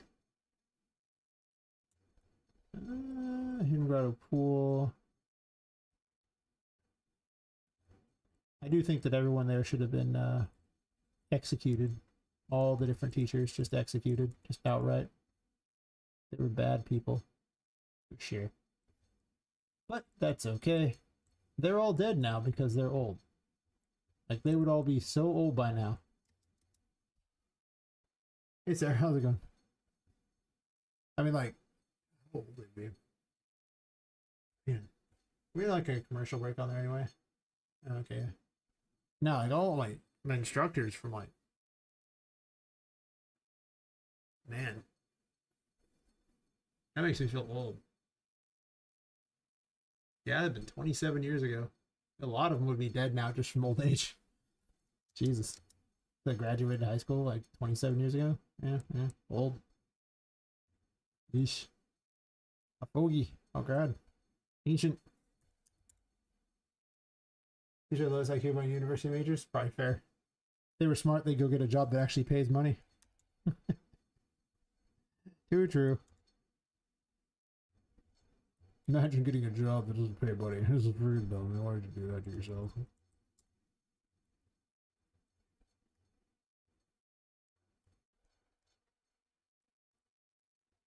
Somehow it triggered the engine room itself.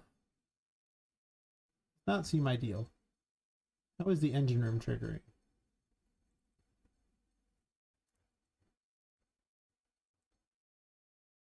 I guess it goes all the way over there, huh? Wow. That's the law.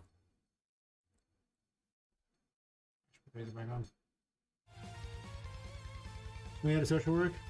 Probably a private school teacher? Maybe. Most of them just didn't care. And it showed. Well, that explains how you could basically hit it.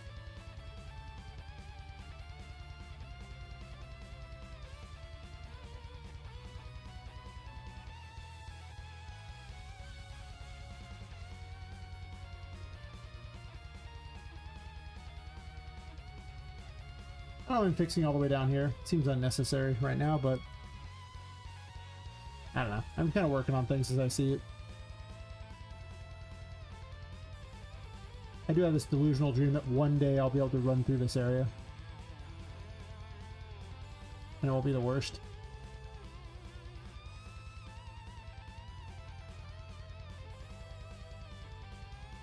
They sends 50K a year for people. That's just private schools. Yeah. Yeah, they definitely waste money. Well, I guess for each state it's different. For how much they pay, for sure.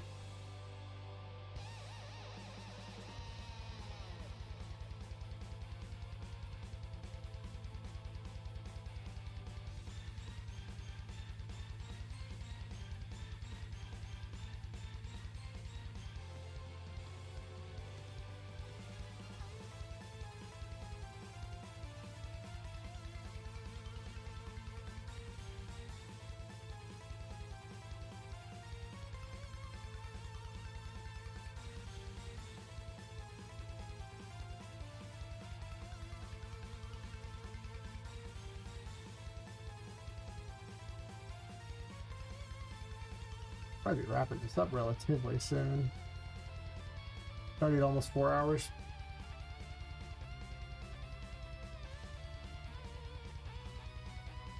I have to meet a client in less than 8 hours. And then after that, I have PT. Yeah.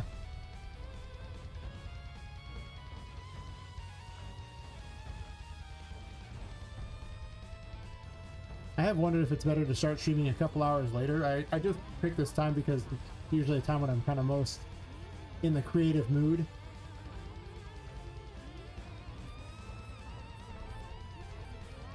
Also, I kind of sleep for a couple hours and then wake up and then stream and then go back to sleep for a handful of hours. That's pretty much because I can't seem to successfully sleep 8 hours to save my life. Terrible at it. Let's grab a hazelnut Snickers. Fair. Sugar does get the job done for sure. I found the most decadent thing. Like at Trader Joe's, they have actual real marshmallows, not that weird chemical garbage. And they've also got this caramel dipping sauce. So they have these big old, you know, the marshmallows you'd use, you know, like a s'more or something like that. You can take them and you can dip them in the caramel sauce. It is delicious. Super rich though. You have like one who's like, okay, that was a lot of sugar. Oh my god. It's very good though.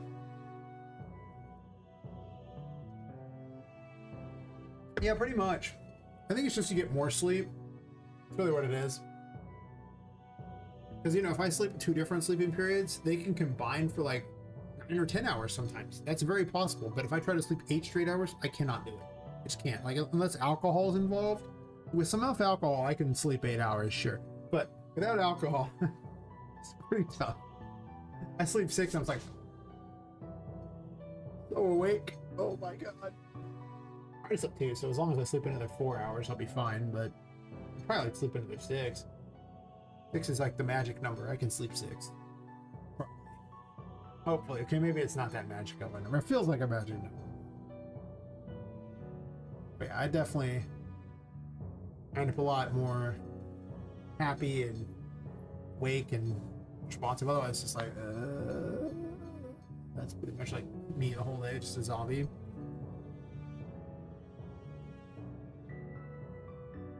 So many people live in the artificial light, and they all start sleeping twice a night. It's fair. Artificial light like changes everything. Like, you should see when the power goes out. Like, it doesn't happen often. But every once in a while, something causes us to lose power, and on those nights, I sleep the best I'll ever sleep because my computer doesn't work anymore. So I don't sit in front of it. I go to sleep way early. If you took this away, like, I would be outside all the time. This one device is making me so much less healthy. It's probably ruined most of my life for that reason. I probably have health problems because of this thing. Almost certainly.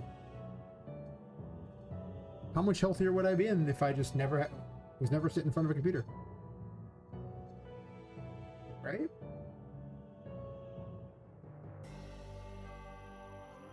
Still keep using it. It lets me do things that I want to do, but I would not be a night person, a night owl. What would I do at night?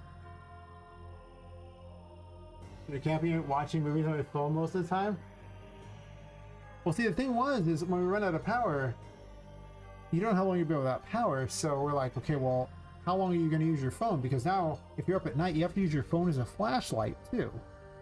Like, if you want to go do anything, it's by a phone light, or like, you know, a flashlight or something. You only have so much power on your phone, you're just like, okay, well, yeah. Yeah, if it keeps going enough days, sure. You know, then you could solar power it, yeah. And then how much data does your phone have? Do you have unlimited? Hopefully. I have unlimited supposedly, but I definitely have seen that when they reach the a certain amount, they reduce the speed so much that it might as well be not working at all. It's pretty bad. That's fair.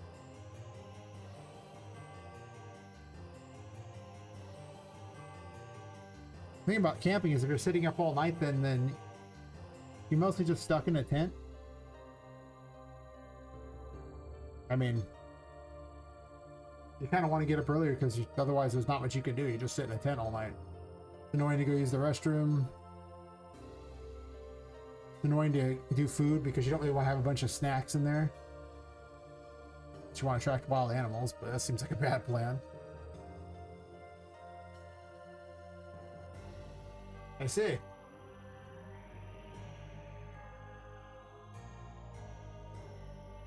Well, I suppose it's fair. Definitely would not watch many movies on my phone at that point. I would get very bored. I already get bored watching movies on my computer. I started playing like games that were not very active games, so I could, like, you know, eat my food and play a game because there's so much terrible things to watch. I'm like, these are so boring. I don't want to watch these. And yeah. My gosh, I was trying to watch the new Avatar thing. Oh my god, it's so bad. It's so bad. Oh. The first season was trash, but second season is just... They've strayed so far from the source material, I don't even know what her story is anymore. Most parts are pretty boring. What's the question? Suppose it's fair.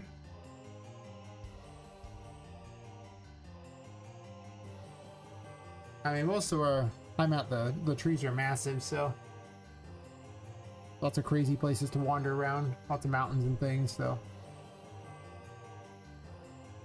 But camping sucks because laying on any kind of surface that isn't like the most soft, wonderful thing ever makes my back hurt, so. Hard rocks and things and hard ground. Oh, no, no, no, no, no. I mean, those Avatar movies are fine. I wouldn't call them great, but they're fine. Like, they're okay.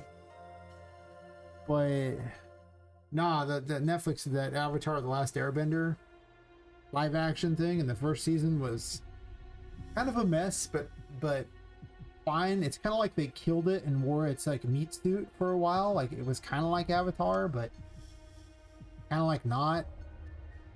And the second one, they threw the meat suit away and they just said, I am the Avatar. And you're just like, no, you're not. And then it's like, nope, I'm the Avatar. And you're like, right. I'm going to back away now, slowly. I struggled through the first episode. I have season 2, and I don't even want to see the next episode. Like, it took multiple tries to get through the first episode. It was so bad. I don't even know what happened in half of it. I had to have like social media open or something because it was so boring I couldn't make it.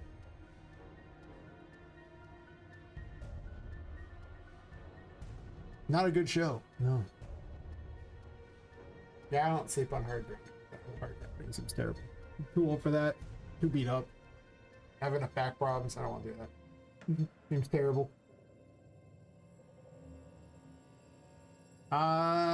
Because they have no creativity at all in these places.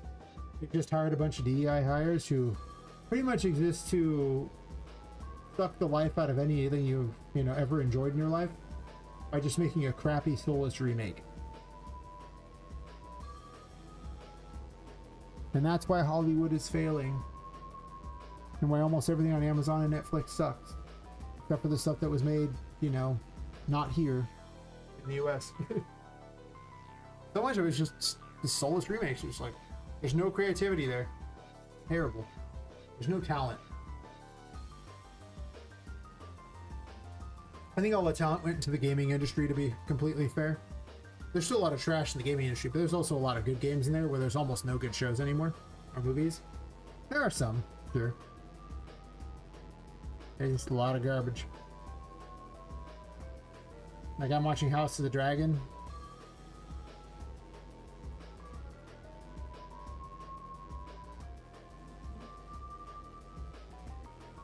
It's fine, I guess. It's not the worst or most egregious thing. That's pretty bad. It's very boring. Can't tell the characters apart.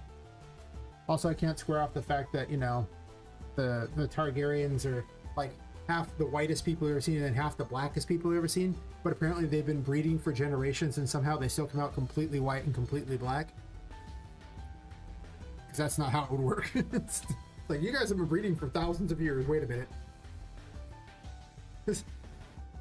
You should all be like, you know, slightly brown. Pretty much just the most brown people. Like, you know, I think we're black. I think we're just mix in between. Very dumb. I just said it's better than the sequel we say here. Maybe. You know what? Oh. Yeah, the black gnomes and elves and that. Yeah, that's weird. I remember like actually I can't even tell which one it was. Too many of the fantasy things I see, like, it's really awkward when they race swap a bunch of people in these like tiny little podunk villages that have like no connection to the outside at all. So they've just literally been, you know, intermarrying forever, and yet they have all these different cultures and religions in these little towns. It's like I think the Wheel of Time one was like pretty egregious, where like nobody's really been out this way for like, you know, 20 years, and everyone in there is like wearing multiple religious thingies like that. They're like every flavor of, you know, ethnicity possible. It's like, you've just ruined your whole world. That's not how it would work. Not every area is the major metropolitan area, and everywhere they went was the same thing. And it's like, how am I supposed to tell anywhere apart? Everywhere is the same. You've ruined your whole world with this concept, because they're like, well, everything has to be like I stepped outside in LA. They don't understand genetics at all. They don't understand how it would, like, them interbreeding would cause this, you know, mix of them. No. Weird. Yeah, exactly. Like that's how they end up all looking very similar to each other, you know. They would not like anyone who looked different than them. And like, one lady comes in and she's like, oh, she's so different from us. I'm like, how can you tell? She looks about normal like the rest of you. You have no different, like, your culture has nothing to define it. Nothing. It's just stupid. Like, it's fine if it's like futuristic, but when it's like, you know, old fantasy like that, people didn't travel that much. It wouldn't have made it to these places. That wouldn't be how. Ooh. We're saying bad story makes the most. Yeah. Well, I mean, the Wheel of Time's trash anyway, but yeah, it's just, yeah. I consider that a literal zero show, like the worst show I think I've ever seen. It was so bad. It was like a feminist seminar on top of this. I was like, I remember when like they're like at the end they're like, yeah, by the way, this guy was secretly the one they were looking for all along, and then they showed you all these flashbacks of stuff that never happened in the show. I was like, I didn't miss any of those. I went and looked, none of them ever happened, not a single one. But they had enough girl power moments and big discussions between these two lesbians that had nothing to do with the plot. Whole episodes. I was like, I didn't watch season 2. It was so bad. Jesus Christ, it's the worst show. I didn't watch the Lord of the Rings thing. I already knew that was going to be bad. They said so. Everyone said so. Everyone told me about the stuff in it. I was like, yeah, no, I'm good. I don't even give them a chance now. If I see anything involving that weird crap, I just skip it instantly. I'm not there to be preached at. Yeah. They're there to entertain me. If they want, if I want their opinions, I'll give them to them. That's exactly how I feel about their opinions on things. I should probably go to sleep or something, rather than talk about how crappy those shows are. Yeah, that's true. I probably should. What is this? Why is this?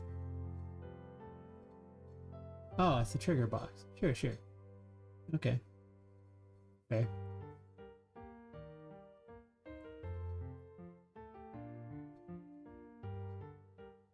This is the wrong thing.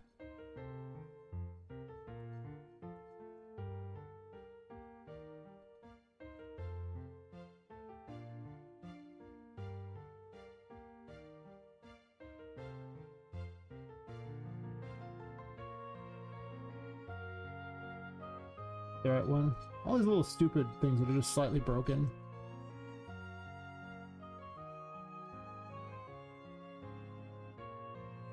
Oh yeah, this is...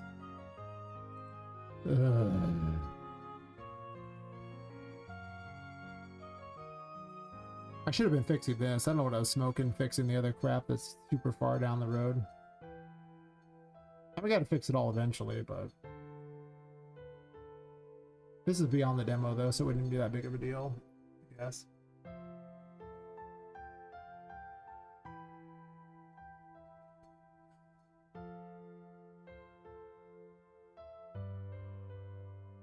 Still need to watch it? What, that Wheel of Time thing? Or the Lord of the Rings? Not that either is that exciting, but you know. Which one we talking here?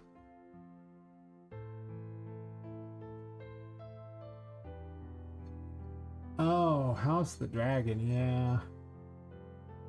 yeah. It's not the most awful thing. Like I say, the gripes I have with the show is, well, one, actually the few gripes. The acting sucks. Most of the people are terrible at it. Like, they're egregiously awful. There's a couple people who are good. Mostly the main people are pretty good. Unfortunately, there's a lot of, you know, Targaryens. Especially when you have, you know, the black Targaryens and the regular Targaryens. I can't tell you the names of, like, basically any of them because there's like a million of them and none of them are important. They're just there as fodder to die off. And you don't care about any of them. And then the overarching plot is... I just call it serviceable. Like, it's not great. Not much about it. Just there. I don't know if Knight of Seven Kingdoms is really much better. Like, it's okay.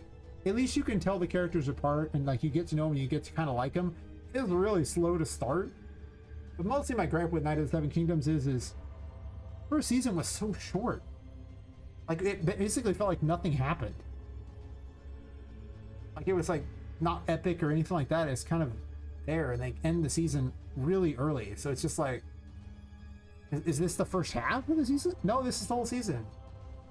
There's only like 6 episodes. Yeah, it is really short. So I was like, well, this might be good if you ever finish it. But overall, I was not that impressed. I mean, it was fine. Am I chomping at the bit for the next season? No. Am I gonna watch next season? Maybe? I don't know. Probably? Maybe? I don't know. Sure. There's a bunch of them out there. Oops. It's not the worst thing. For sure. But it wasn't amazing.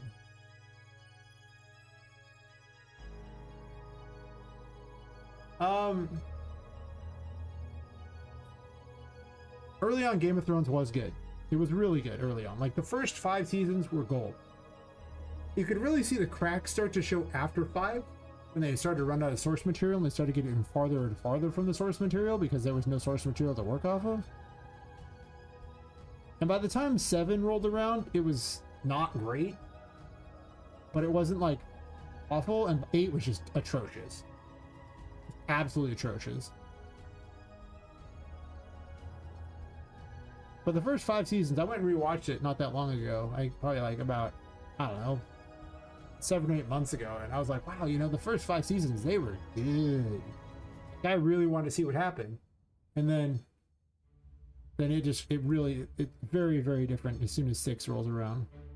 But like I said, they still had enough good story, like things to work off because things have been set up already that they could still make it work. And they just, sadly, the people who were running it were basically just hacks, and they were just copying, you know, the notes of George R. R. Martin.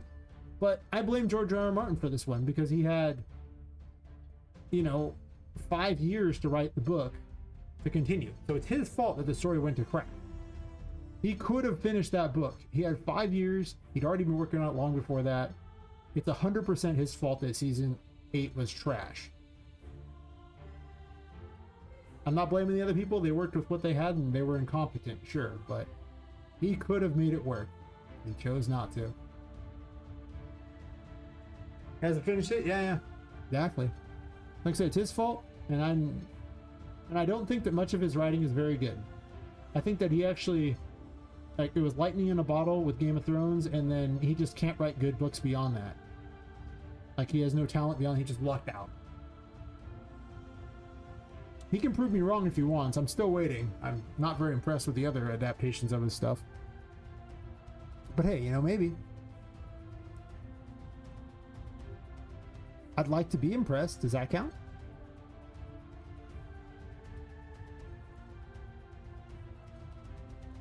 For sure. I should have positioned those and then did this. Oops.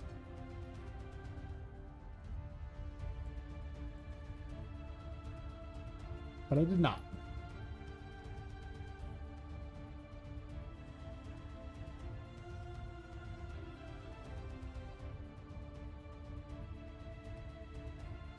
But then again, things are so bad as far as the shows these days. Like, there's not many good ones. There's a lot of real trash out there, so that's probably why I'm still watching things like House of the Dragon and stuff, even though it's...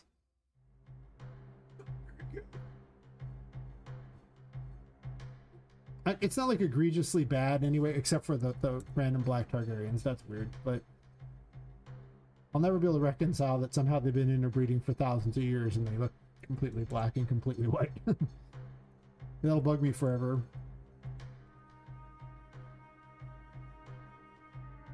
And I don't think the people who've been acting it are even necessarily bad either. I mean, there's a lot of bad actors in there, sure, but I don't specifically think the Black Targaryens are necessarily bad actors. Well, not all of them anyway. Now, the guy who played the doctor from Doctor Who, one of the doctors, is Matt something or other. I don't remember his last name, but he's like far and away a better actor than everyone else in the show. You kind of just want to watch him the whole time. And unfortunately, he's not in very much of the show. Yeah, all the Five Fantasy has been terrible since. It's just because a lot of it's very, very full of the message, for sure. More SOS Westeros is 3 shows. Yeah. No, David Tennant's not in it. It's gosh, let me look him up. I can't remember his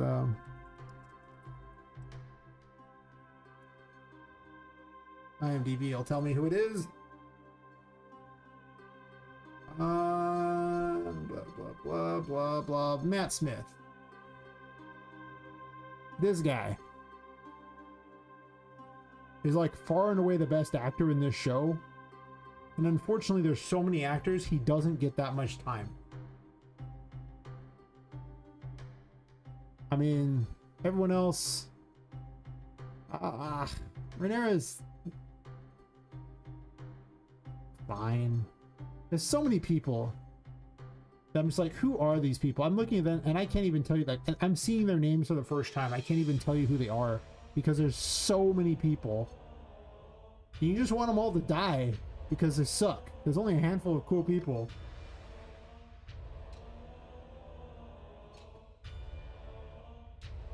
I didn't like the Doctor Who show.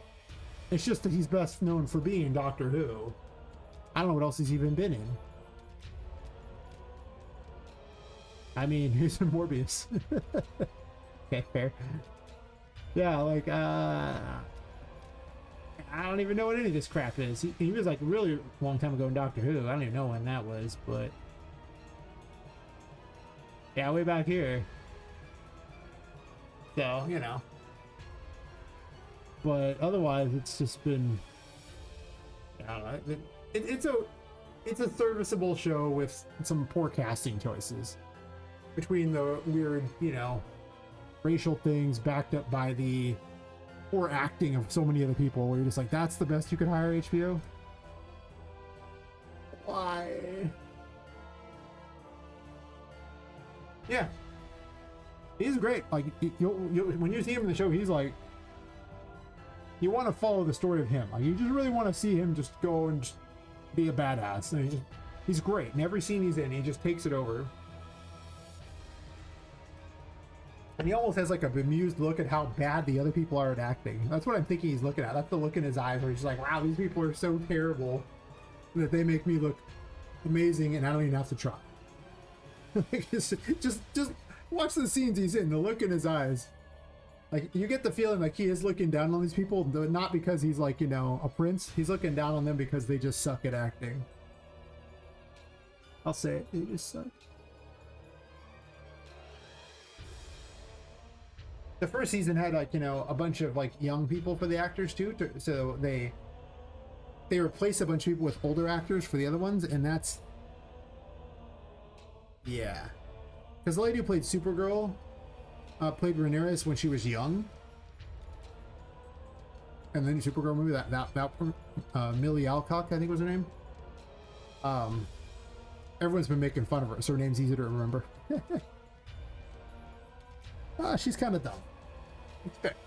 She did a good job in the show, but the fact that they season 2 immediately replaced a bunch of people that you'd kind of gotten to know was even more jarring. Like, it seems like they should have actually just not had the whole young portion of it. So you could just get invested in the new actors. Yeah. It is just... It's weird. It's just weird. I don't... Yeah. Anyway, I should probably go get sleep. It's now been like 4 hours and 20-something minutes, and now I have to meet my client in 7 hours and 21 minutes, and still get sleep before that. Kind of makes me think I should be streaming a little later, like start a little later. I just gotta make certain I can get in, like, you know, 8 hours total sleep somewhere between getting before the stream and after the stream. Well, people always show up later in the stream. That could also just be a byproduct of the farther up you get, right?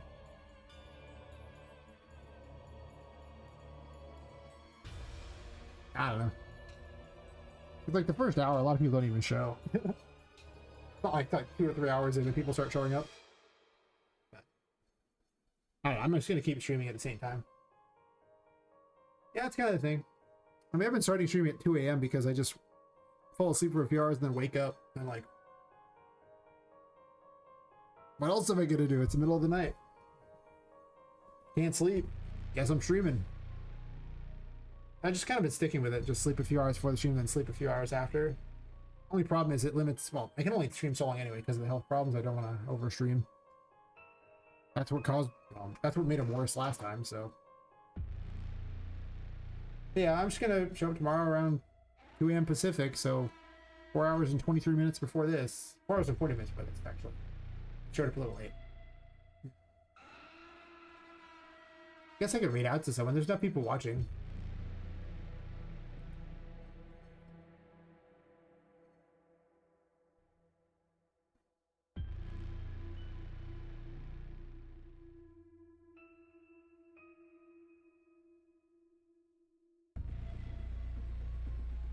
I could raid Mike or something.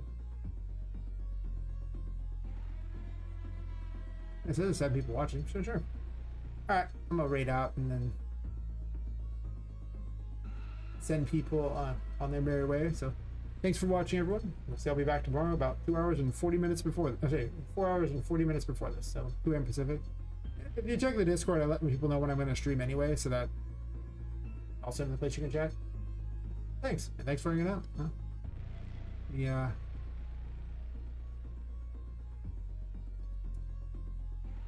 Guess raid person here.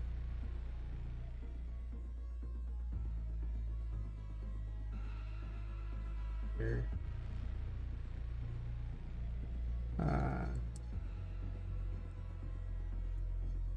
People have complicated names to type. Why do they do this to me? Alright. Yep, thanks for hanging out. Right. Not right? I'll try to thanks people for hanging out. Why can't I type people's names? Alright. So, I'll be back tomorrow. Show up. We'll chat more about terrible fantasy things. And bad decisions in them. Yeah. Catch everyone later.